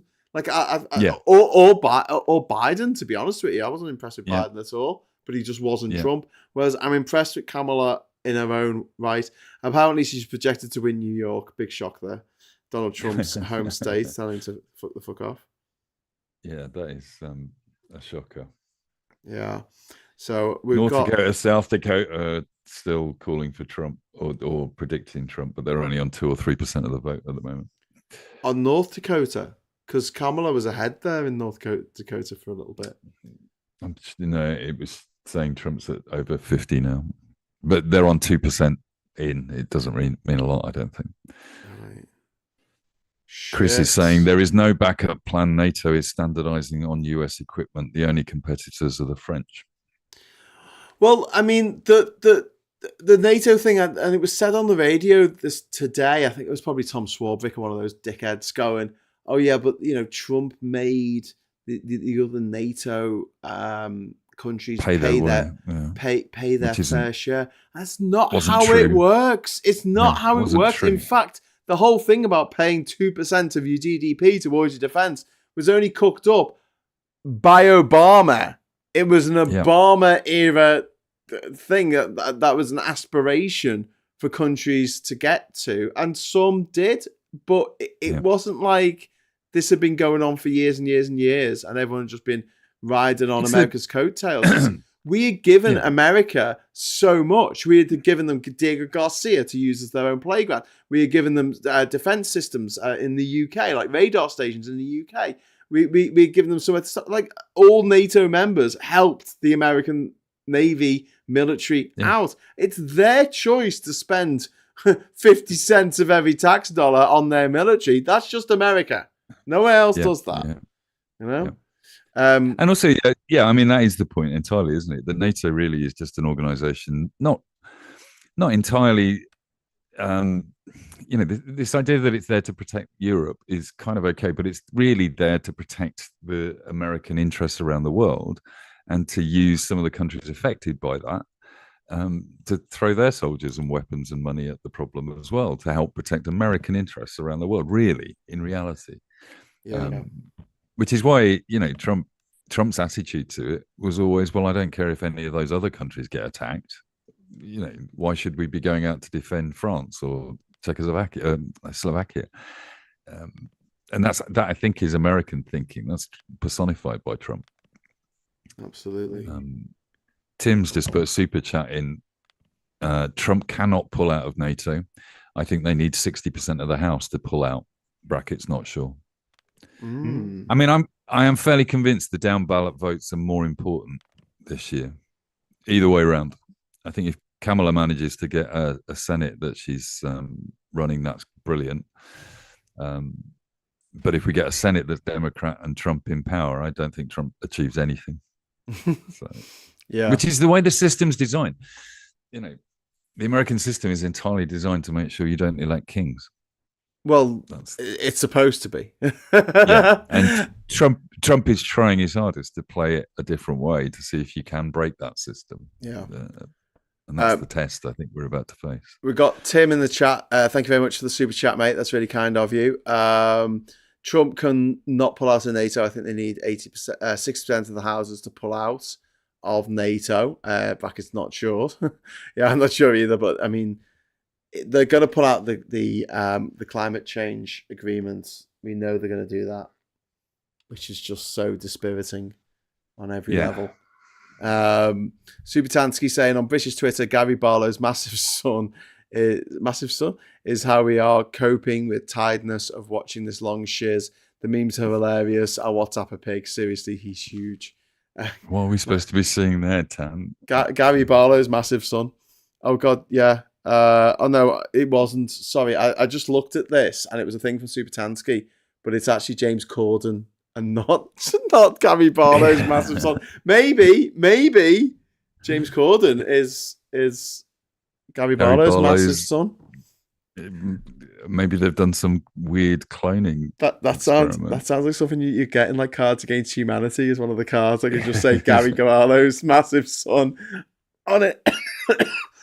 So nationwide here, this is interesting. The economy 34%, state of democracy even more, abortion 14%, immigration, which is something that Trump's been going really hard on, only 11% is the most important issue for a lot of voters. I mean, that's interesting. That's really interesting. I think if Trump isn't tapping into that anymore, and he's had no real answers on the economy other than just saying, I will get rid of inflation. Well, good luck there. By bringing in tariffs. That's how you get rid of inflation. Yeah, which is, that is a disaster for Americans. I definitely think that. I think that will matter to them. Yeah. Virginia is looking close. Yes. That was like, and that's interesting. There's a few of them that are a bit closer than I thought they'll be at this point in the night. This is a lot of the rules. It's one of the things that the 50-50 issue is interesting, isn't it? Because if you sit there thinking that's disastrous, national polls saying 50-50, how can that be? But if you think about the states that are just being taken for granted, California is always going to be a blue state and Texas always a red state.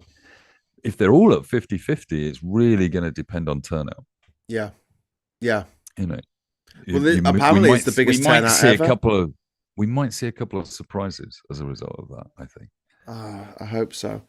South Dakota's gone to Trump. Tennessee's gone to Trump. This is the red mirage, isn't it? In full sight here with 168 votes, electoral college votes over to Trump already, and Kamala on a fraction of that. But it is still early days. But the House is being estimated at still about 50-50, isn't it? Yeah. With returns coming in. So, we're watching NBC. That's cool. Jesus Christ, he is massive. He's not fat. He's just like very, very, very tall. He is. I think we should insanely tall. Like he's a good maybe 18 inches taller than Gary Barlow. Okay, I'm gonna have to look this up now. This could be the news of the night or something. Google Gary Barlow's massive son. He's not fat. He's a trim lad. He's just very, very, very tall. Charlie Nelson, what do you think will happen with Georgia? I think it's going to be really, really close. I think it's going to be really insanely, infuriatingly close. Paul Ewan, people ignore the fact that Europe's militaries massively outnumber and outspend Russia and have far higher quality equipment. Russia is now a paper tiger. Paul, I couldn't agree more. So I'll get into that in a moment, but like with Georgia, it could go either way. But looking at the figures as they're coming in here, I'm thinking that Harris might take it because she's doing better at this point in the night than Biden was in a lot of the counties that have, obviously all the numbers aren't in yet, but yeah, it's too close to call. Good. Donald Trump took Wyoming and all 3 votes. The ground game in Georgia has been preparing for this for 8 years, hasn't it? So you got to hope that they know what they're doing there. Georgia's still too close to call. Coming up there on the other screen. Paul Ewan, people ignore the fact. Oh, I've read that one. Sorry. But Russia is a paper tiger. I think that if Harris gets in, I think that NATO should get together and say, right, let's put Russia back in its fucking box. Because what it's been doing to Western democracy, what it's been doing to Georgia, Moldova, obviously Ukraine is horrific. They shot a passenger plane out of the sky and killed 300 people, the Malaysian MH17 flight. And they're just the gangsters who are getting away with it. And I'm sick and tired of gangsters getting away with it. Absolutely. Yeah. And I don't think anybody stood on that ticket, have they, really? Even Kamala. But what's been done on social media, I think, is the most despicable thing they've done because it's the cheapest thing they've done as well. But in essence, it's just proved incredibly easy to do cyber warfare because you need a bunch of endless teenagers in a room trolling people, and that's all it takes. And then if you look at the plan from Russia, it's always been the same: is Putin got to power on the back of oligarchs. And getting control of a chaotic economy run by oligarchs, and skimming 10% of that money off for himself on every deal that was done. That's the political world he understands, and that's the political world he wants for the rest of the world because he knows Russia can dominate that version of the world. And then you look at that conversation where I heatedly argue about Bezos and Musk becoming the new oligarchs that will take over America, and you go, oh, hang on. Is achieving exactly what he wants in America. There's a bit of an argument that whatever we think of Bill Gates, I think that's a tech boy that I'd rather have trying to do things in government than any of the other ones at the moment. I'd rather have none of them doing stuff by government. I'd rather absolutely. I would rather have the government keeping them, keep holding them to account. Illinois has gone over to Kamala. That's no great surprise. Chicago has broken massively for her, with 56% and only 40% for Trump. Do you know what? I think still looking good. I think in Illinois, Kennedy was still on the ticket, and so a lot of votes would have gone to him. For Trump. Kennedy had put out a number of tweets this week saying, "Don't vote for me in any state." And he would definitely be stealing Trump votes, is my guess. Why are millions of people voting for the fucking rapist? I mean, he's a rapist. He's an adjudicated rapist. Why are they going? This is the guy I want in charge of my life, my family. And I did a cartoon about that last night because James O'Brien was talking about it yesterday, wasn't he? That I'm going to vote for the candidate that's not a rapist. Yeah. Well, I saw your cartoon today. I shared it on social media. Thank you. There's a choice. Appreciate rapist, that. Not a rapist. There you go. There's your choice. And it's kind of gone well, but what that means is when you get a tweet or a cartoon like that, you attract the commenters that want to support Trump. Yeah. And I just find those comments just unbelievable. It's like when I do a joke about the royal family and the people that come in backing the royal family with like these weird convoluted arguments they have to come up with for their cap doffing. Yeah. And it's the same with Trump, justifying in a simple question like, do you want a rapist or not a rapist in charge of America? They come in defending the rapist. Yeah, they do. It's infuriating on every level. Charlie Nelson, £5 super chat there. Russia should no longer be allowed to exist as a nation and a superpower, though it may not be possible. Yeah, I mean, I wouldn't shed a single tear if Russia was split into 17 different constituent countries. Or America, for that matter. Yeah. 52 separate countries wouldn't be a big problem there. Yeah, if the middle of America wants to become Saudi Arabia of the New World, then let them do it. Fine, whatever. That's fine. Yeah. California will have something to say about it, I think. Well, I mean, yeah, so like that'll be its own country, along with Oregon, Michigan, Washington and Oregon, and Nevada. So, we're almost predicting a civil war here, aren't we? No, just break up into 3 countries. Yeah. The West Coast, the East Coast, and the shit in the middle. I'm seeing Ted Cruz is likely to be re-elected. Oh, fuck, really? I was hoping he was going to lose. You would have thought the Puerto Rican thing would have had an impact on him, but that would have been epic if he had lost miserably, because he's a miserable little shit. I do hate him so. Breaking up Russia could be a problem we don't need right now, says one angry pagan. They'll fight amongst themselves. Crystal Balls, chances are men with power will have such histories. Trump or Al-Fayed, no different. Yeah. Trump, Al-Fayed, Jimmy Savile, they're all just men who got power and decided to use it to be horrible. We can Tim's super chat. We can never have NATO troops against Russia. They have too many nukes. Even if it is power station, they have a fission surplus. Tim, I don't think. Thank you for the super chat. I'm not entirely sure that you're right. There's very little evidence that Russia's got a functioning nuclear arsenal. I mean, absolutely, they can launch some nuclear weapons. I do think they can launch some nuclear weapons. The question is how many of them fire when you press the button. The right to abortion referendum's gone through in New York. It hasn't gone through in. There we go. Right to abortion.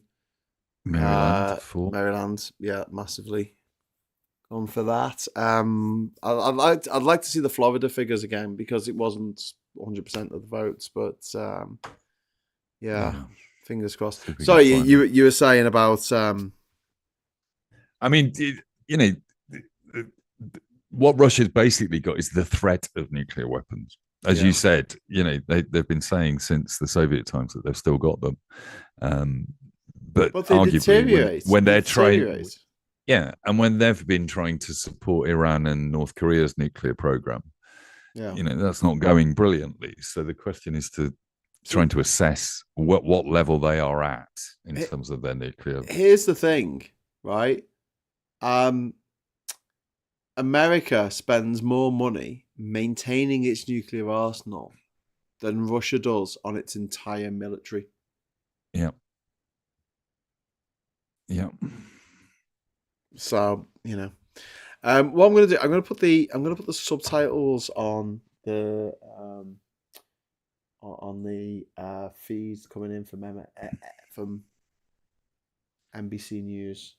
So that can come up for people who are watching it. But yeah, I'm there's a few things that have come in tonight that I'm like, yes, about, and there's other bits that I'm a bit, they're doing another projection here. Oh, they're saying Ohio's going to go to Trump. That's not great. He was he was behind earlier, but now he seems to have streaked into the lead with 64% in, and he's 500,000 up. I think it was 500,000. I'm looking at the Washington. I don't want to get this fact wrong, but Florida Amendment 4, that's the right to abortion, yeah? Yeah. The right to abortion, no is projected to win, but the votes that they've got on here say that yes has currently got 57% of the vote. Yeah, but they need 60 to get it through. Oh, I see. Okay. They need a supermajority or whatever they call it. That's close, isn't it? That is close. Yeah. It's really shit. Like men voting to stop women having bodily autonomy. Just amazing. Yeah, it's I'm worrying if that's exactly what that vote represents. Yeah, if that is if that's a male vote, because 57% of the vote, it's unlikely to be a male vote. There must be some women voting for that, and so I suppose you've got the Christian. You've got to say why must there be women? It could be 50% women and then 7% of men, or 14% of men, I guess. Well, I don't know. 50% of the people voting suggest, and there can't be 57% of Floridians are men. Oh, but it's all voters. Yeah, that's what I mean. So 100% of all women vote for it. This is like those population. The Wisconsin, Kamala's ahead at the moment, but it's only 23% in. So you go, yay, she's ahead. Oh, it's only. Oh, the 23% is a more interesting number. That's than the ones we were looking at earlier in terms of 1% in. Yeah, 1%. I don't know if they've got enough flags. Look at all those flags. See, what I want to do is I want Puerto Rico to become a state, and then I can become a flag seller in America and sell loads of flags. So they'll have to redo their flags. Is this entirely your plan? Yes. It's have you got the design ready to go so that you can't be outdone by somebody else? Yeah. My experience, I'm sure you've got plenty of experience. My experience of New York was the amazing distribution methods for when it rained. The people that just popped up with 1,000 umbrellas outside every metro station, basically, to start selling you umbrellas, and then the rain would go away, and then they would disappear and start selling you flags.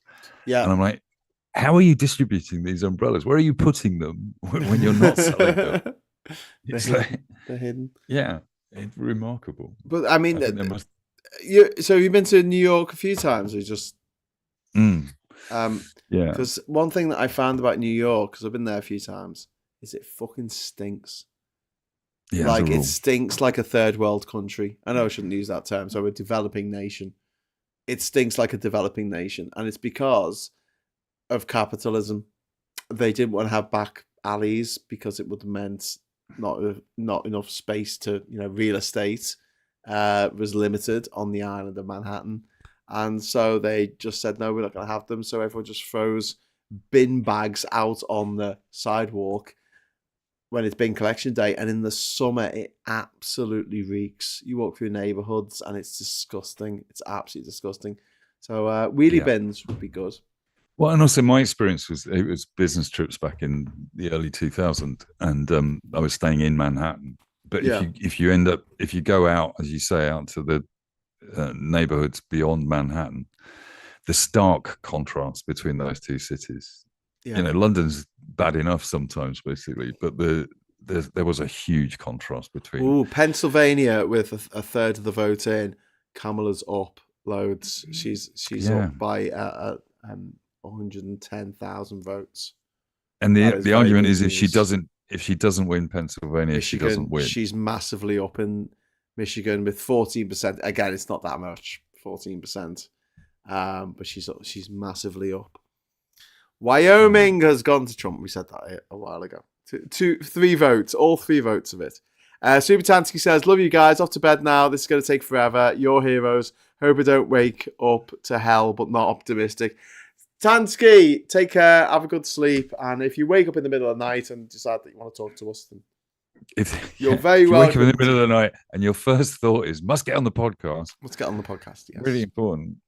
Wisconsin, Tammy Baldwin from Wisconsin looks like she's staying on the ticket, which is good, and Bob Casey in the Senate looks like he's keeping hold of Pennsylvania for the Democrats, so that's good. That's good. Shitty Ted Cruz, gobshite. Too early to call. That's quite good news. But that's not particularly close with that many votes in, is it? Well, no, it's 2/3 of the votes in, but then don't forget that the last thirds will probably be from built-up areas, cities. I still struggle slightly with getting my head around the fact that America's inverted the color system for left and right politics. I see all these red wins, and I'm going, "Yay!" Oh no, sorry, that's not. But they've also done this with like a lot of things. Like, so they're the only place where, if you're coming in on a boat at night, that the red buoys are on the right rather than on the left. Oh, really? And they call them buoys as well. Yeah, if you're coming in on a boat on America, they switch the colours around, and apparently it dates back to when they were trying to fool the British. I don't know if this is true. Someone's going to say in the chat, "No, Graham, that's an urban myth," but apparently they were trying to fool the British, so they swap the lights around, and so it's normally port on your left as you're coming in, and green on your right. There's a very vague memory of a restaurant in New York that's named after that issue. I think it's Port On or something like that. Yeah. There's a story about they fooled the British Navy into not knowing that they were going into a sandbank. Yeah. But yeah. Also, they drive on the wrong side of the road. They do, apparently, and they vote for idiots. Oh no, we have that in common. Yeah. Well, do we? Do we really? Boris. Do we? Do you think Boris Johnson is comparable to Donald Trump? Yes. Or I mean, in a way, I think if Farage had become prime minister, we'd be on an equal level with American idiocy. Okay, yeah. Trump is more like, Farage is more like Trump. Kansas has gone to Donald Trump. Never would have seen that coming. If you did project this to UK politics, it would be the equivalent of Farage taking over the Tory party and then turning it into an election winner. And the worry is that like Farage isn't as absolutely fucking brain dead as Trump. Do you know what I mean? Like Trump he's away with the fairies. Like he's obviously signs of dementia. But Harris is ahead in Michigan. She's ahead in Pennsylvania. That looks good to me. That's good news. That is good news. I'll take it. Yeah, we'll take that. Yeah. Yovian said, "Well, we elected Starmer." Yeah, but Starmer's not got much in the way of personality, but at least he's competent. And we'll always say this: like, I'd rather get 50% of the shit I want off Labour than 0% of the shit I want off the Tories being in charge forever. Charlie says Google says Trump is on 188.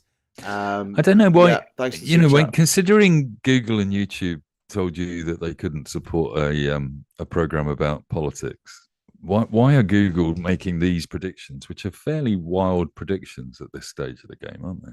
No, I mean, if they say he's on 188, that's what's been, projected based on the states that he always wins. I'm seeing CBS saying 160. Oh, well, no. Okay, so that's confirmed projections. 162 he's on at the moment. Yeah.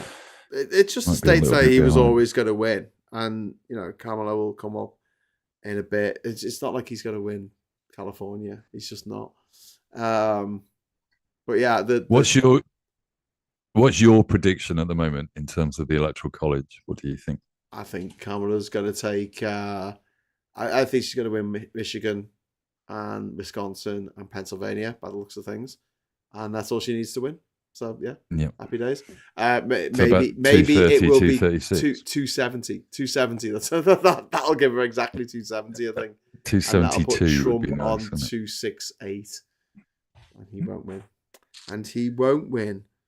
Ha ha ha ha ha ha ha ha. Yeah, but so according to Google, the candidates that have been searched the most in the last day: Donald Trump 57%, Kamala Harris 37%, Jill Stein 6%, Kamala West. Do you think we should turn any of this broadcast over to discussing Kamala West, the independent candidate, who I've never heard of? Never heard of them. Well, he's on the ballot apparently. Enough to Yeah, who knows? There's people are googling him to find out who he is or she is. Yeah.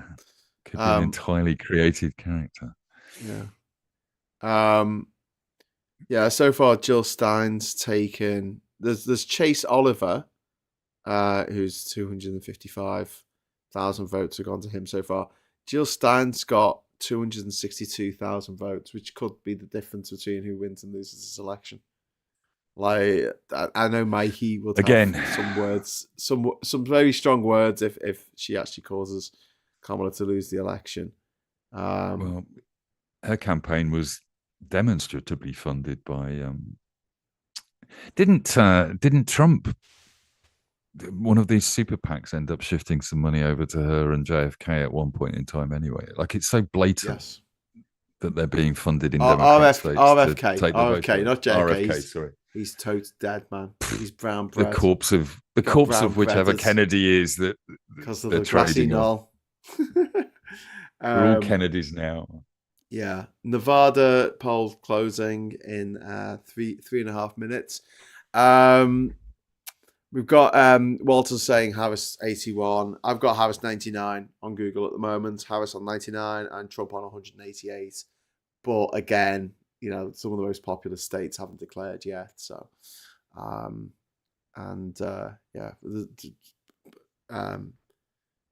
Kamala's going to get a lot of votes, for, you know, as things come in. The guy on the screen here is talking about Biden and Trump in Nevada and what the last election was. And we're going to see what Nevada's looking like in 3 minutes when we get the exit polls coming in. What have we got in the chat? We've got Graham. Romania is receiving a lot of funding now to become NATO's centre of air power in Europe. Major move to preempt Russia on the Black Sea. That's from One Angry Pagan. And John's Drum says, looking at the breakdown of Pennsylvania, there's a lot more red leaning in the districts that are basically done. That's not great. But yeah, there's a lot more red leaning in the districts that are done, so fine. But you know, as long as the districts that come in later are a bit more blue, we will see. This guy's like drawing at Lavos to Reno and Las Vegas, because those counties are the ones where. See, Carson City. I said that earlier tonight. That was the capital of Nevada. I think we missed a super chat from Tim. Is that right? Didn't you read that one? No, I got that one. I did get that one. Yeah. I left you. You were on that. You were on that. It's brilliant. And I have to feel totally bad about interrupting you because you said it anyway. Yeah, we got to appreciate the people that are contributing in that way. We do. So. Yeah. So he's still talking about Nevada. But yeah, there is something intrinsically depressing about the fact that so many people are happy to vote for a rapist.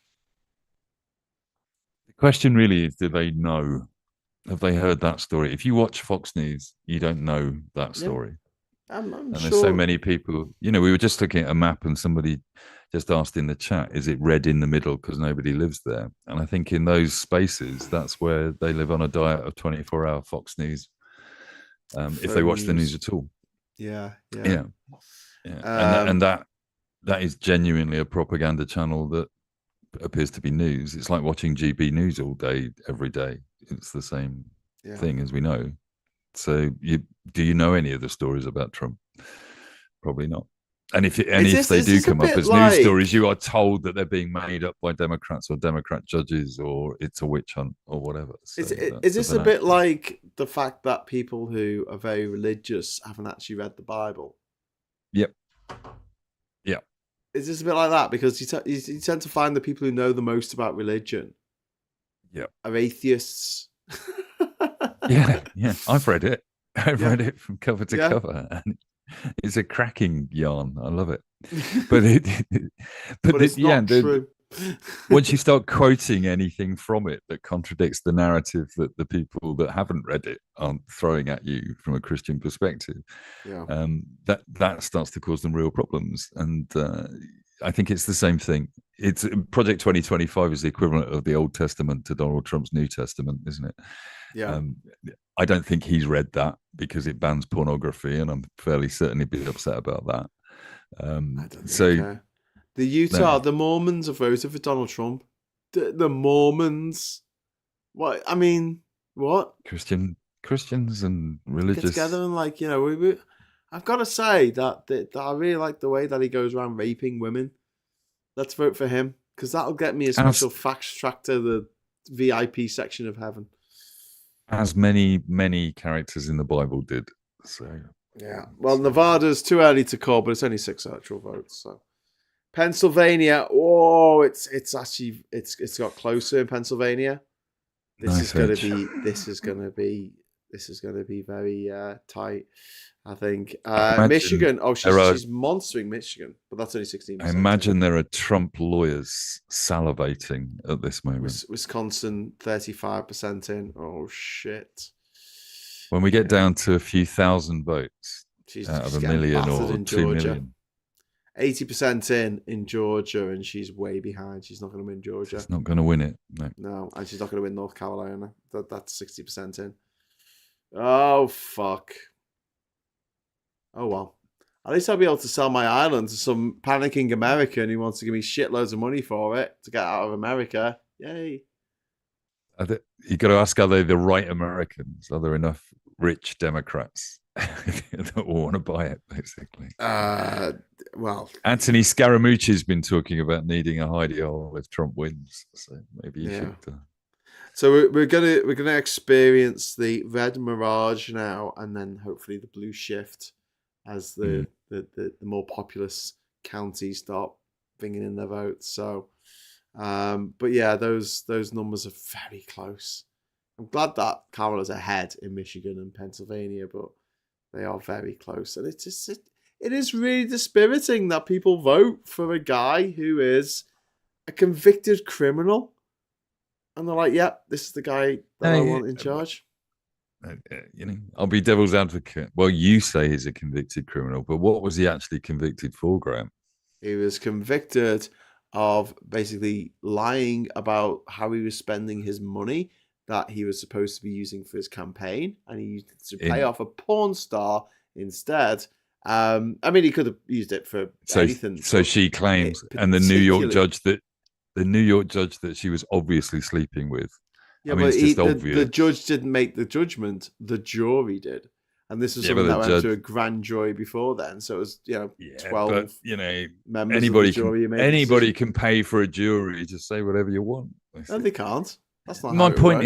My point is that's what Trump voters hear. Oh yeah. They hear a commentator saying anyone can pay for a jury, and they sit there and go, "Oh yeah, of course anyone can pay for a jury. It must be a witch hunt." Trump's first wife, Ivana, she claimed that Trump raped her under oath, and she retracted it afterwards, but not under oath.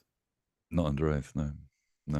That features in the Apprentice, the film. Have you seen that? Yeah. Is it worth watching on the flight over to Panama on Friday? It's on Prime now, I think, or it's certainly available on streaming somewhere. It's worth. I'd say it's worth watching on streaming. I went to the cinema to see it, and it was. It's not a cinema movie particularly. It's well made, and it's. For me, it didn't have anything in there I didn't know, but it tells that story really well. My question was just, who's going to. Is it just plain to the converted? Is it an audience of people like me? There was nobody in there that I would have said was a reform voter that was about to be converted in their road to Damascus moment of realizing he's a monster. But so if it could be seen by the right people, I think it would have a transformative effect. But the reality is it probably just won't be seen by enough of the right people. So there's a few thousand people. Looking at these results here, it's just a few thousand people in every state, isn't it, that you needed to convince? Svax is saying AOC and Jasmine Crockett, Maxwell Frost won their seats in the House. I'm happy about that. Good. That's good. And David Walker says if Trump won Pennsylvania, it's game over. Yes, we know. And A. Robinson saying, but also in the old Christian church, the Bible was read to you. You didn't read it yourself. Yeah, it was read to you in Latin. And it would have taken most of your life of Sundays to hear all of it. The priest was still choosing which bits to read to you. So, very rarely do they bring up the Sodom and Gomorrah stories, which are the rip-roaring carry-on movie of the Old Testament. I like the bit where after Sodom and Gomorrah, the only person who survived was Lot and his two daughters, and they get him drunk and rape him. Yeah. That was a nice Perfectly bit in the normal. Bible, isn't it? Perfectly normal. I used to like to pick out the Bible verses that they didn't usually read out in Sunday school, to put it lightly. Latino voters, this is really interesting. Like, Harris is on 53%, Trump's on 45%. Like, how is... I know they're not a monolith. I know that it's kind of racist to think that people, just because they have the same heritage, are going to vote for the same thing. But Trump has consistently... Look at this. Trump support amongst Latino voters, it's gone up. It's 32% like to 45%. After him like being so horrible to them. Yeah. But the Brexit and reform vote in the UK is the same thing, isn't it? You find constituencies that you would automatically think would be pro decent immigration systems. Yeah. And they actually end up against it because it's a drawbridge mentality. And I think that's certainly the message the Trump campaign's been putting out to the Latino community. Yeah. Is enough and no more. They're now coming for your jobs. Well, at least Wisconsin, Michigan, Pennsylvania are all too close to call at the moment. That's a positive, I think. Oh my God, this is weirdo. He's looking at us. Well, Trump. Look at this weirdo. Yeah, okay. Look at him. Yep. It's weird. Yep. Why are you looking at us? I'm fairly certain. There? I'm fairly certain that must be a British correspondent. I'm sure of it. He looks former Jim White Messina, House Deputy Chief of Staff. Chief of Staff. Okay. Former for who? Former for Trump? Probably, I don't know. Bucks County, Kamala's done really well. But we're talking like 13,000 votes in a country of 330 million people. It's just crazy. Pennsylvania, what's this? Statewide? What? Too close to call still. Hang on, but Trump, they got Trump ahead. That's statewide. They got Trump ahead at 51. 50.1. Oh, yeah. Jesus. Oh, Jesus. What's up to please us? She's won New York. Look, projected winner of New York. It's a huge surprise. In a massive turnaround, the Democrats are going to do well in New York. Yeah. Oh, no. All right. That was a given. That was a foregone conclusion. No, I'm a bit worried about Pennsylvania now with Trump pulling ahead. North Dakota, this free electoral votes, because no one lives there. It's gone to Donald Trump. Everyone's celebrating a possible Orange one win. ... You're fucked too. Well, yeah. I mean, obviously. But yeah, we've got 7 million estimated votes to come in. Got 3.2 million reporters and 3.7 million still to come. Trump's ahead at the moment. Well, Kamala was ahead before. I like Lucas Dolding's comment. This is more tense and suspenseful than the bomb scene in Oppenheimer. Yeah. It does feel a bit like that at the moment. She's won Colorado, so that's good. Colorado's gone to Harris. What's that? 10 electoral votes? Yeah. So at least she's won South Park State. Currently, they're saying she's got 91. Trump's got 201. Yeah. Let's have a look. I've got Harris on 109 and Trump on 198. Oh, why would so many people vote for him? They've called Texas for Trump. Apparently, that's on Google. Oh, yeah, it was just on there, wasn't it? 201. Yeah, I mean, I don't think Texas was ever going to flip, but the fact that it's actually moved to almost 50-50 in the voting is good. It's a good sign. Yeah, but they're not going to get a chance to vote again if Trump gets in 4 years' time. You know, I'm not sure that Trump is going to be able to get rid of elections altogether in America. Do you reckon not? Well, even if he sets out with that ambition, he'll fail. You know, it'll be like Trump vodka and Trump airlines and Trump steaks and Trump water, whatever else it is. I just that don't want to foist on Americans. I don't want to see his stupid, fucking, ugly face for another 4 fucking years. I just don't. Well, want you've got an island with limited internet access. You can run away. It's fine. Yeah, but I make me money through YouTube. You're right. Doing a politics channel. we should never we should never make these predictions. But I honestly think if he gets in again, I'm not going to give him the attention certainly that I did for the 4 years that he was in. Yeah. Because it becomes an obsession, and you end up helping to promote him. You know, the guy gets so much free publicity out of American media and worldwide media and social media, just because he says weird shit. You know, if Harris, like we were saying earlier, Harris has to be perfect. He just has to be alive. Yeah. Not even that, I don't think. I think God, a lot of the people voting for Trump at the moment would vote for the corpse of Trump as well, basically. Yeah. So. Yeah. Yeah, well, I mean, they're voting for an idea. They're voting for an idea, and the problem is the idea is incredibly unpalatable, Graham. That's the problem. It's not anything that he says or does, any of these little comments, any of the little campaign trail cock-ups, etc. Because all they do is make the media talk about them. When he says something racist on the stage, that makes them talk about Trump, and then analyze where he comes from with this thinking and get a bunch of commentators on to talk about that thinking. And the thinking is essentially, you know, unovert racism. Yeah. It's a constant line of you're okay, but everybody is trying to steal everything from you. And the problem is that it's the guys that are running for office that are trying to steal from you. Yeah. You know. Indeed. It's diversionary. I'm gonna go and grab another drink. Can I leave you can I leave this in your capable hands? Do you want to talk to some of the people in the chat? I'm happy to pontificate in the chat for a while. Pontificate in the chat. Go for it. We can do that. How do I? Sorry, I'm just going to do this and go hide. Don't turn the feed off. Whatever you do. No, I won't turn it off. All right, back in a moment. All right, cheers, man. Well, Graham's still there at the moment. Ted Cruz and Graham on the same picture. That's not good. So, Lucas, how can a state be almost 50-50 and still have all the electoral votes go to one candidate? It makes no sense. The Electoral College literally makes no sense, does it?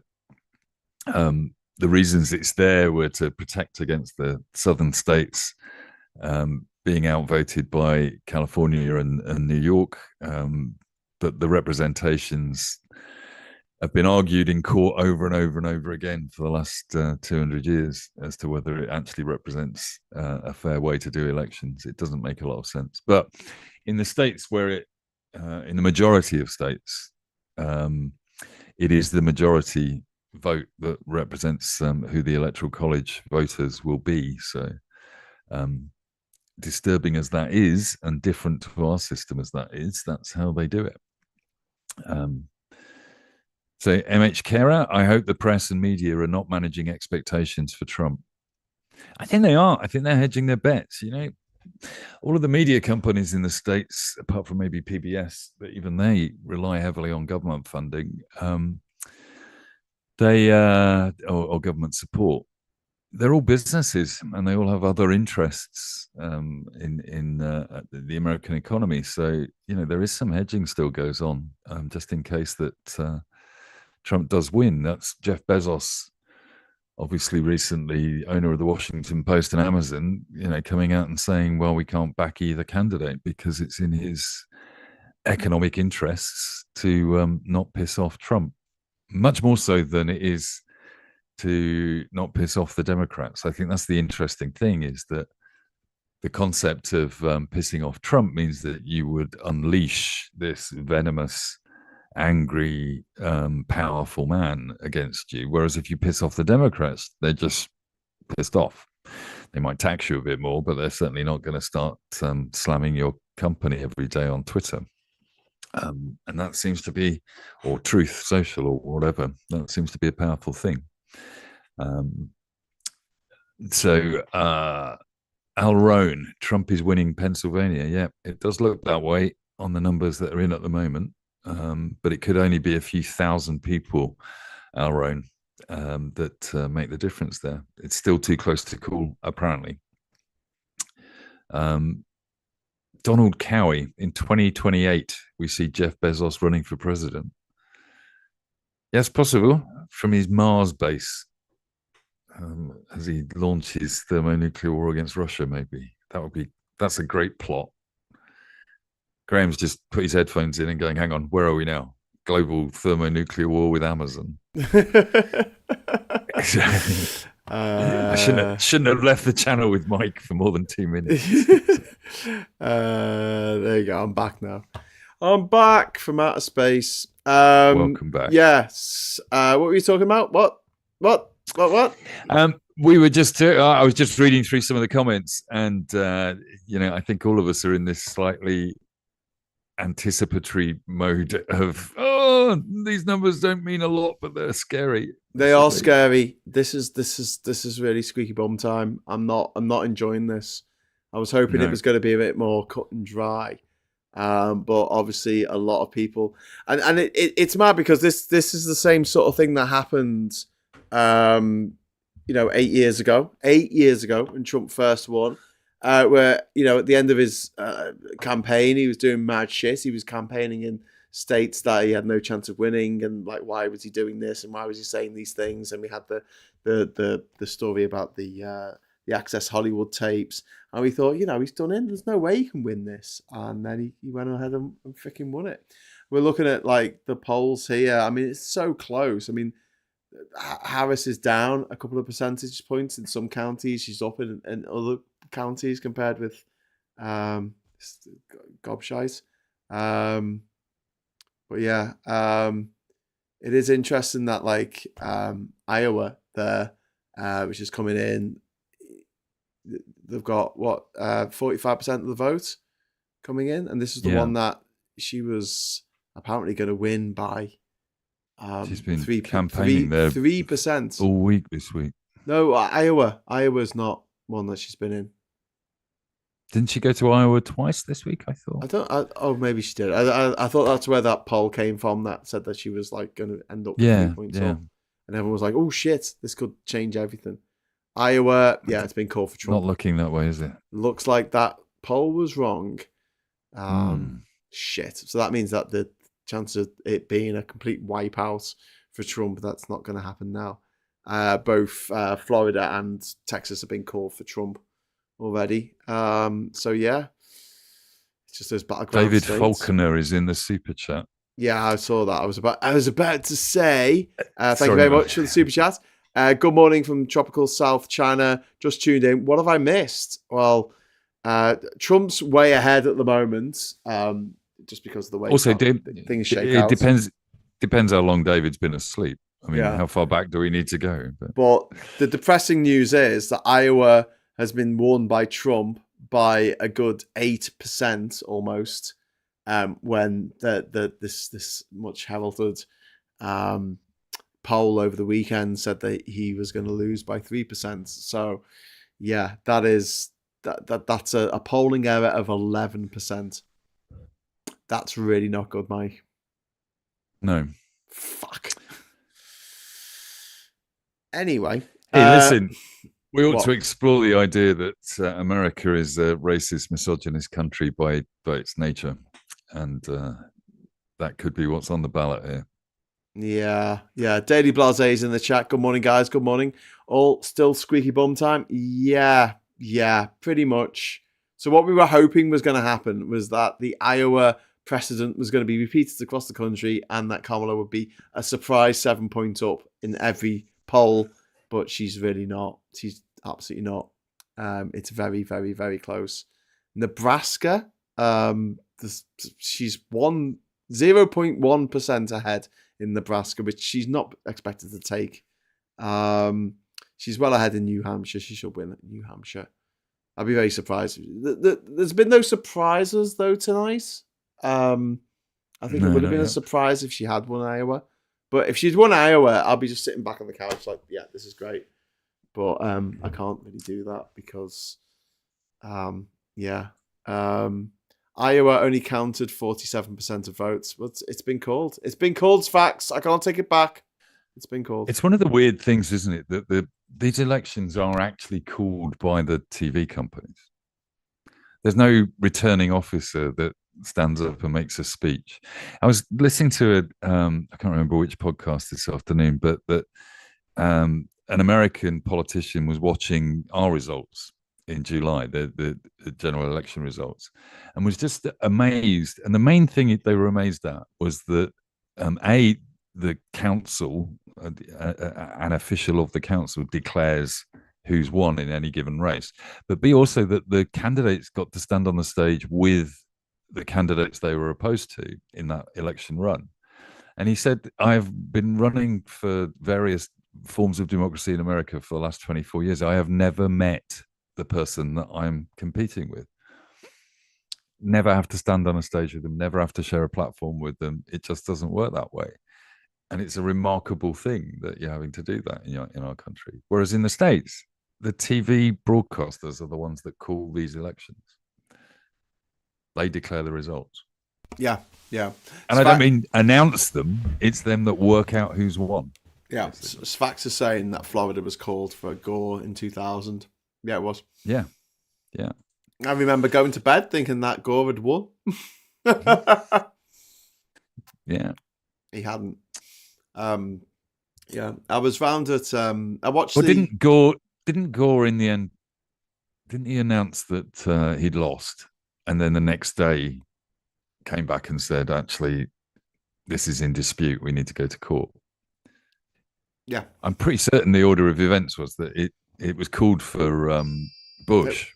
No, it was called for Gore, and then it was called for Bush, and then it was called for Bush. Yeah, and then Gore said, "Hang on." Yeah.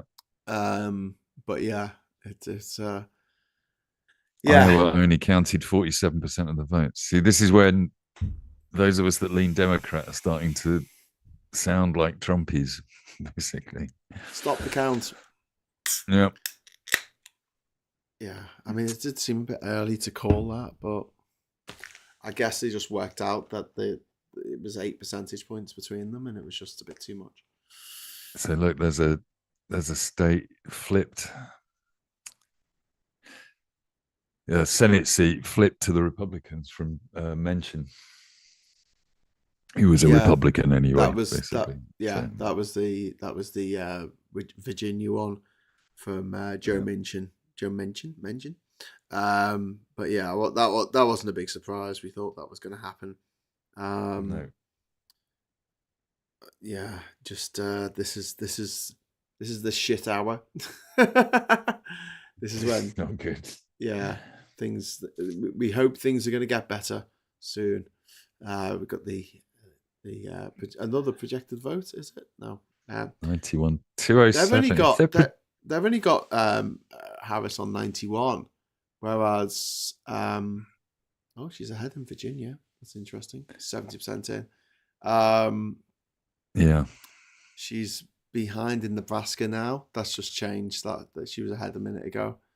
Minnesota, she's going to get a ass kicked. They should just call that.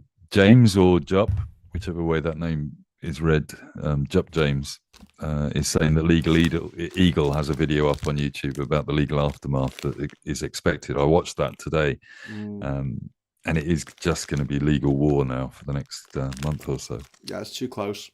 It's too close. Yeah. They're not going to get a result tonight. There are 80 cases filed already by the Republicans already in the last week. This is not to do with the actual voting day. Those are to do with pre-voting. They're just getting ready. 48.4 to 48.9 in Wisconsin. Look. 49.4. Yeah, 48. Yeah. Milwaukee. 66%. Harris is absolutely walking it, but it's still a little bit less than what Biden got. Yeah. A little bit less again. And, it came really, really close. Hang on. One angry pagan has got news that may be more interesting to you. Another major storm rolling across the Caribbean. Yeah, there is. No, it's heading up. Do they start after your island? They're starting the Gulf. Panama's known as a bit of a hurricane hole in that it's a place that you go and put your boat during hurricane season because the hurricanes don't normally touch that far south. Where this particular hurricane's going, if it does turn into a hurricane, I hadn't read that it had, but it was going up through Jamaica through the Cayman Islands up to Cuba, up to Western Cuba, and then I assume it would hit Mexico if it was going to make landfall, which is hundreds of miles north of Panama. But yeah, we do keep an eye on it. There was one time when I was living there, and I was on my own, and we knew that a big tropical storm was coming in, and it wasn't a hurricane; it was a tropical storm. But I boarded up my doors like zombie apocalypse style, like all my windows, doors, and everything got boarded up. I could die on my island. Yeah, and disconnected all of the electricals and all that kind of stuff. But everything that was under the house, I brought it into the house because we were up on sticks, and just basically waited out the storm, and it never came. Nothing happened. That was it. Nothing happened. Hopefully, that's analogous to tonight. Yeah. But there was another time when there was a thunderstorm, and I was literally on my own. I was in my underwear because I was asleep, and I put my wellies on, and I sat there. I crouched down in the house because the storm was literally over the island. Like you see the flash of lightning and you count 1 Mississippi, 2 Mississippi, 3. Yeah. There was no waiting. Like you saw the flash and you heard the bang, like a proper bang, like a bomb going off. And I was shitting one. Like the house was grounded, so it should theoretically act like a Faraday cage. But I just remember being there crouched down with the fire extinguisher, holding it, like in case the island got struck, in case the house got struck, but it didn't. But a lightning strike did happen 100 meters away to a tree that just fucking exploded. When a tree gets hit by lightning, the sap superheats and they just explode, just split in two. And it was the loudest bang I've ever heard in my life. It was absolutely fucking terrifying. It's like a bomb going off. Must have been terrifying. It's like a bomb going off. But the thing is with me, you've got no hope of, like, it literally is just you against the weather, isn't it? Yeah, but nobody's going to come and rescue you at that. I'm too stupid to be terrified, so yeah. But with 54% of the votes in with Pennsylvania, Trump is ahead. He's substantially ahead, which is really worrying me. But then I keep thinking, no, Graham, don't panic. It's just the red mirage. And what then if 46% of the voters voted for Harris, basically? Yeah. Of the remaining voters. Can I hijack a public podcast and just say hello to Jane, who's landed in Islamabad? Hi, Jane. And is spending her first week of in Pakistan this week, because British Airways have just started flying there, and she's on the first flight. And she's listening to us from a luxury hotel in Islamabad. Oh, nice. The capital of Pakistan. Yeah. And the only capital that I think begins with an I. Because Istanbul is not the capital anymore. Graham, have you been there? No. I've been to Karachi. I've been to the port in Karachi. I wasn't allowed out the port because they didn't have the right paperwork. Well, that's the interesting thing, actually. She's in, I think, she's in the red zone, I think they call it, which is a protected zone where they can guarantee your security. And it's something I didn't know happened in Islamabad. It's the kind of phrase you hear about Iraq or Afghanistan, basically, that there's a zone that you are able to travel freely as a European within. Yeah. But you need permission to step across the line. Yeah, I mean that happens in a lot of countries where there's a worry about insurgency or anything like that.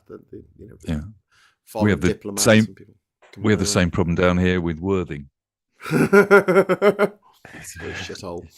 If you go to Worthing, you never come back. Wow, the that difference in Philadelphia County there is really interesting. So you got 200,000 people voting, more people voting for Harris than for Trump. I'd like to see this with the results in the last couple of elections, actually, against Biden and Clinton. But I guess we're not going to see that. Yeah, it is. All of these maps do look incredibly like there's huge swathes of rural territory that will go red, and then 2 cities either end of the state or county or whatever or towns that where everybody votes blue. Yeah. There's so many vectors, isn't there, in an American election? There's race, there's in this case there's gender, there's your traditional Republican Democrat voting habits in the family, but also rural versus urban versus industrial, etc. They do seem to break down in interesting ways or predictable ways. This one though is men versus women. I think you're right. Massively. But then, I question: Are we being fed a narrative ourselves? We look at Trump's and Putin's approach to how you control the media and control the stories, and often, I think maybe the difference is that people like you and I, hopefully, we sit there going, "Hang on, am I being fed a narrative that I just like, and that's why I'm repeating it?" Yeah. And it often worries me. I often look at these things and worry about, hang on, am I just being told something they want me to hear? And the idea that it's a male, I've said it myself and I believe it. I've said it for months, that it's men against women. I think it's white men against all women. And that's where the hope is in this election. But also that could have been fed to us by the right on the basis that when they win, they'll be able to say, so men win, white men win. And now we're in charge. I mean, not that they weren't beforehand, but that narrative could be even more dangerous for the next 4 years. It was an election between men and women, and men won. Yeah. This is the gloomy period. We need to find something exciting in these numbers that makes us feel more optimistic. I would be a bit happier if that abortion referendum had gone through in Florida. That is really shit. That's really shit for the women of Florida. Yeah.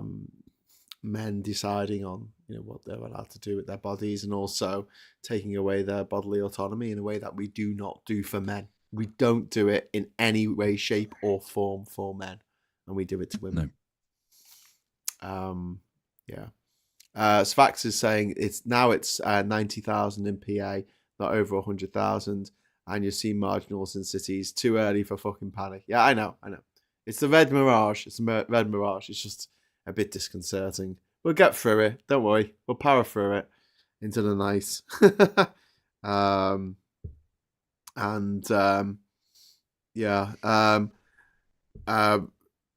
Oh shit! I just got a message there. Supertansky shared a post from Twitter. Breaking, over 40 different fake bomb threats have now been called into Democrats' leaning polling places, and all of the fake threats are coming from Russian media sources. That doesn't surprise me. No. They want Trump to win, don't they? I think it would certainly please the Kremlin if Trump won again. Yeah. Absolutely. Bloody hell. Yeah, I don't want this to become a slow motion car crash. Stan Collymore. I was going to read something from Robert Reich, who was saying, don't panic, because this is the way it goes. You have the very Republican rural areas coming in first, and then you have it going over to the others. Sfax says doesn't mean she will win Pennsylvania, but she hasn't lost it yet. That's true. Yeah, very optimistic. I like it. Is there any data yet on the turnout difference between men and women? Says M.R. Bull. I don't know yet. I've not seen that.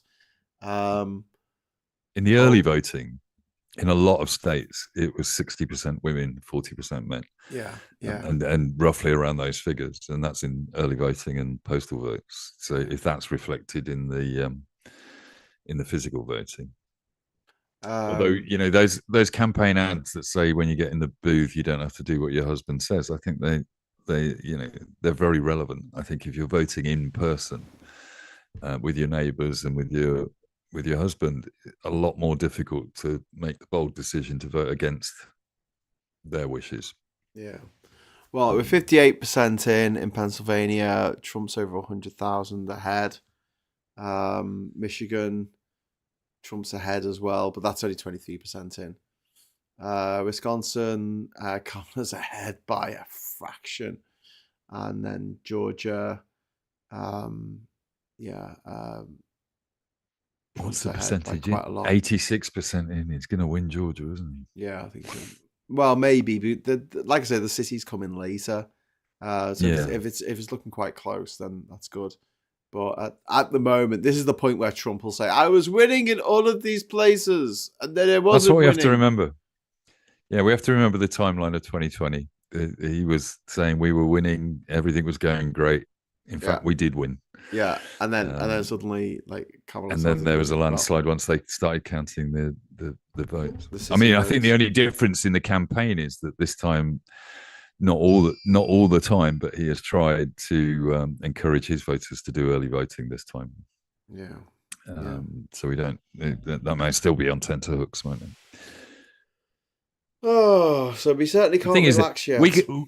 We can't achieve anything by being positive about these results. We just literally have to wait for these results at the moment. We're not going to change anything, are we?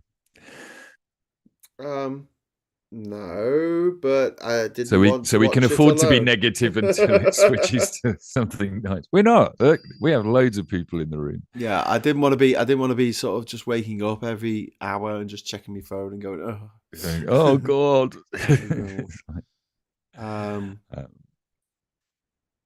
But yeah, massive dumps. Yeah, there you go. The daily. Oh, sorry, go on. I was just reading what Ernie Byrne said. Go on, the daily what?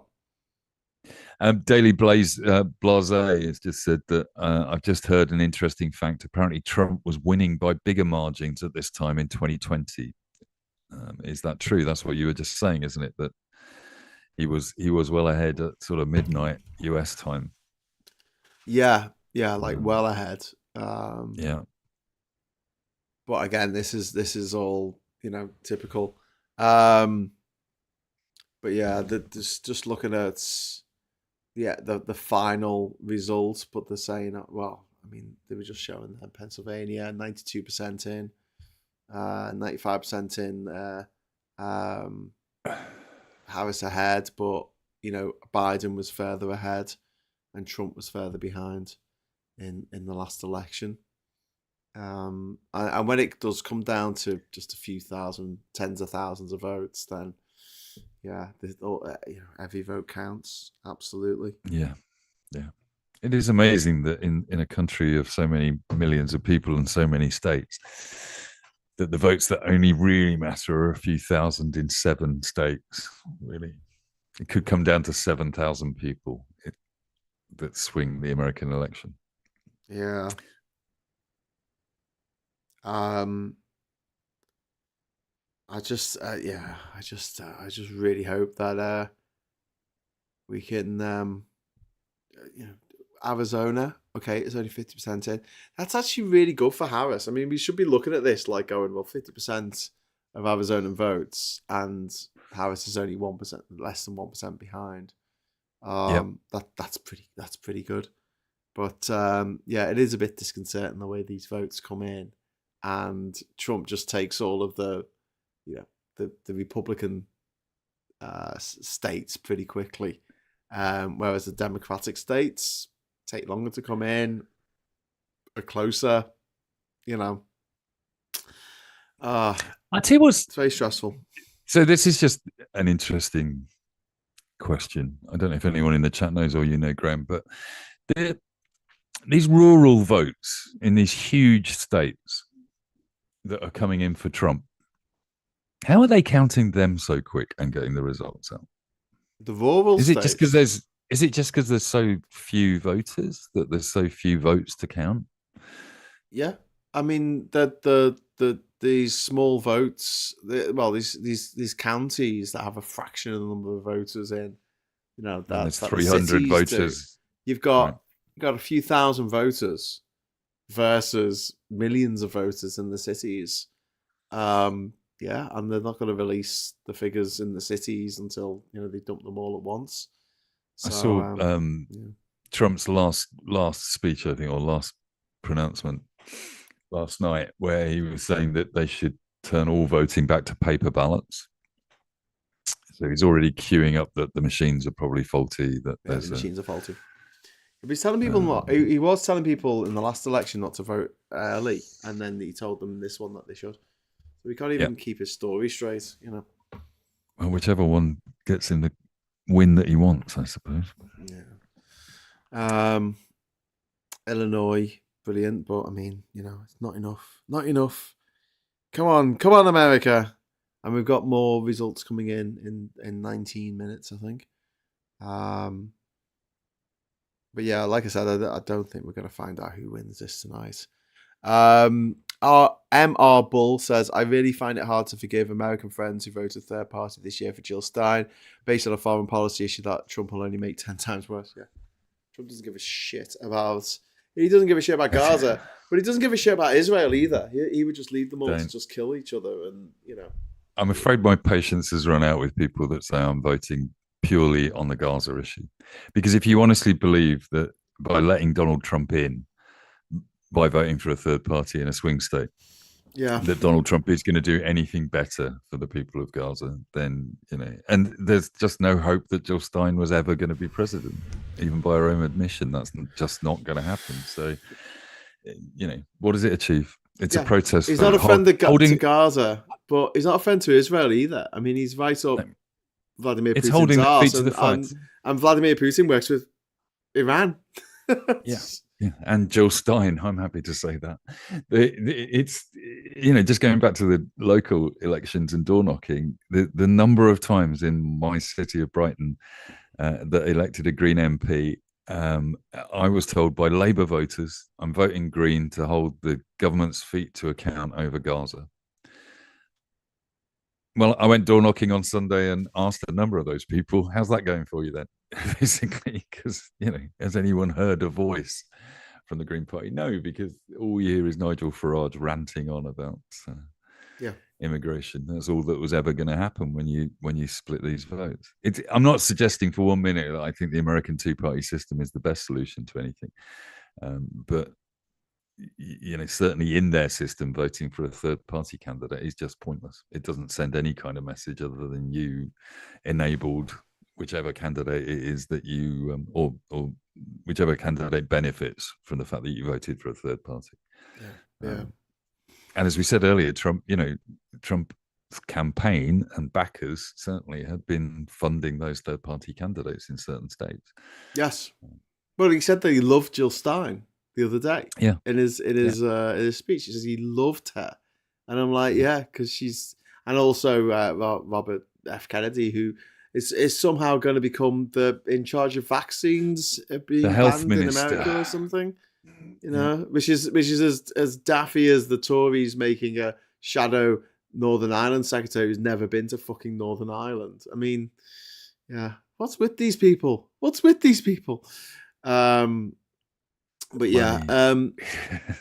exactly. But results are coming in virtually randomly, says Fax. If you take a couple of hundred of Labour votes in St Helens and almost all Tory votes there, it would also seem like the Tories had taken the seat. Yeah, I totally agree. Yeah, we are talking crap about small numbers at the moment. But then, I mean, this one for Georgia that's on the screen at the moment below us, too close to call. There's 153,000 votes in this, right? At the moment, with 86. And I'm guessing but this is what happened last time with Biden. Yeah, like I'm guessing Atlanta hasn't been called yet. Yeah, so they're gonna go. Oh, Atlanta. But yeah, this lady is showing us in the where they're going to polling station. The polling station. It's the thing is, they try and make this interesting, and it's not. I saw an interview. Stephen Colbert had John Oliver on the show yesterday. Yeah, and it's John Oliver's second American election that he can vote in. Yeah, And Colbert said, "Are you going to vote in person, or have you already voted?" And it's like, yes, I like to queue. John Oliver said, "I'm going in person. There's cake there, and also I'm British. The longer the queue, the better." Basically, yeah, I want to queue. And there is something demonstrated. You know, Brenner was on earlier, for those that missed her, and she was talking about how excited she was about the down ballot stuff, the amendments to laws and essentially official opinion polls and referendums on issues, and their equivalent of local council elections, their equivalent of local mayor elections or governor elections, etc. And there is something about American democracy that is empowering. The fact that they vote for so many different things. You end up electing the guy that's responsible for the 3 local schools in your county. And sheriffs and dog catchers and stuff like that, and I think there's something empowering about that, and that there is a connection still between your vote and where your taxes are being spent and who's in charge of spending that money. It just seems to be disconnected at a national level to some extent. The idea that you could vote for anyone that wants to put RFK in charge of health when he's a vaccine denier. Yeah, and a fluoride in tap water denier is ludicrous. I think we're heading into very I don't know, as a world, uncharted territory where we've got a major global event that we have to grapple with, which is climate change, and we've been sitting on our asses for the last 35 years, 45 years. Doing fuck all about it, really, and now people are voting for Trump, and But I think this has always been the right wing's argument, and it comes from the oil money that's behind them, which is that essentially we're both predicting the same outcome here, which is that the climate is changing. Regardless, to a great extent, it doesn't really matter whether it's man-made or not, or God-made, if that's what you want to believe. It is changing and making the place uninhabitable for huge amounts of humans. And the right-wing policy is to go in on immigration because they know that the ultimate, in the short term, the biggest crisis that Northern Hemisphere countries are going to face is immigration because of climate change. Yeah. So they're dealing with like the very short-term issues that it's about to come, and they're setting themselves up to build walls, shoot immigrants, stop anybody coming into their country, and build an economy that tries to be self-sustaining without those people. In the long term, I think I've heard you say this a number of times. Look, humans migrate. It's what we've always done. There was an ice age. It was too cold up north, so we moved down south. We moved back again when the ice melted. When Africa got too hot, we moved out of Africa, basically. Yep. Those things happen. That's how we populated this planet. But the reality is we invented, it's our fault. It's the English fault. We invented countries pretty much. Borders, lines, flags. On maps, have you got a flag? Flags, nationalism.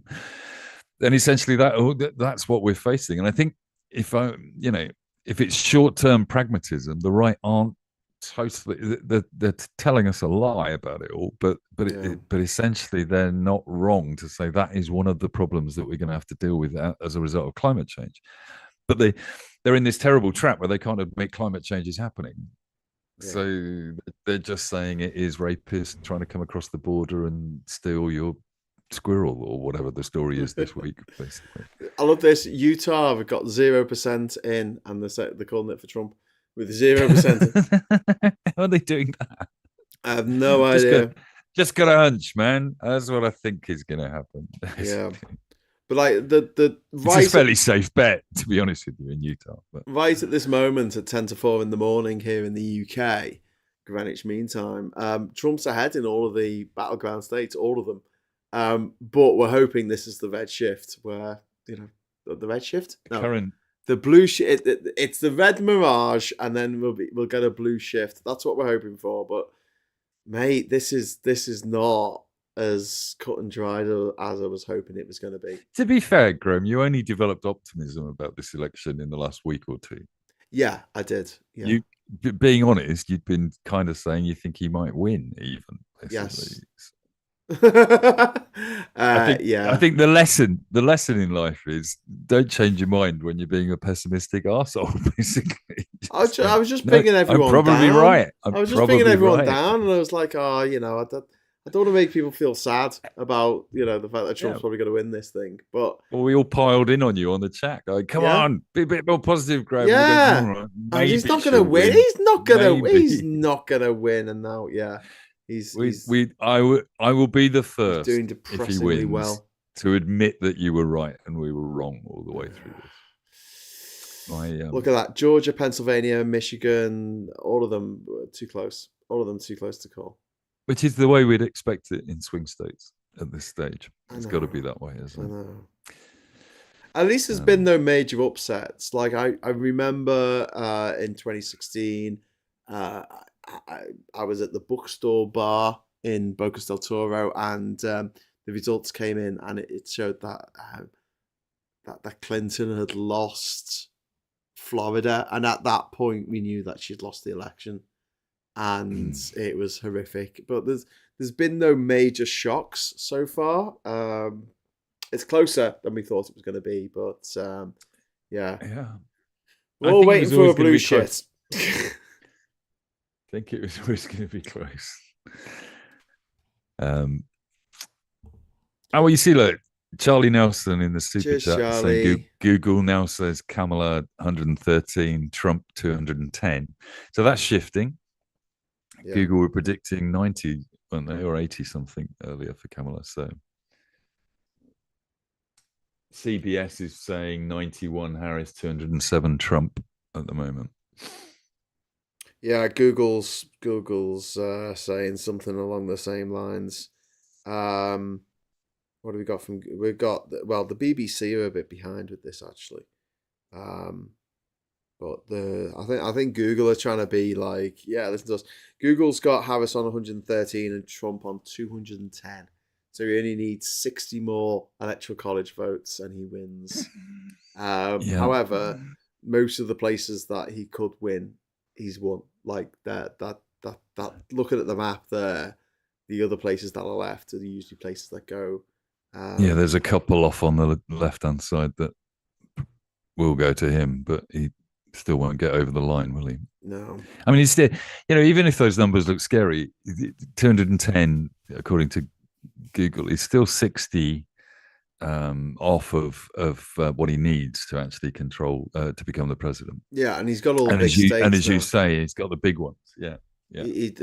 Whereas Kamala's not got California yet, which is massive. 40 votes in California. So reasons to be cautiously optimistic, but this isn't what I wanted, mate. I gotta say, this is just not what I wanted. I wanted it to be, women are going to turn out and they're going to turf Trump House.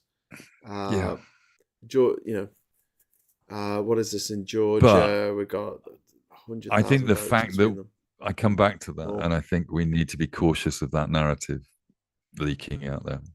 I think if this is projected as women fail to turn out or women fail to vote in their best interest, basically, that's a bad narrative for the next 4 years. Oh no, I wouldn't look at it that way. I wouldn't look at it like they failed to turn out. I'd just be like, I was hoping that they would. I prefer the narrative of dumbass American white men seem to have turned out in their droves, which is yeah. The Elon Musk fans, the Joe Rogan fans, the power, the fans of regardless of whether we want them to have Russell Brand and other sex offenders. Yeah, Joe Rogan and Elon Musk have far more power than they deserve. Especially being dickheads. But you remember what happened with Alex Jones when after Trump won? Alex Jones was in all the press conferences, or he had a representative in Trump's press conferences, and Trump sat down and did long form interviews with Alex Jones. Yeah. This time around, we're going to get whatever they call them on X now, these failed radio phone-ins that Musk tries to do. Didn't he try and do one like yesterday, and it failed miserably? Yeah, and Musk announced after about 4 minutes of technical cock-ups, hey, let's just call this off. It just doesn't appear to be working. We appear to have been hacked by Democrats again, basically. So. Yeah, hacked by Democrats. Charlie Nelson, thank you very much for the £5 super chat. Senator Josh Hawley has secured the second term. The Guardian says most polls have been on a knife edge, to be fair, says Jovian. As you say, most of the Republican states have already been called, whereas many of the Democrat states have not yet been called yet. We still have faith there. Yeah, Thanks, Charlie, for the super chat. Good night, Daily Blase. Good night, Darren. Take care, mate. Only two things really interest me about the US: the wilderness regions and paleontology. Says One Angry Pagan. Are they on the ballot? One Angry Pagan? I don't think so. Unfortunately, not. Can you vote pro paleontology? Well, I mean, Trump's planning to probably concrete over all the wilderness and bury it down and stuff. Yeah, be careful what you vote for, One Angry Pagan, because you're essentially voting for. But like, you're looking at North Carolina there. Look at this sort of Mecklenburg County, and Harris's numbers are pretty comparable to the last couple of elections. But yeah, they're within. How are so many people voting for Trump when he's horrible? Do you know what I mean? He's just genuinely horrible. I just don't think. I think there are certain. We ask ourselves this all the time. Why would people vote reform? Why do people think Suella Braverman was a good politician? Why? Inherently they're saying something that these people want to say. Yeah. And there is an argument. I've seen reasonable Republicans, not the MAGA Republicans, but people still going to Trump rallies in certain states who can at least string a sentence together without quoting a conspiracy theory of some sort, who literally say that Trump talks to the guys that were laid off at the car factory down the road. He talks to the people, he speaks a language that they understand, and he appears to have their back. And I think that if it's portrayed that way, if you're not like us, we're constantly looking for the gaffes and the stupid stuff and the idiocy and the racism and the sexism and the rape and all of those stories. Yeah. But if you are looking for I'm choosing my next leader, what are they saying and where are they talking? Trump's, if they're targeting angry young white men, angry young black men, angry Latino men, if they're going at Joe Rogan, if they're going at all these podcasts, if they're saying you've been overlooked, that 10 million immigrants have come into the country, and that's why you can't get a job or a girlfriend or a proper gun, that's the story that's being put out to these people. And I don't think we shouldn't write them off on the basis that they're idiots. They're voting for this man that we see, because I just don't think they're seeing the man that we see. It's not in their feeds. It's not in their news agenda. I mean, believe it or not, Graham, there are people out there, and I've experienced this a bit recently, people that don't pay attention to the news every day. They're not. They don't disgraceful. Care. Disgraceful it is. Yeah. So they get anything in their feed that says Trump was nice to a kid in Dakota, and I go, okay, well, I'll go with Trump then. That seems fine. I remember him from The Apprentice. He was all right, and nobody died while he was in charge, because nobody died around them. The millions of people that died of COVID doesn't matter. So I'm not defending it. I'm just saying that their world is being manipulated by the media that they consume just as much as ours is. Yeah. And I think we think we're seeing the truth of this man. They think they're seeing the truth of this man, and they're going out and voting. It's depressing. Yeah, it's depressing. Well, I always say, not everyone's into politics. Not everyone's into this stuff. We've got 40 seconds until the next polls close, and they'll probably do some more projections. Emma, the answer is the economy. It's the economy stupid, and whether it's true or not, people feel worse off, which is true. Yep. Leapshin says what the danger is what is the danger that Trump will start World War III if he gets in and China invades Taiwan? I don't think he'll start it, but I think he'll certainly be a major player in in being responsible for it. And then we've got some people cannot filter the web. That's true. And Steve's asking if we're still waiting on California, but New York's been called. Yeah, New York's been called for Harris quite a while ago. We got 3, 2, 1 second. Polls have closed in California, Idaho, Oregon, and Washington. Is that right? California's gone to Kamala Harris. What are the chances? No one could have ever predicted this. That's amazing. Yeah. Idaho's gone to Trump. Gone to the rapist. 4 votes. 4 votes. Not a problem. Yeah.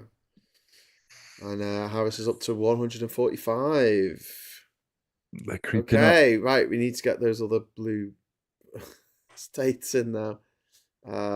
Oregon and Washington have not been called. That's a bit weird, isn't it? Is that not a bit weird? Shouldn't they just be uncalled races?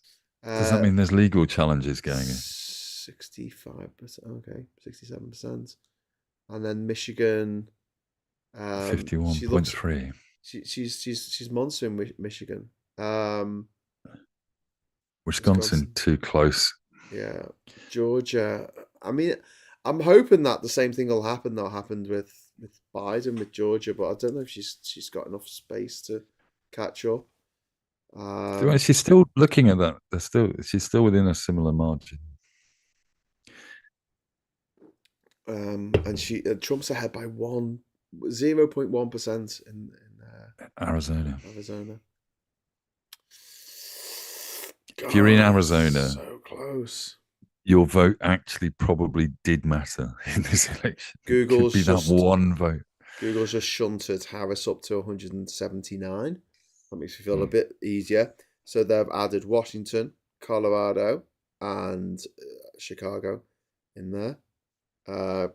Kamala Harris leads in New Mexico at the moment. That's good. Yes. Connecticut, she's leading. Connecticut. NBC News projects Trump wins Idaho. Yeah, we will. Yeah, that was a foregone. Nothing has happened that we wouldn't have expected so far, which is good for us, I guess. But I mean, if Harris wins by 2 electoral college votes, if she wins by 2 electoral college votes, then I mean I'll be happy that she's won. But God, that's depressing. There's so many people voted for this absolute monster of a person.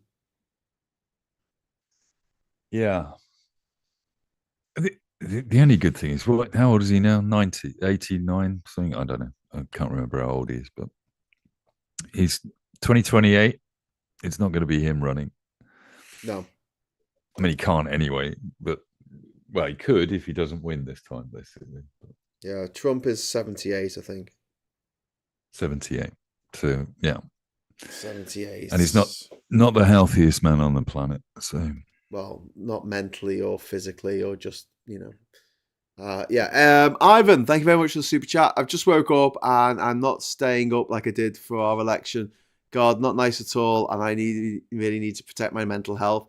It's fair enough, Ivan, but don't worry because we've spoken about this.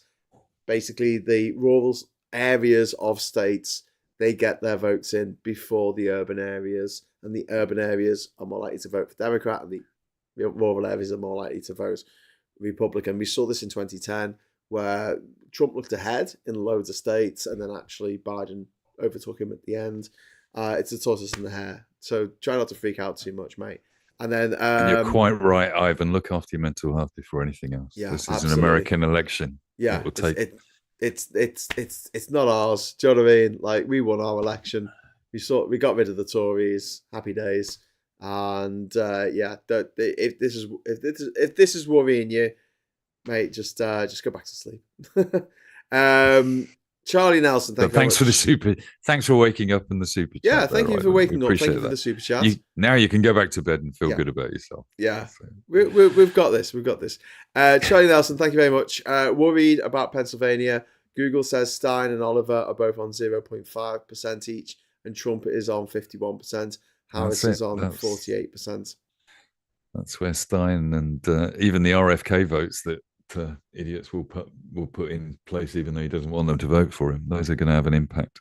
It will be interesting to see the breakdown. Yeah, but no one's going to vote for the Libertarian Party that wouldn't vote for Trump. Do you know what I mean? That they're a spoiler for him. And Jill Stein nationally is on almost as many votes as Chase Oliver. I think RFK was a unique. I mean, I think he totally cocked up his position. He just must have run out of money. But he was a threat to Democrat votes just because of the Kennedy name. Yeah, he wasn't playing it as a Kennedy. He wasn't, none of the family was supporting him, and nobody in the media was painting him as a Democrat. Yeah. But I genuinely think having the Kennedy name, it's like if Ivanka ran as a Democrat, people would still see the name Trump and think they were voting for a Trump. Yeah, yeah. The Trump dynasty, Jesus. One Angry Pagan, thank you very much for the super chat. It's more about being pro-science, Mike. Quite right. Quite right. Well, if is science on the ballot? I don't know. Well, kind of. I'm not sure what Kamala has said about it, but certainly. I mean, and that again is the problem with the media. If she did, and I bet she has made a speech about how important it is to invest in science and technology and engineering, and how we need to have a self-sustaining chip manufacturing business in America instead of Taiwan. If she said any of that, it wouldn't have got any coverage. Yeah. If she said Trump supporters are garbage, basically, then that would have been all over the news every day. So hopefully Kamala's candidate than Donald Trump, whose only comment on science is always, my uncle went to MIT. It runs in the family. And when he says that, I always question it. I'm always thinking, hang on, what is it we don't know about your uncle and your mum's relationship? Because you keep saying it runs in the family. And you go, well, it's your uncle. Surely he had to shag your mum in order for you to have got some of this, basically. But was it? Dad... But if it was one of his parents' brothers or sisters, then there's what 25% DNA. Then at that point, not 50%. Basically, yes, it's watered down. At that it is watered down. So, I don't obviously, he got far more of the DNA from his father, which is blatantly racist and Ku Klux Klan. So, but did Einstein have kids? Were they geniuses? I think he did, and no, they weren't. Yeah. AB asks, "How's it going?" Bit shit at the moment, mate. Thanks for asking. Instantly, though, talking. Trying to stay positive. Super Tansky has been pushing us in the chat to continue to talk about Gary Barlow's enormous child. Gary Barlow's son is absolutely fucking massive. I don't mean that he's fat. DNA. He is like literally 2 foot taller than Gary Barlow. It is absolutely bizarre. And you look at the family pictures, and this sort of puts lie to Trump's argument anyway about his uncle, because nobody else in the family is anywhere near as tall as this kid. Yeah. So where that DNA change came from, we don't know. It could be anywhere, basically. But I mean, bless him. He's a good-looking, very, very tall man. So, he is very tall. He was about 7 foot. Yeah. Oh, Brenna's here. Yay, Brenna. Woo. Hi. Hi. Well, look at you. How's it going? I am partying. Hey. So, of course, our polls just closed in California. Yeah. And, of course, it was a big jump for the Harris. So, good. We got California, and then we should have some of the other states coming in pretty soon. We would update. Well, we want to see the outfit, Brenna. There's glitter involved in this outfit. Let's see if I can get like yeah. It's hard when you're doing this by yourself. Of course. Woo! No, you look spectacular. Cool What's here, the? Ta-da! Fabulous. Awesome. What's my Chuck Taylors on? What's the spirit shoes. like in the room?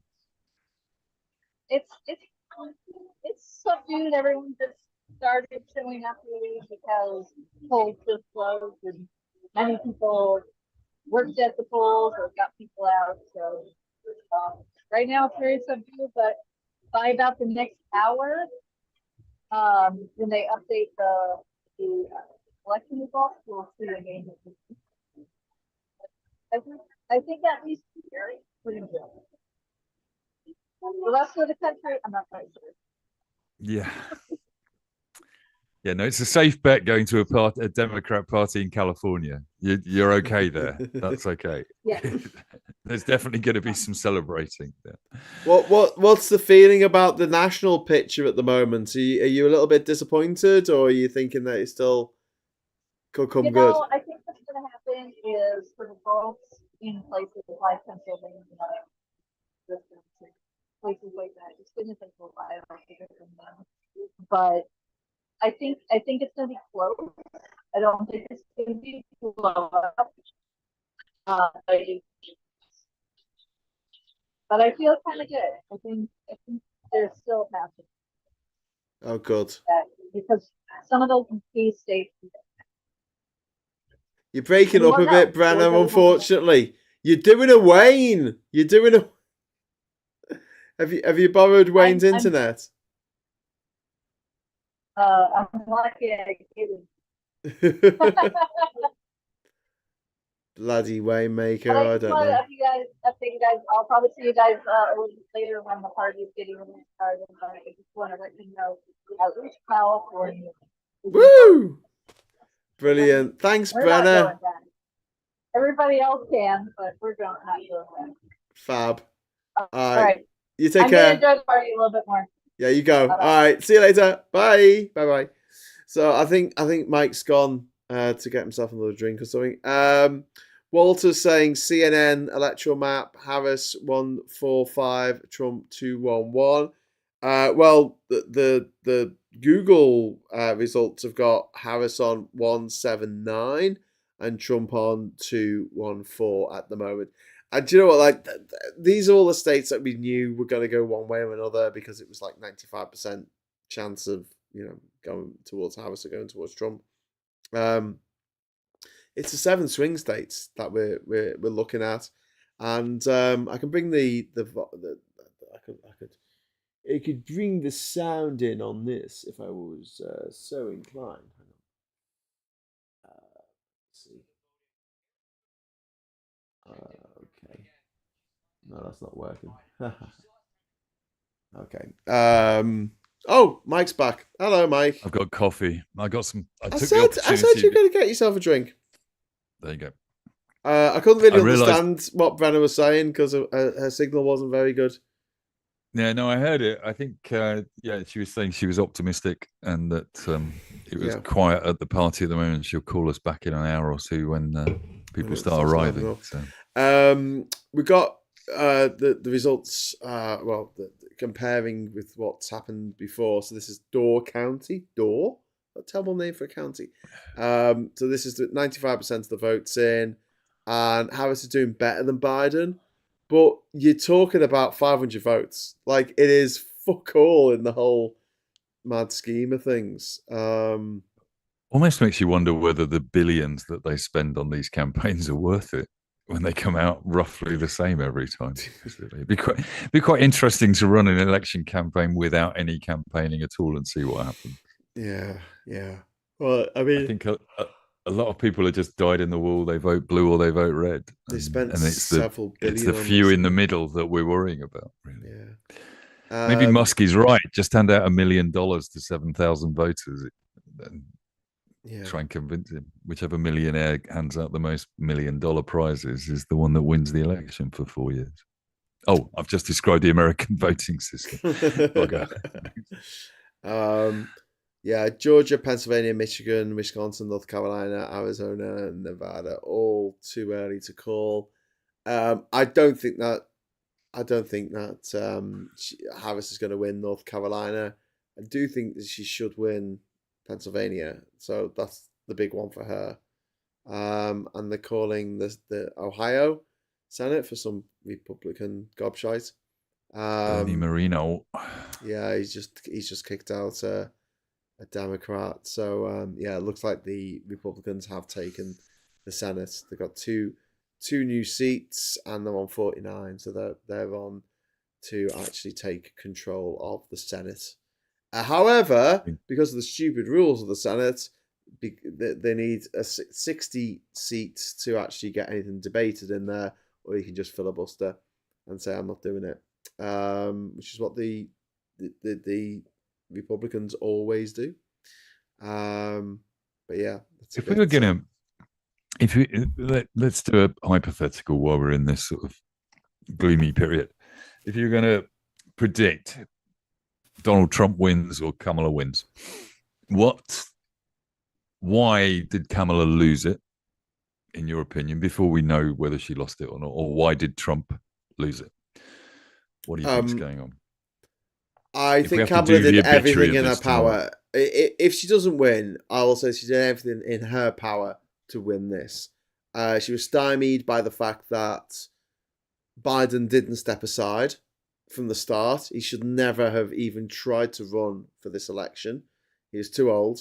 But he seemed to think that he was the only person who could do it, which is frustrating and annoying in equal measure. And I also feel like the fact that Biden didn't go after Trump when he should have done, when he could have done, and said, no, I'm sorry, you can't get away with breaking the law and running for president to stop you from going to jail. I mean, there is precedent in this of not allowing people who have the option. You can either win this thing or you go to jail or die. It's a bit of an impetus, isn't it, to do everything in your power, good or bad, in order to win. And we saw this in the fucking Roman era. I mean, Julius Caesar, didn't he? He famously crossed the Rubicon. The Rubicon. Yeah. Because if he was going to go back to Rome, he'd have to face, he'd have to face a jail sentence. And probably worse back then. And he was like, no, screw that. I'm going to overthrow the Republic. There's a lot of parallels to that. Mary Beard's been talking about that a lot recently. That the American Republic is not that much different to the Roman Republic in terms of how it plays out. Yeah. The rich buying votes, controlling the Senate. But I blame. All right, Biden so to that's a large it. degree. And I think the economy has to be taken into account. I think people do vote with their checkbook, and I think inflation, which isn't, what was it? The stat? I might well get this wrong. Doesn't matter at this time of day, basically. But the mean salary or the average salary in America at the moment is about $83,000. So when you compare that to the UK, which is about £32,000. Anyone that's voting on the American economy going, the American economy is shit, you're going, well, you should try some other economies, basically. Yeah. You're doing all right, guys. And their inflation is under control. But for them, gas prices are going up, food prices are going up. They're feeling the pinch of the economy. And I think they're blaming that on the incumbent, on Biden Harris. And so the difficult, to use a Donald Trump phrase, the weave that Harris has had to try and pull off is to say, I'll take credit for the things that Biden did well, and I'll separate myself from the things that he hasn't done well. Yeah. That's an incredibly difficult political game to play in just 90 days, as you say. If she'd had 2 years run up to this, or 3 years run up, or 4 years run up to this, Donald Trump Biden had turned around on the first day. Donald Trump started his re-election campaign the month he was sworn in as president in January 2016. 2016, yeah, and he's been running it ever since. And so let's have a look at this. The Democrats took it for granted that Biden solved the problem, and we've got some battleground results here. Wisconsin, Trump's ahead at the moment, 2.4, which is bad. But Harris looks like she's going to take Michigan. She looks like she's going to take Nevada. Don't really care about that. Well, we care about Michigan. We really need her to take Pennsylvania and Wisconsin. Or Arizona. And at the moment, Trump's 3% ahead in Pennsylvania. How many votes is Arizona? Arizona's like 6. It's only 6 or something. It's not very many. I can double check for you. I'm just looking at CBS, and they're saying that the path 11. to victory for Kamala does need Arizona. 11. Yeah, if she doesn't get Pennsylvania, she absolutely needs Arizona. She should get Pennsylvania. How can she not get Pennsylvania? Like, how is this even happening right now? Still, 50%, 50% reporting in Arizona, and Donald Trump is slightly ahead, like a fraction ahead. And yeah, I'm hoping that this is going to be the whole thing of the Democrats take more votes later on than the Republicans. The Republicans don't. The votes don't always come in like, you know, hand in hand. You get some areas before others. Jub James in the chat is saying, I don't get the economy. The problem in the US is that Mike doesn't get the economy. The problem in the US is that the working class, working poor can't afford the cost of living. The median income doesn't mean anything because of wealth inequality. No, I agree. That's not what I was saying, James. What I'm saying is, despite the fact that their economy is doing better than most Western economies at the moment, whether you're poor or rich, it is doing better than most European economies. They are still absolutely feeling the pinch in America, and more so than us, because there's virtually no welfare state to support them. Yeah. You know, one of the reasons that our take-home salaries are lower in general is that higher taxation pays for a better welfare state. In America, there is no welfare state pretty much, and you pay for everything. So if you're poor, you feel the effects of the cost of living even more dramatically than somebody in the middle classes. Yeah. But also middle classes tend to be the ones that are voting as well. So okay, so we've got the super chats come in from Charlie. Associated Press says Trump at 2:30, which is what I've got here on Google. Trump on 2:30, Harris on 179, the overall votes. Trump is on 55.4 million and Harris is only on 50.3 million. And, you know, this is with, I mean, California's been called, but how many votes have been actually? Yeah. So only 16% of the votes in California have been recorded so far. So, yeah. On CBS, their national exit poll was just saying that it's almost exactly split, that men are voting 54 or 55% Trump, and women are voting 54 to 55% Kamala. But that still means that 44% of women are voting for Trump in their exit poll. 44% of men are voting for Kamala. So is it men versus women because they equal each other out? Well, yeah, it is, because men because the men are voting for Trump more than women are, a lot more. Yeah, but there are 44% of women are voting Trump, and 44% of men are voting Kamala. They're cancelling each other out in those stats. Yeah, I suppose. You know, hopefully more women. As two men, we can't slate all men as being the problem. Can't be all of them. Some of them. Can we not? Some of them are going to vote for Kamala. Yes, all men. Yes, all men. I mean, I think all men are the basis of the problems. Yes, of all problems. You can tell it's an election look because the guys from Pod Save America are wearing suit jackets. So is that Pod Save America? Yeah. They don't look very happy. No, they don't. They do not look very happy. Which is understandable. I mean, for them, it's only like midnight or something. It's not 24 past 4 in the morning. You must be tired. Have you been doing this since 10 o'clock? Did you get any sleep yesterday? Did I get any sleep yesterday? Well, I got sleep yesterday night, and then I did Phil's show this morning, and then I was basically trying to get this room set up so me and Ben could sit on this couch, because I normally do the show over at my desk there, and everything's set up for it. But it was really difficult because this is a green couch, so I've had to put this throw over it, because otherwise it just goes into the green screen behind.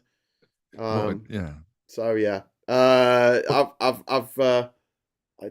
know, just getting everything sorted, moving everything, having something to put my monitors on and my microphone and my laptop and everything. And then changing the setup is an it's an undervalued skill to rebuild a YouTube studio. Well, I mean, I was going to say, I did Geoscope at 7:30 with Ollie as well. But when I did the British election Jamboree in July, I had to get set up really, really quickly in the place where there's a projection. Hang on, Washington. Google called that about half an hour ago. Come on, it's a fairly safe bet, wasn't it? Go with the fucking program, NBC. No, I had to get set up really quick in the club where we were having our big party for the night.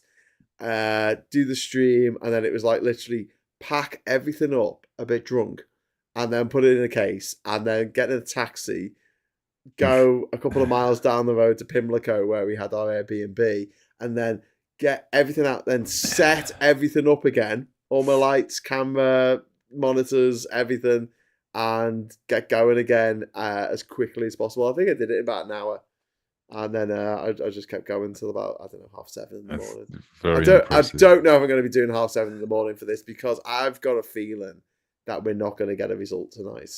If it's going to be this close, I don't think so. No. Yeah.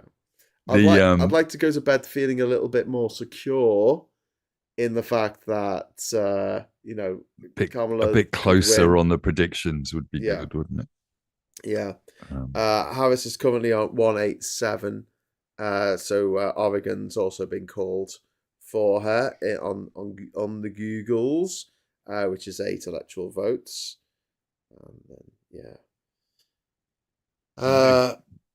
The governor of Washington went to the Republican. Oh no, that went to the Democrats. Sorry.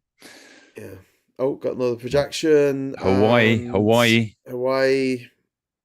No, Connecticut. Connecticut. Kamala. Hartford is the capital of Connecticut. There you go, 54%. And she's taking that. So yeah, she's catching up to Trump. Already on mine, on Google on my phone, and she's already on 187. So I think NBC's playing catch up here. I should check whether it's not live. No, it is. It is live. So what I'm doing here is I'm on my desktop PC. Hello. And then I've got my laptop, and that's dialed in to our chat here. Right. Okay. Yeah, I've got 2 screens on the same computer. And it's showing NBC. And the telly on with CBS on it, which must be not quite live. No. Because they're saying, they're definitely 10 minutes behind, I'm sure of it. Well, I mean, some of the different networks want to try and not say anything until it's, Sfax is saying in the chat that, Mike, women stroke men won't cancel each other out unless they vote in exactly the same numbers. E.g., if 100k men voted 60-40 and 100k women voted 40-60, they'd cancel each other out. Totally agree. You're right. National exit polls, that's the problem. I'm watching a national exit poll on CBS, and I'm not sure what national polls in the States are worth, really. They all seem to come out about 50-50 on everything, and they don't reflect how this election actually plays out. What's this one saying? That's about the women versus men voting at 54-44%. And Sfax is quite rightly statistically pointing out that they don't cancel each other out depending on the numbers, and it's a national poll. So we've seen this with 77% in Pennsylvania. Trump is ahead.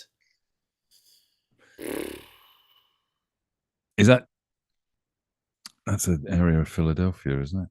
Is that the whole of Philadelphia now cast its votes? No, it was 77% of Philadelphia, and Trump is quite ahead at the moment in Philadelphia. Mm-hmm. So yeah, he's just pointing out that if Harris gets the 3 Rust Belt states, she's won. We can chill. Do you know what I mean? But she's behind.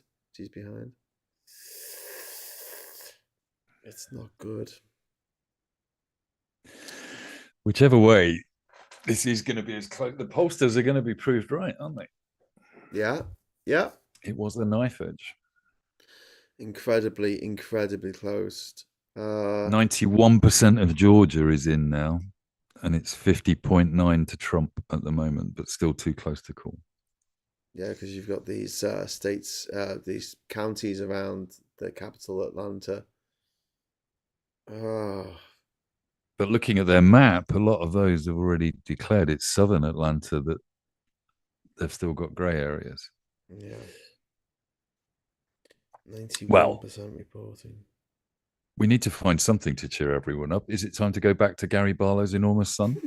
Or the squirrel story? Have you got Is a that picture still a story? Oh, maybe we can find that. Let me get that from Supertansky is obsessed by this child. So yes, there are pictures. Hang on. I think I can bring that in. Do you know, on Threads, do you have a problem with like it just doesn't refresh? It just stays on the same messages for hours. So slow. So slow. Hang on.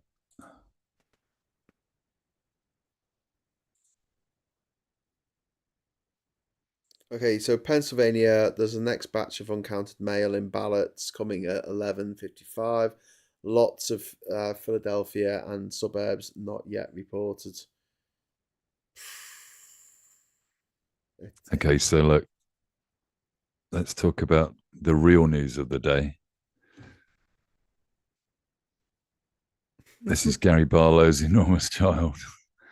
Hang on. You can't see it very well, unfortunately. Yeah, for some reason that's terribly unclear. There we go. There you go. Wife, daughter, enormous son. Enormous son. He is about 2 foot taller than Gary Barlow. So that's the guy on the left. That's on the left there of the screen. One-Angry Pagan, Woden and Frigg save us all. This is scary. Yeah, it is scary. And Harris is underperforming. She is. I mean, yep. Still too close to call on all of the swing states, but she's underperforming in all of them. And North Carolina's been called for Donald Trump, apparently. NBC haven't been told this yet. I think Keith Lane in the chat has got exactly the right way to save this podcast. Graham needs a sparkly dress too. Oh, I love a sparkly dress. I think maybe we should have done this in association with Brenner wearing sparkly dresses. That would have cheered everyone up. CBS are talking about Ted Cruz's win in the Senate, which is awful. Nearly 1 million people extra voted for him. 1 million Texans. 1 million Texans voted for Cruz. Yeah, 1 million more Texans than voted for a Democrat.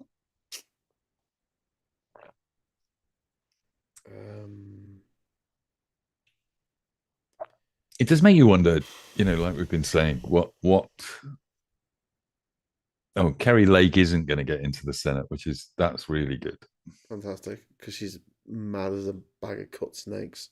Absolutely, yeah. And that's in Arizona, so that could be important. Yeah. Illinois projected winner Kamala Harris. Indiana projected winner Donald Trump. It's going to come down to Pennsylvania and maybe Arizona. Yeah, she's the best part of 200,000 votes down, with 77% reporting. I mean, yeah, this is Darth Mac puts it right. It's too close for comfort. I want her to be able to just chill out and just go, she'll be all right. It might take a couple of days to get the result, but she'll be all right. But this is not looking great. Whichever way, if she wins this, it still plays into the hands of Trump's argument that it was fixed. If she wins this as well, it's still the fact that so many Americans think that Trump is acceptable in any way, shape, or form when he's Really, really not. I don't know what this announcement was. They just said there's an announcement, and they just left. There's a map. There's a map of the states. Right. I'm gonna go and get myself another drink. Could you manage to? Could you? I'll try and wind up some people in the chat while you're away. Entertain the chat. I don't know who's left. Is anyone left? Hello. Sfax is still there. Sfax wants a sparkly dress as well. Maybe we can talk about those. Election alert coming up. Too close to call in Pennsylvania. Difference is 189,000. Jesus fuck. Still, it's only 79%. Oh shit, he's ahead. He's ahead in Michigan. Oh no, but it's only 37%. Okay. 37% in. It's fine. And Wisconsin, he's ahead in Wisconsin because he's ahead in all of these. This is the red mirage. It's okay. It's fine. Sarah's like, I'm here. Hello, Sarah. Nice. Okay. Georgia, still too close to call when it's 91% in. Fuck. North Carolina. We're back in a minute. Statistically still 50-50. Go get yourself a drink, dude. Nothing's going to... I'm really croaky. They're not going to declare, basically, while you're away, I promise you. Yeah, I know. Yeah, I do. One angry pagan, and I think somebody else earlier on in the chat was saying that we should be pronouncing it Julius Caesar. Caesar, maybe. Not Julius Caesar. So... I don't think he cares. He's been dead for 2,000 years. Is he not on the ballot as a third candidate in Minnesota somewhere? Julius Caesar. I get a drink. One sec. All right, man. Hello, Lord Shouty. Good to see you. MH Carer. Who else is here? Say hello if you're in the chat. We don't want to be alone being depressed completely here. Walter, Michigan is stabilizing. Graham, don't panic. Graham's not panicking. He's gone for a drink. We're okay. They killed him Jill on Sunday, says to Hello Barbados. Chris Gibbs, I am here as well, working away. Good for you, Chris. Sarah Davis says, definitely not the same as our election night. No, it's not. I think the main thing in America is you don't get an exit poll. It's such a big country, obviously, with the time zones that the polls don't even all close at the same time. So not getting the exit poll announcement from the BBC at the beginning of the show is a major drawback, I think, in this, because it's an anticlimax guaranteed in the early stages. But hello, Tim. Good to see you. Hello, Power to the People. Hello, Rosie2911. Good to see you. One Angry Pagan, you've been here for hours, and I appreciate that. All hail to the Badger. Zoila, hello from Illinois. How's it going in Illinois? Let us know how that vote's going live from the ground. Hey, Ernie Burns, good to see you too. So in the chat, give us an indication of how you're feeling at the moment. Graham and I are probably in that sort of predictable, gloomy phase of it looks like it's going to be incredibly close. And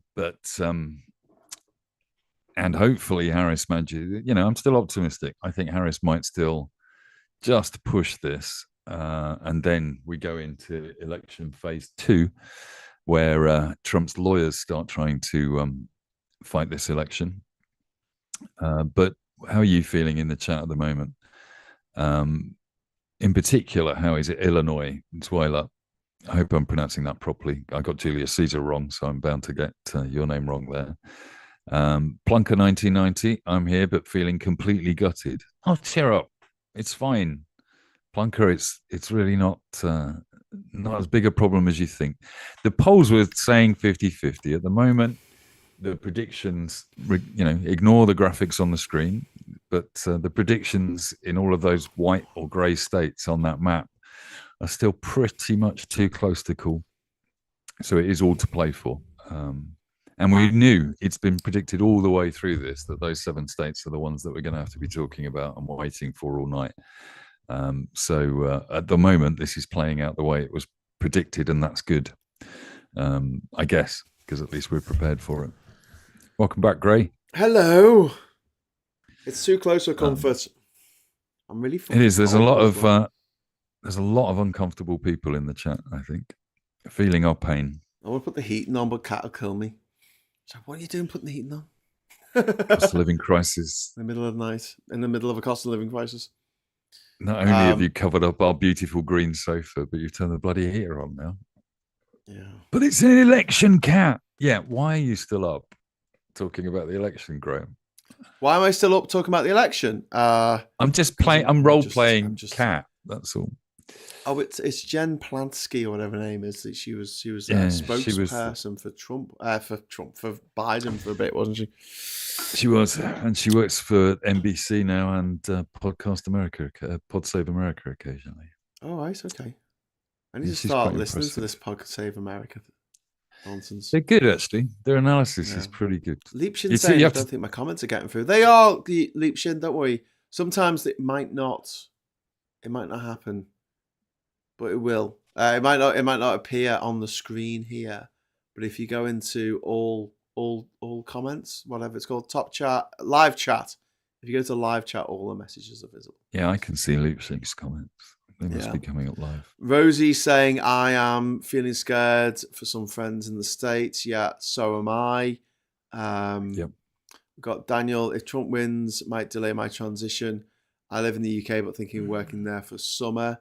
We've got another, Minnesota, too close to call. 52% So look at that. Look at that lead she's on there, though. That's good. That's good. Good on 50% of the vote. Yeah. Joni's saying, I think it's safe to say that Graham's map didn't turn out to be entirely accurate. Well, but as Mike did point out, I have been doom and gloom for the last few months, so I thought I'd try and turn it around. We can go back to numerous broadcasts where you've been saying that Trump might win this. I've been the only one saying like Trump's gonna take it, and everyone else is like, "Shut up, Graham, you asshole!" We have all shouted you down for the past 3 months. Yeah, but you'll be able to, dwell in the glory of being able to say, "I told you so." I don't want to. No, I'm just gonna go and put my coat on. I know that sounds ridiculous, but I've got a big coat over there. I'm gonna put it on, so I'll be back in a moment. In this video, we will be doing the cost of living crisis through the means of interpretive dance and costume. Graham will be wearing a furry onesie to demonstrate the crippling cost of electricity. Zoila, and I do hope I'm getting that right. Illinois is a blue state. Local Democratic Party helped in Wisconsin, Michigan.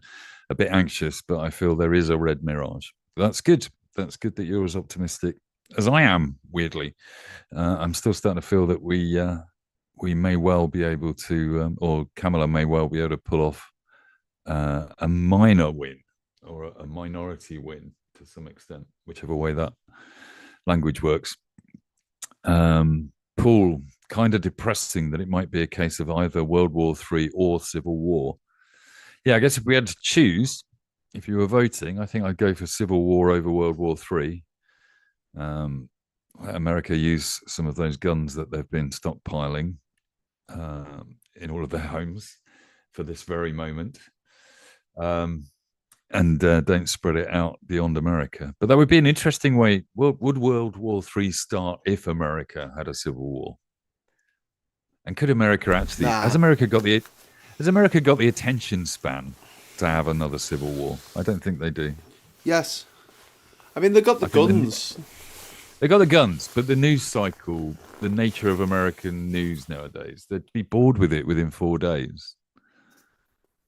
And there'd be some hilarious squirrel story comes out about a Confederate squirrel that managed to save the life of a dolphin. I think they'll just be very shocked at the fact that they can't get medicine and food and shit. Yeah, and Wi-Fi. Yeah, I'm loving this. I'm just in my outside coat now. It's fine. Yeah, this is. I was petrol daylight. Your headphones outside. Off. I was saying that you'll be doing interpretive dance on the cost of living crisis, wearing a warm winter coat. For those of you who've got the sound turned down because you can't cope with these results. Yeah. Lord Shouty says, have you read this already? I've always had feelings that there's much feelings. I've always had feelings there's much feelings against Harris simply because she's female. It's sad to see, but then I've seen the vitriol for myself when I lived there, especially the Democrat Republican divide. I think you're right. And Joshua was saying, Graham looks like he's trying to sell me. He's going to sell me organs. Hey, would you like to buy some organs? I've got a nice Yamaha organ here. The difference I've got a Wurlitzer. Sorry, go on. Casio T90 keyboard. Okay. The difference between Kamala and Hillary Clinton's campaign was quite stark, I think, because looking back at Clinton's approach, it was entirely about being a woman. Yeah. And this time for America's first female president, it's a glass ceiling issue. The Javits Center in New York was chosen because they could put this huge digital glass ceiling above her and show it breaking open, which somebody then had to run around going, "Don't press the button on the glass ceiling thing. Don't do that. Don't do that." Yeah.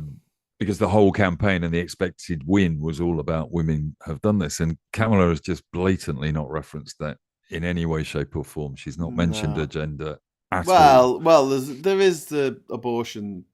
There is, but it's played not as I'm a woman, I make women's choices, etc., etc. It's we are going to protect women's right to choose, and I think you're right. That's implicitly a more of a female issue, but she's not saying you need a woman president to make that happen.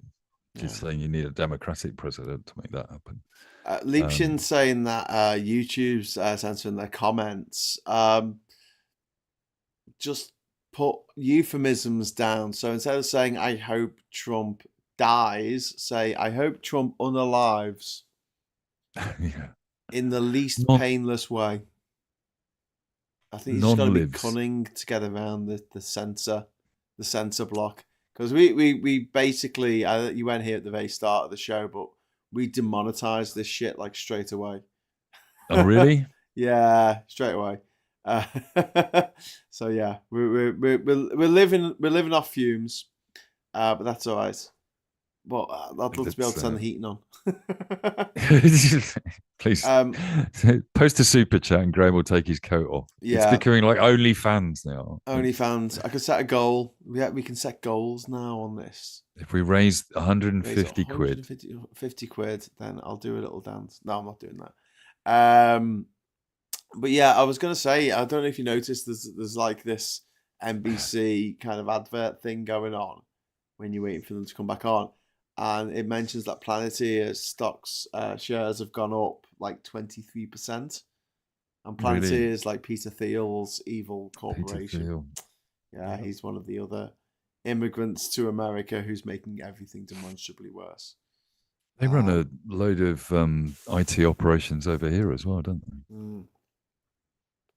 Decision 2024. Rapist or not, or not the rapist? Yep. It looks like half of America is pro-rapist. Yeah, and then forcing the woman to have the rape baby. That seems to be the order of the day. Yeah. So Gilead then, yeah. In the newsagent's piece on abortion that Lewis Goodall did, he confronted these people in front of these men in front of an abortion clinic. And he hypothesized the idea that a woman gets raped by her brother or a girl gets raped by her brother, and men would decide that she has to go to term with that baby. And the guy was saying, yes, because the baby is still a gift from God. And Lewis Goodall was saying, what kind of God does that? Basically, to this guy. Sick fuck God. The same God who makes little worms that burrow into children's eyes in Africa and makes them go blind. It's he has a plan. The same God who made mosquitoes. What are you doing today, God? Oh, I'm designing some flying hypodermic needles. I've always been a proponent. I'm an atheist who believes in the Greek gods still. I think that because they're great stories written by men about how you can overcome the gods or at least embarrass them. And the gods are just humans with superpowers. Yeah, exactly. And there's a new there's a show called Chaos on Netflix that I would highly recommend watching. Excellent show. Jeff Goldblum playing Zeus. Yeah. and it really does reveal a role he was born to play. Absolutely, yeah. And it just reveals that sort of, why are there worms that burrow into the eyes of children in Africa? It's because Zeus had a bad day and just decided to inflict some torture on people, basically. Just be a shit. But I mean, they're basically humans with superpowers that need to be kept in check, which and they suffer from the same stupid emotions as the rest of us: desire, lust, greed, envy.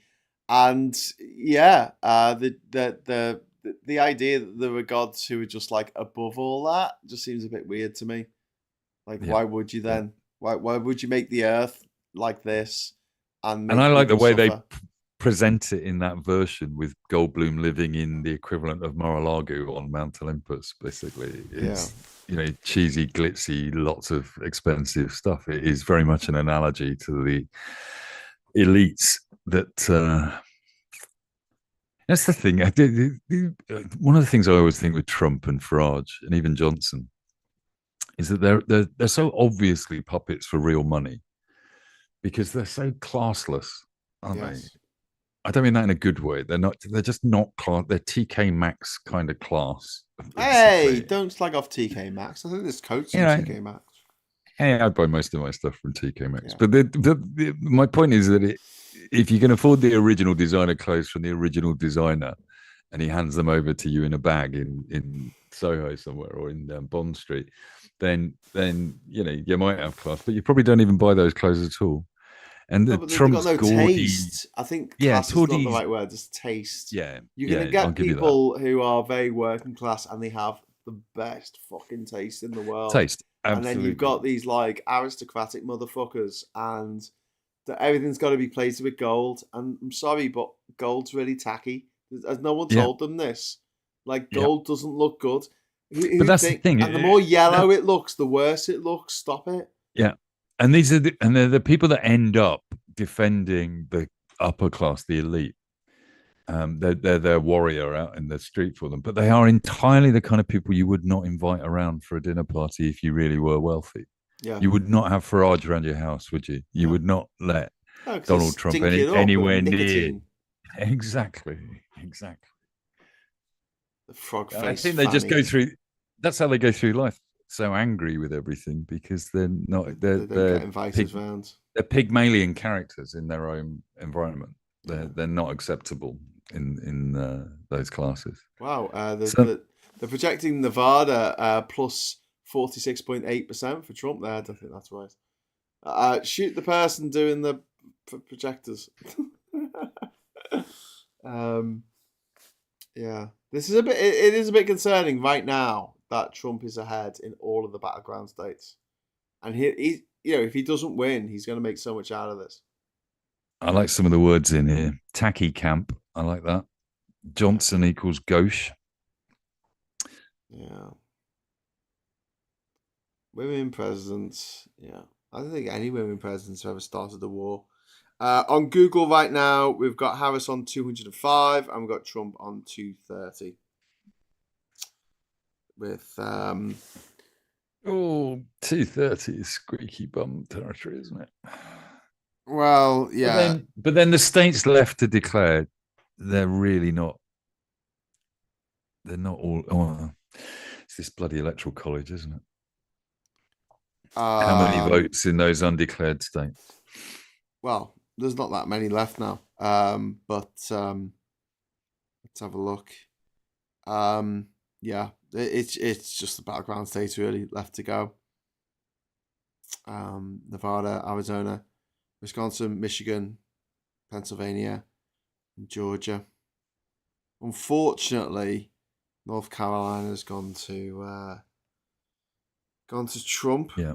Let's have a look at this. So he has secured 50.8% of the votes there.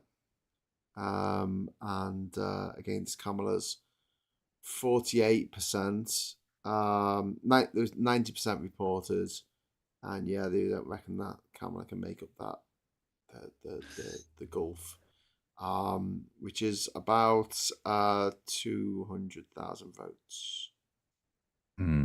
Sorry, about 150,000 votes. But yeah, we are. I really don't think we're going to get any more results tonight. I don't know. Alaska, Hawaii aren't going to come till 6 o'clock in the morning or something ridiculous. And then we've Battleground alert. Hang on. Oh, Battleground alert is Blaine has been there with a live camera team, and she needs to make a report in an empty room. Georgia's too close to call. Yeah, we know this. Is the difference coming down though? This is the thing. Like, can you? There's still 7% of the vote missing at the moment. 93% reporting. I mean, it is close. But yeah, Trump's on that 50.7%. And Harris is on 48.4. I've got them up both up 0.1% on Google at the moment. It's really close. What was Yeepson trying to say? I don't know. Putting on some Slipknot in the background to take off. You're wrong. They will invite, but only if they need something from them. Yeah, that's true. Moonfest Madness just woke up and seen you guys live. Then feck for that. One Angry Pagan says Cannibal Corpse, Decky Side, Cradle of Filth, Graveworm, etc. Fucking epic bands. Would love to have you at Bloodstock. And then John's Dram saying the percentages haven't moved on Pennsylvania in about an hour. So unless Tortoise get to move on, I think that's Trump in. And Moonfest Madness, Slipknot at this time in the morning. One Angry Pagan says Duality or Pulse of the Maggots. Yeah, it is very, very close. Yeah. Michigan is a toss-up. Pennsylvania a toss-up. Wisconsin a toss-up at the moment, according to CBS. Jesus Christ. What's the difference between too close to cool and a toss-up? They mean the same thing, I'm sure. Yeah. We need a new vernacular for this, right? I think squeaky bum time in Pennsylvania is what we're talking about. Jesus Christ. I feel so sorry for Americans right now. And I'm pretty sure that Ukrainians are not feeling so great right now either. In Ukraine. Well, I think I made the good choice of doing a digital detox this month and just getting away from all this news. I come back and it'll just be like the end of the world. It won't, because Trump will have fired 5 or 6 members of his transition team by the time you get back, because they'll have talked to the press and got a little bit of exposure, and he hates that. He'll have fallen out with Musk. Jail. By the time you get back, Musk will have asked for his pardon. It'll turn out that none of his crimes were committed at a federal level, so Trump can't do anything about it. They'll fall out. I think Trump absolutely hates Elon Musk. I'm convinced of that. Yeah, I think he does as well. Because Musk gets more exposure for tweets, more exposure for saying weird things than he does. and it will boil down to a jealous argument at some point in time in the next few weeks. Yeah. Lord Shouty is saying at the moment, keep saying to himself, well, last time Trump was president, it was bad for the world, politics, but personally, it didn't really affect me. So just holding on to that if the worst comes to pass. That is where I came into this conversation. Does it really matter in the end? I mean, it does, because it will affect, we've had a number of people in the comments talking about, I'm scared for my trans friends in America. I'm scared for young women in America and women in general in America. I think it's heading in a direction that, according to this national poll, maybe 30-40% of women are helping it along its way towards reducing their rights. And they don't realize quite what they're achieving. But I think to an extent, the way the American system works is that it is just gradually changing the mindset of America. I'm not convinced that America can become a fascist country. I think I sit with Mikey on this, that it has a legal system in place that will be severely tested in the next few months and years. He won't just have the presidency, he'll have the Supreme Court to decide what's legal and what's not. Well, here's the thing. Biden... They're going to project Hawaii for under the recent Supreme Court ruling, Biden could actually change the Supreme Court single-handedly, and it wouldn't be illegal. Yes, that's probably what he should do now. I think he could just have Trump arrested and put in a cage somewhere. And I'd announce it as I'm using my Trump powers, basically, to just get rid of Trump. But yeah, so Hawaii's gone to Kamala. Yeah, we knew that was going to happen. I mean, Google's got Kamala on 205 votes, whereas the NBC have got her a little bit behind. That is really, really concerning. 84% in Pennsylvania, Donald Trump ahead. It's not changing. Wisconsin, more people have voted, but he's still ahead. Because they're still saying it's too close to call in Pennsylvania. That is a seriously worrying set of numbers because Trump is literally, in fact, I wouldn't be surprised if he's not already saying that the fix is in Pennsylvania. It'd be funny if he says that it's fixed and then he wins. I'd be like, I thought you said it was fixed. Yeah, that would be Farage's announcement of what a shame we lost, but we'll carry on campaigning. And then 4 hours later going, well, fuck, we won. Yeah. Basically, what am I going to do now? Indeed. Maybe they've taken his phone off him.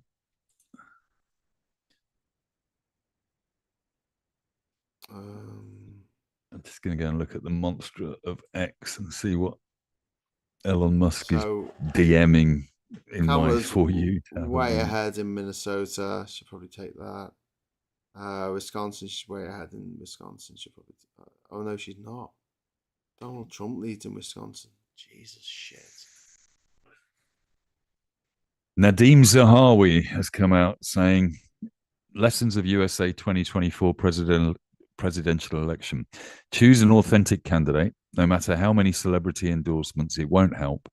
Don't make an enemy of Elon Musk. Don't take polling advice from my friend Rory Stewart. And the left shouldn't take Gen Z for granted." So Nadeem Zahawi, the clean as a whistle Tory ex-chancellor that was sacked for being an arse, yes, is coming out and sucking up to Trump, which is a big surprise. Of course he will. Elon Musk has said game, set, match.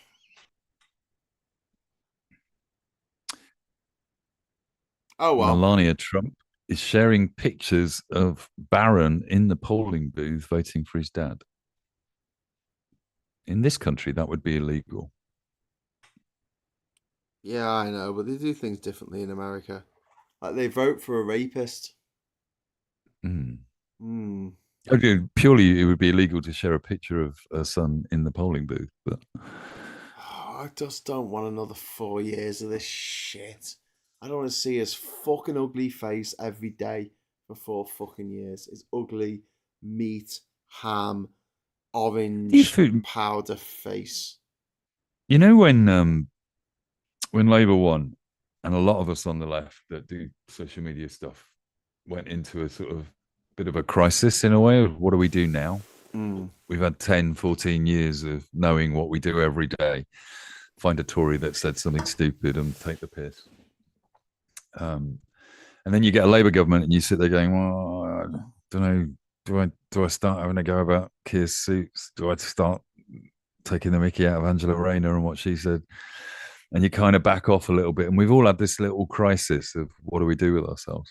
Yeah. If Trump wins, I'm always in two minds about this. Do you carry on for 4 years fighting against Trump and therefore amplifying him on a daily basis in whatever small way that we contribute to that? You know, sometimes I do a tweet and it's seen by 1 million people, 2 million people, according to Musk's figures I don't trust. But, you know, you add up 1,000, 10,000 people commenting about him every day. Yeah. And we're just making it worse. And if we do nothing about it, if we just ignore him for 4 years, that doesn't help either, does it? Because he just gets to get away with it, basically. So, I don't know. We're looking at the Wisconsin figures down here. Basically, Harris is behind where Biden was on all of them. He's behind, like, and not a lot. I mean, you're talking about a percentage point or something, but that's all it takes. But the Pennsylvania numbers coming out are just really, really concerning. We've got 83% reported, and so far, and Trump is on 51.4% of the vote. He is tearing ahead of Kamala at the moment, who's on 47.7%. Jesus, that's so close. Do you know the Twitter account, the Tweet of God? Yes. Have you come across that? They're basically saying, "I've never received so many prayers from atheists." Yeah, I quite like that. About right. Yeah. So I think this is going to rumble on. Maybe. I mean, I might be wrong. Maybe what we do, Graham, is this needs to be the beginning of our shift to the right. And we'll embrace MAGA and reform and Brexit, and we'll start shilling our audience for money on a regular basis. I'd rather eat my own head. Although we do the super chats are nice, don't get me wrong, but yeah, I don't want to be paid by Vladimir Putin to do anything. But, comment in the comments section if you think we should go over to Farage and Trump support team for the next 4 years. I'm not supporting Farage or Trump. Yeah, it's all right. We'll just replace you with AI, Graham. It'll be fine. Yeah, that'll be fine. I love Trump. He's great. Jesus Christ. Why are so many people voting for a guy who's obviously fucking horrible? I mean, what it means is there's something blatantly wrong with politics. There's just something wrong with Democrats. There is. There's something rotten in the state of Denmark. Yeah, because you can't put it down. You know, there are factors in Trump's success in all of this, and I actually recognize quite a few of them. But genuinely, I think you've got to look at it as a failure of the Democrat side, really. Oh, yeah. Got to be looked at that way. I really do blame Biden for this because, like I said earlier, he should have fucking stepped down ages ago and given. And the whole party machine. The complacency, you know, it's the dangerous thing and the fact in the UK as well. You know, so there's an election and the Republicans say, no, we're not going to put someone in. We're not going to let you pick someone to put into the Supreme Court. And the Democrats are all right then. That sounds fair enough because it's too close to the election. And then the exact same thing happened in the last election where there was a space in the Supreme Court when Ruth Bader Ginsburg died. And did the Democrats block it using their powers of filibuster? They did nope. The gentlemanly thing, you know. Yeah. They tried to play it by the old rules, basically, and they just tried to, you know, can we walk across the floor and find some friends and do all of this stuff instead of just going onto Twitter and saying, fuck it, they're trying to steal the Supreme Court. Lord Shelter says, sorry, I was going to say from one of the people in the chat, I have two daughters and a son in the USA, one non-binary, and that does worry me, and I'm hopeful, like last time, they will get through it by being in a democratic state. Sorry, I was going to say, hopefully they're in a good state. Yeah. Yeah. I mean, they are. It's terrifying, isn't it, for people to have to think about, are my children safe in a state that should be a beacon of democracy and freedom and free speech and all that stuff? Yeah. It's terrifying. I know I've been playing a devil's advocate game of does it all matter, basically, and it bloody does, because this election informs global political thinking for the next 4 years, next 10 years, really. Yeah. Next 50 years, mate. I mean, those fuckers in the Supreme Court, they're not going anywhere, and the Trump's going to get to replace them, and he'll get to replace another two, and if we're right, and the Democrats will let them. If we're right to be gloomy, you have to decide: are we going to take a leaf out of Trump's book? You know, like you said earlier, that he started fighting the next election in the day after he was elected in 2016. Yes. And that's my fear with the Labour Party in the UK, is that they should have started fighting the next election the day after they won that last election. They should be a campaigning government. And instead, what they've done is what Biden did, which is step back and try and genuinely fix the country, fix some of the problems that Trump had caused and that COVID had caused, to be fair. And that cycle is endless. That, you know, Democrats and the Labour Party come in, try and fix up society after the Tories have ravaged it for money, or the GOP have ravaged it for personal gain and profit. And it's not a winning strategy at the next election. Yeah. It never is, because it's hard work making those things happen. And I was talking to Wayne the other day about what we ought to do is sit down and just analyze in depth what the right wing do, what right wing social media people do, what right wing pundits do, in order to get this kind of 50-50 position that they're in for an idiot, for an absolute fucking monstrous rapist, racist moron to get elected. And we should just emulate it. The left should just be doing the same. Yeah. It appears to work. And the problem is that we've all got bloody morals, and we won't do that. We won't lie to people. We won't make up stories that fit our narrative. We go out there looking for facts. And God knows there are plenty of them. But well, I mean, I don't think we need to do that. I just think that when they're cunts, we need to say, stop being a cunt. Do you know what I mean? We need to call them out. We need to make sure that we've got things in place. We're always like rabbits in headlights, because when someone says, what if this happens? Oh, it won't. It won't happen. It won't happen. Don't be so silly. It won't happen. And I'm like... And then it happens. And then it keeps happening. And I'm like, this shit keeps happening. We need to prep for this. We need to make sure that we know what to do if it happens. We need to have more of an imagination, you know? It's like Lucas is saying in the chat, Clarence Thomas would resign day one of a Trump administration. I mean, I'm not sure about that. Yes. Yeah, because he can have a cushy retirement. He just wants to piss off in his Winnebago, and Trump will put some 41-year-old in place. Of course. He's going to live and no implications. No implications for the corruption that Clarence Thomas is blatantly guilty of.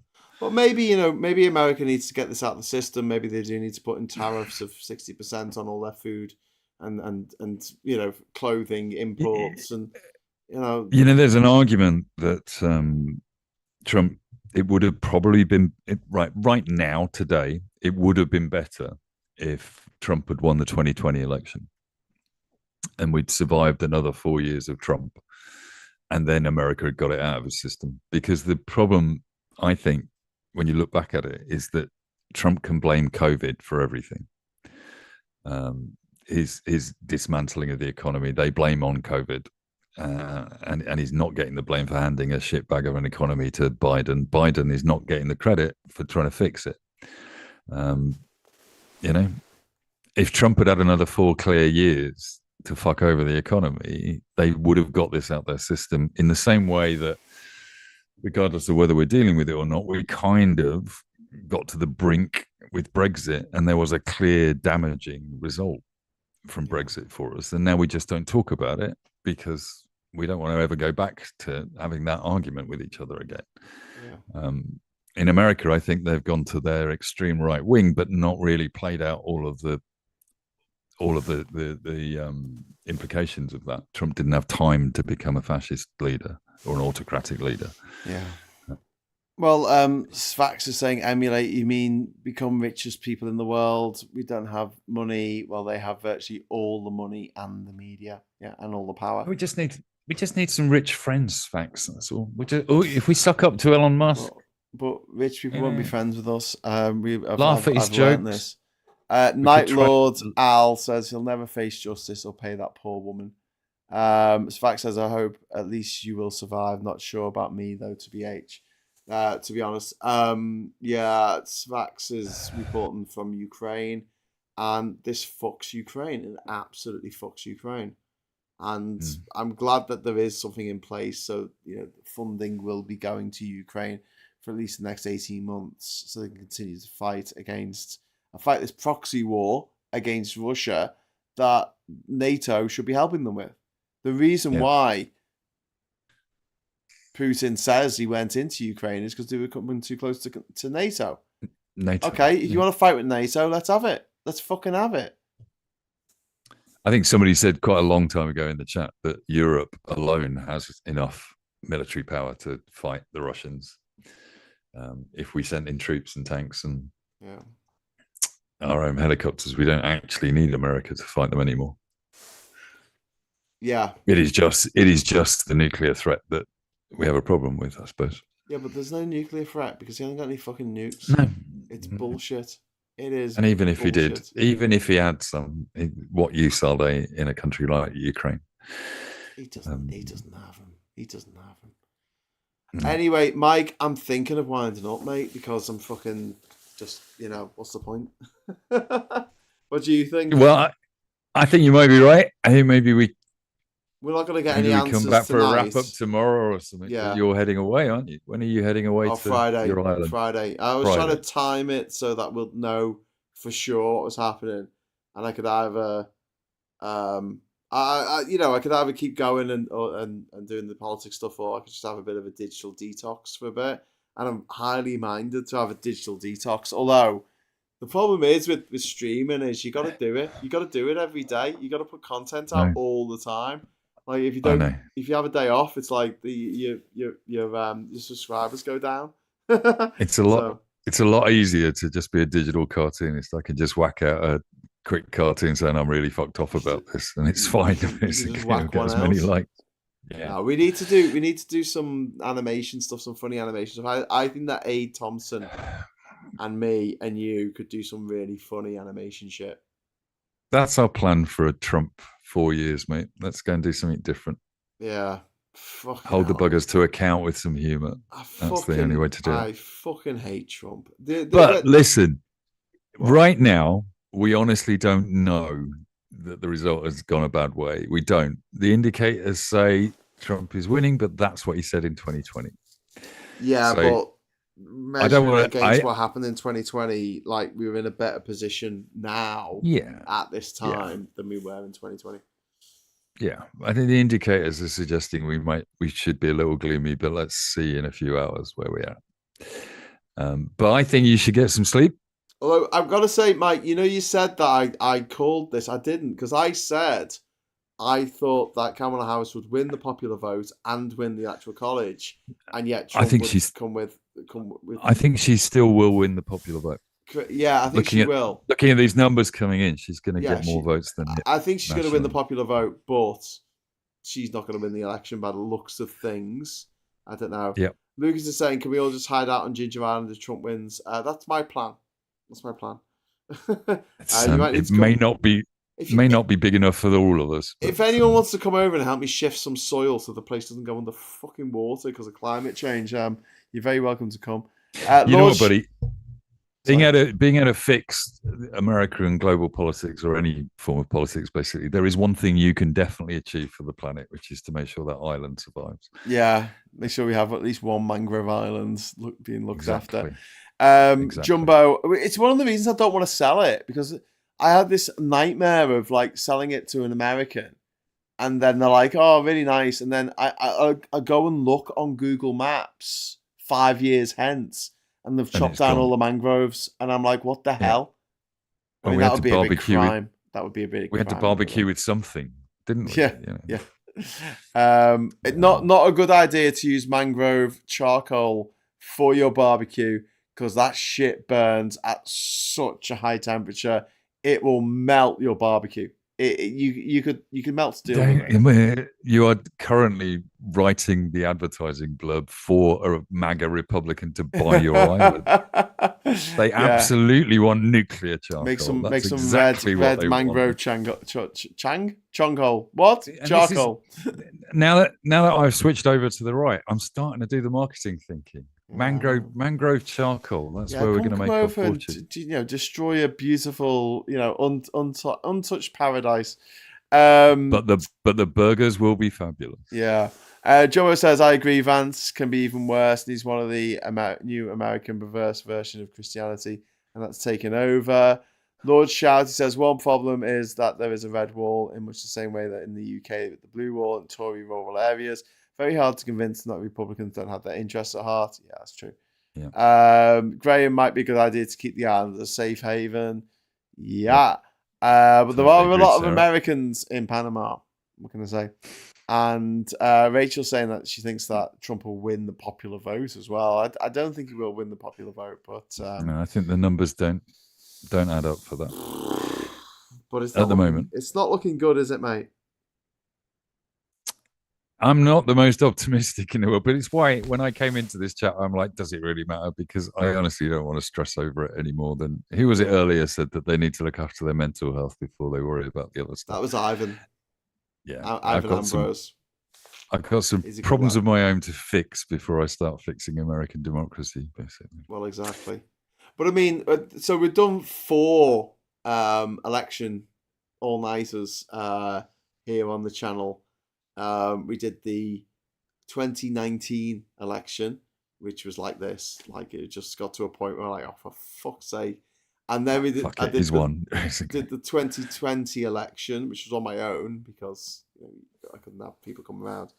Obviously, we had which we won, yay! And then we had the Tories getting booted out in 2024 earlier this year, which we won. So four elections, and we've on this channel, and we've had 2 victories and one miserable failure, and we don't know what's going to happen with this. I mean, and also, it might all turn that is out. an indicator. British politics is going in a direction we'd like it to at the moment, as you said earlier. Like, we've still got all these battles to win. The lesson from this should be that we absolutely need to be taking on the Farages of this world. We don't need to undervalue the power that Kemi Badenoch might bring with a Reform Tory party on the right, on the extreme right. Yeah. They could be just gearing up to try and do this in 4 or 8 years' time. In the States, we're observers of this, aren't we? And we can't understand it. I cannot. I've done books about Donald Trump. I've done cartoons about him for 10 years. I have absolutely no concept of why America can't see what we see, but they obviously can't. But why can't Tories see what we see? I think the Tory people who argument read the Mail. Why can't Brexiters see what we see? They just can't. I mean, either they don't care or they just don't think it's important.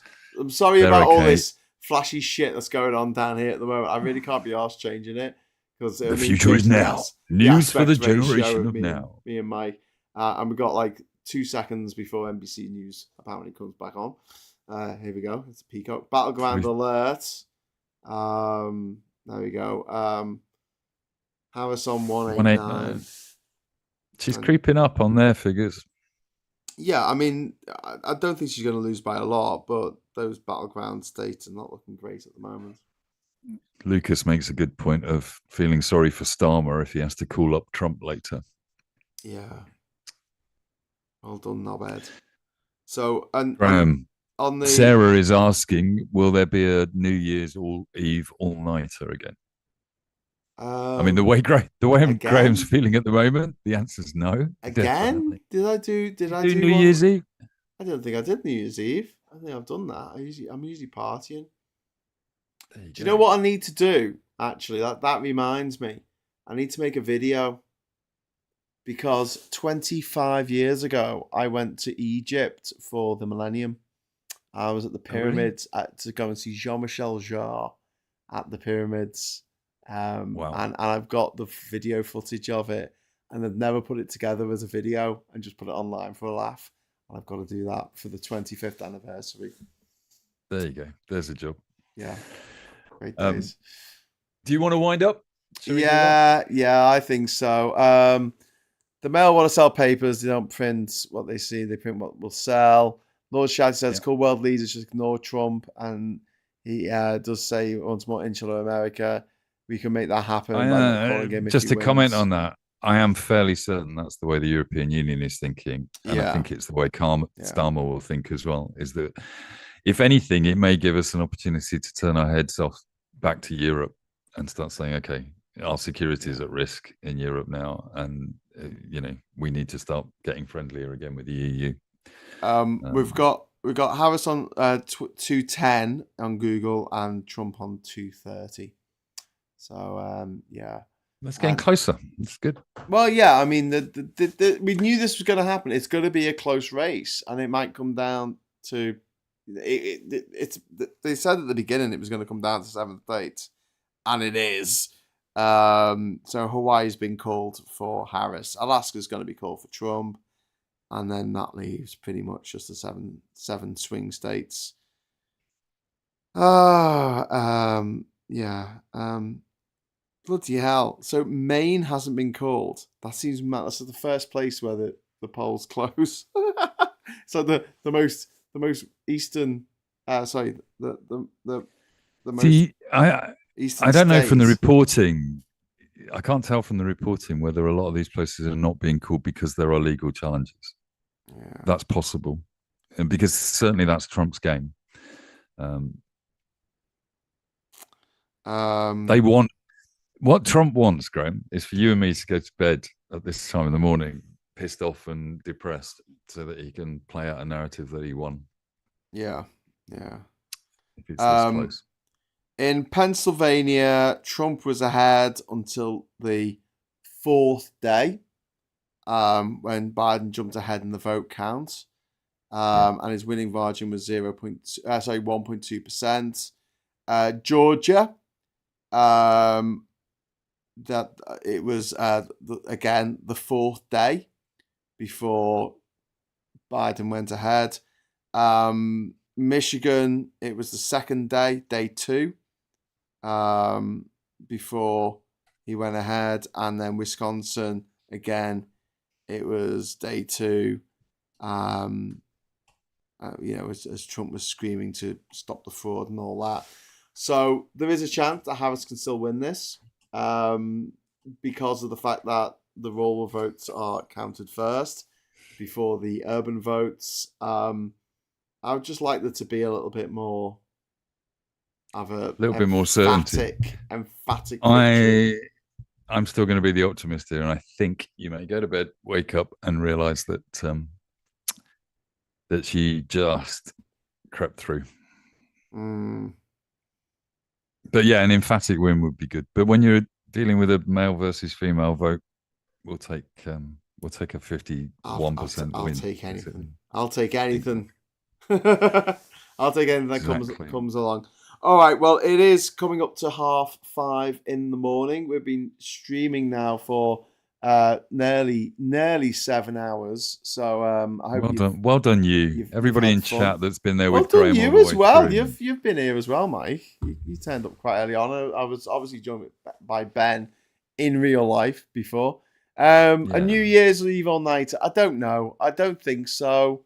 I normally go to party or do something exciting for New Year. But I don't know. If Trump wins, I might not want to. I might just stay on my fucking island, to be honest with you. Okay. Just live off fish and coconuts for the rest of my life. I feel like this is turning rapidly into a therapy session. No, don't leave us, Graham. Well, yeah. There's a few people in the chat saying I can shovel. Yeah, shovel some soil. Come over. We'll have a digital detox and we'll spend all day doing manual labour. And then you'll moan at me going, you made me do all this manual labor. I'm like, that's what I said we were going to do. And now we're turning ourselves into a right-wing shill party. We'll be charging them $9,000 each. $9,000 to shovel soil. Yeah. $9,069 to come and save the planet. We'll give them a gold shovel. I'm sure Trump has probably sold golden shovels like the guy from Twin Peaks. I'm sure that had definitely happened at some point. While you're away, I want you to think about launching a ginger crypto coin, basically. So you've got a currency for your island as well that we can sell to our Make Ginger Great Again fans, basically. You'll come back. I'll have launched an entire marketing campaign for you as the president of Ginger Island. Yeah. And Smack's saying, what about your lovely partner and daughters? Well, that's why I have to come back. And me mum. And me dad. Yeah. Why is everyone here? There you go. I need to transport everyone away to somewhere else. But yeah, I was just thinking as well. One of the other reasons I hope Trump bloody loses is I took out some spending money to spend in Panama because they use US dollars there, and I don't want it to be worth like absolutely nothing by the time we get there, because everyone's just pulled out of their assets. They're not going to. I mean, it's one way or another. The markets won't shift dramatically on the outcome of this, will they? I don't think. He wants to put tariffs. Business will be happy about a Republican. He wants to put mad tariffs on everything. He doesn't know what tariffs are. Yep. You're right. Oh, look, there's one figure on there now that they're calling for Trump when they were all too close to call before. Which one's that? I can't see it under the subtitles on your... No, it's gone. No, sorry. Let me get rid of the subtitles. What are we waiting for? Nevada, Arizona, they're still not declared yet. Yeah. Right. Nevada, Arizona, Wisconsin, Michigan, Pennsylvania, Georgia. Alistair, welcome back. Yes, I'm Alistair. just going to say to Alistair Kerr. Hello, welcome. Alistair Kerr comes back and said, "What's up? What's up?" Is it bad news? And we're going, yeah, it's not good news. It's looking like it's as 50-50 as the polls were suggesting at the moment. It's not looking great. I would like it to be a bit more, like I said, emphatic. Just so I could go to bed thinking, she's got this. But I'm going to bed not thinking that she's got it. In fact, I kind of hate that expression. You got this. It kind of annoys me. So this is what I get for maybe employing it earlier this evening. I don't know. But Mike, thank you so much for doing this. Really, really, thanks, really man. appreciate it. And Thanks I appreciate for letting me in to share with you. all the wonderful people who have this is good. New York, right to abortion. That's gone through. Maryland, right to abortion. That's gone through. That's massively gone through. Jesus. And then Florida hasn't gone through because it has to be up to 60%. Yeah. That's so shit. Also, you notice that they phrased their question differently as well, didn't they? Yeah. Of course, just to make it come out their way. Bastards. Anyway, I'm not going to Florida anytime soon, and I suggest that you don't go there either, because maybe you could take your family over to Florida, and then someone rapes your family, and they get pregnant, and then you have to 6 weeks. you have to have the rapist's baby, because that's fair. If you're a woman from anywhere outside of the US, do not go for a 6-week holiday in Florida. Basically. Yeah. Bad idea. Sfax is saying it's roughly the same news as after the 2020 election night. Yes, it is. It's very, very 2020. And it might be several days before we find out who has actually won this thing. Let's just hope that it's Kamala. Because it's going to come down to a small number of votes, I'm pretty sure. But what do you reckon? Do you reckon we'll have a couple of hours kip and then we'll wake up and it'll be one way or the other? I don't think it's going to do that. I don't know. Yeah, let's see. I mean, unlike you, I did manage to get quite a few more hours than I expected last night. So I may well sit up and watch some other people getting depressed about this for a while. Okay. See where we're going. But fair enough. It has been a pleasure. And look, hang on. You got a super chat. Yvonne, thank you so much for the super chat. That's really kind of you. If Trump wins, it's not good news for those who support Brexit here in the UK, as they now have to own it and lose votes in local elections. Yeah. Also, I mean, a Trump win will drive the UK back into the EU's arms like you would not believe, because there's nowhere else to go. Well, they just have to look at the amazing trade deal we got with the USA under a Trump government after we did Brexit. Oh, no, we didn't, did we? We didn't get one at all. And Kemi Badenoch, who was doing those deals at the time, came back and said she'd done a deal with Texas. Yeah.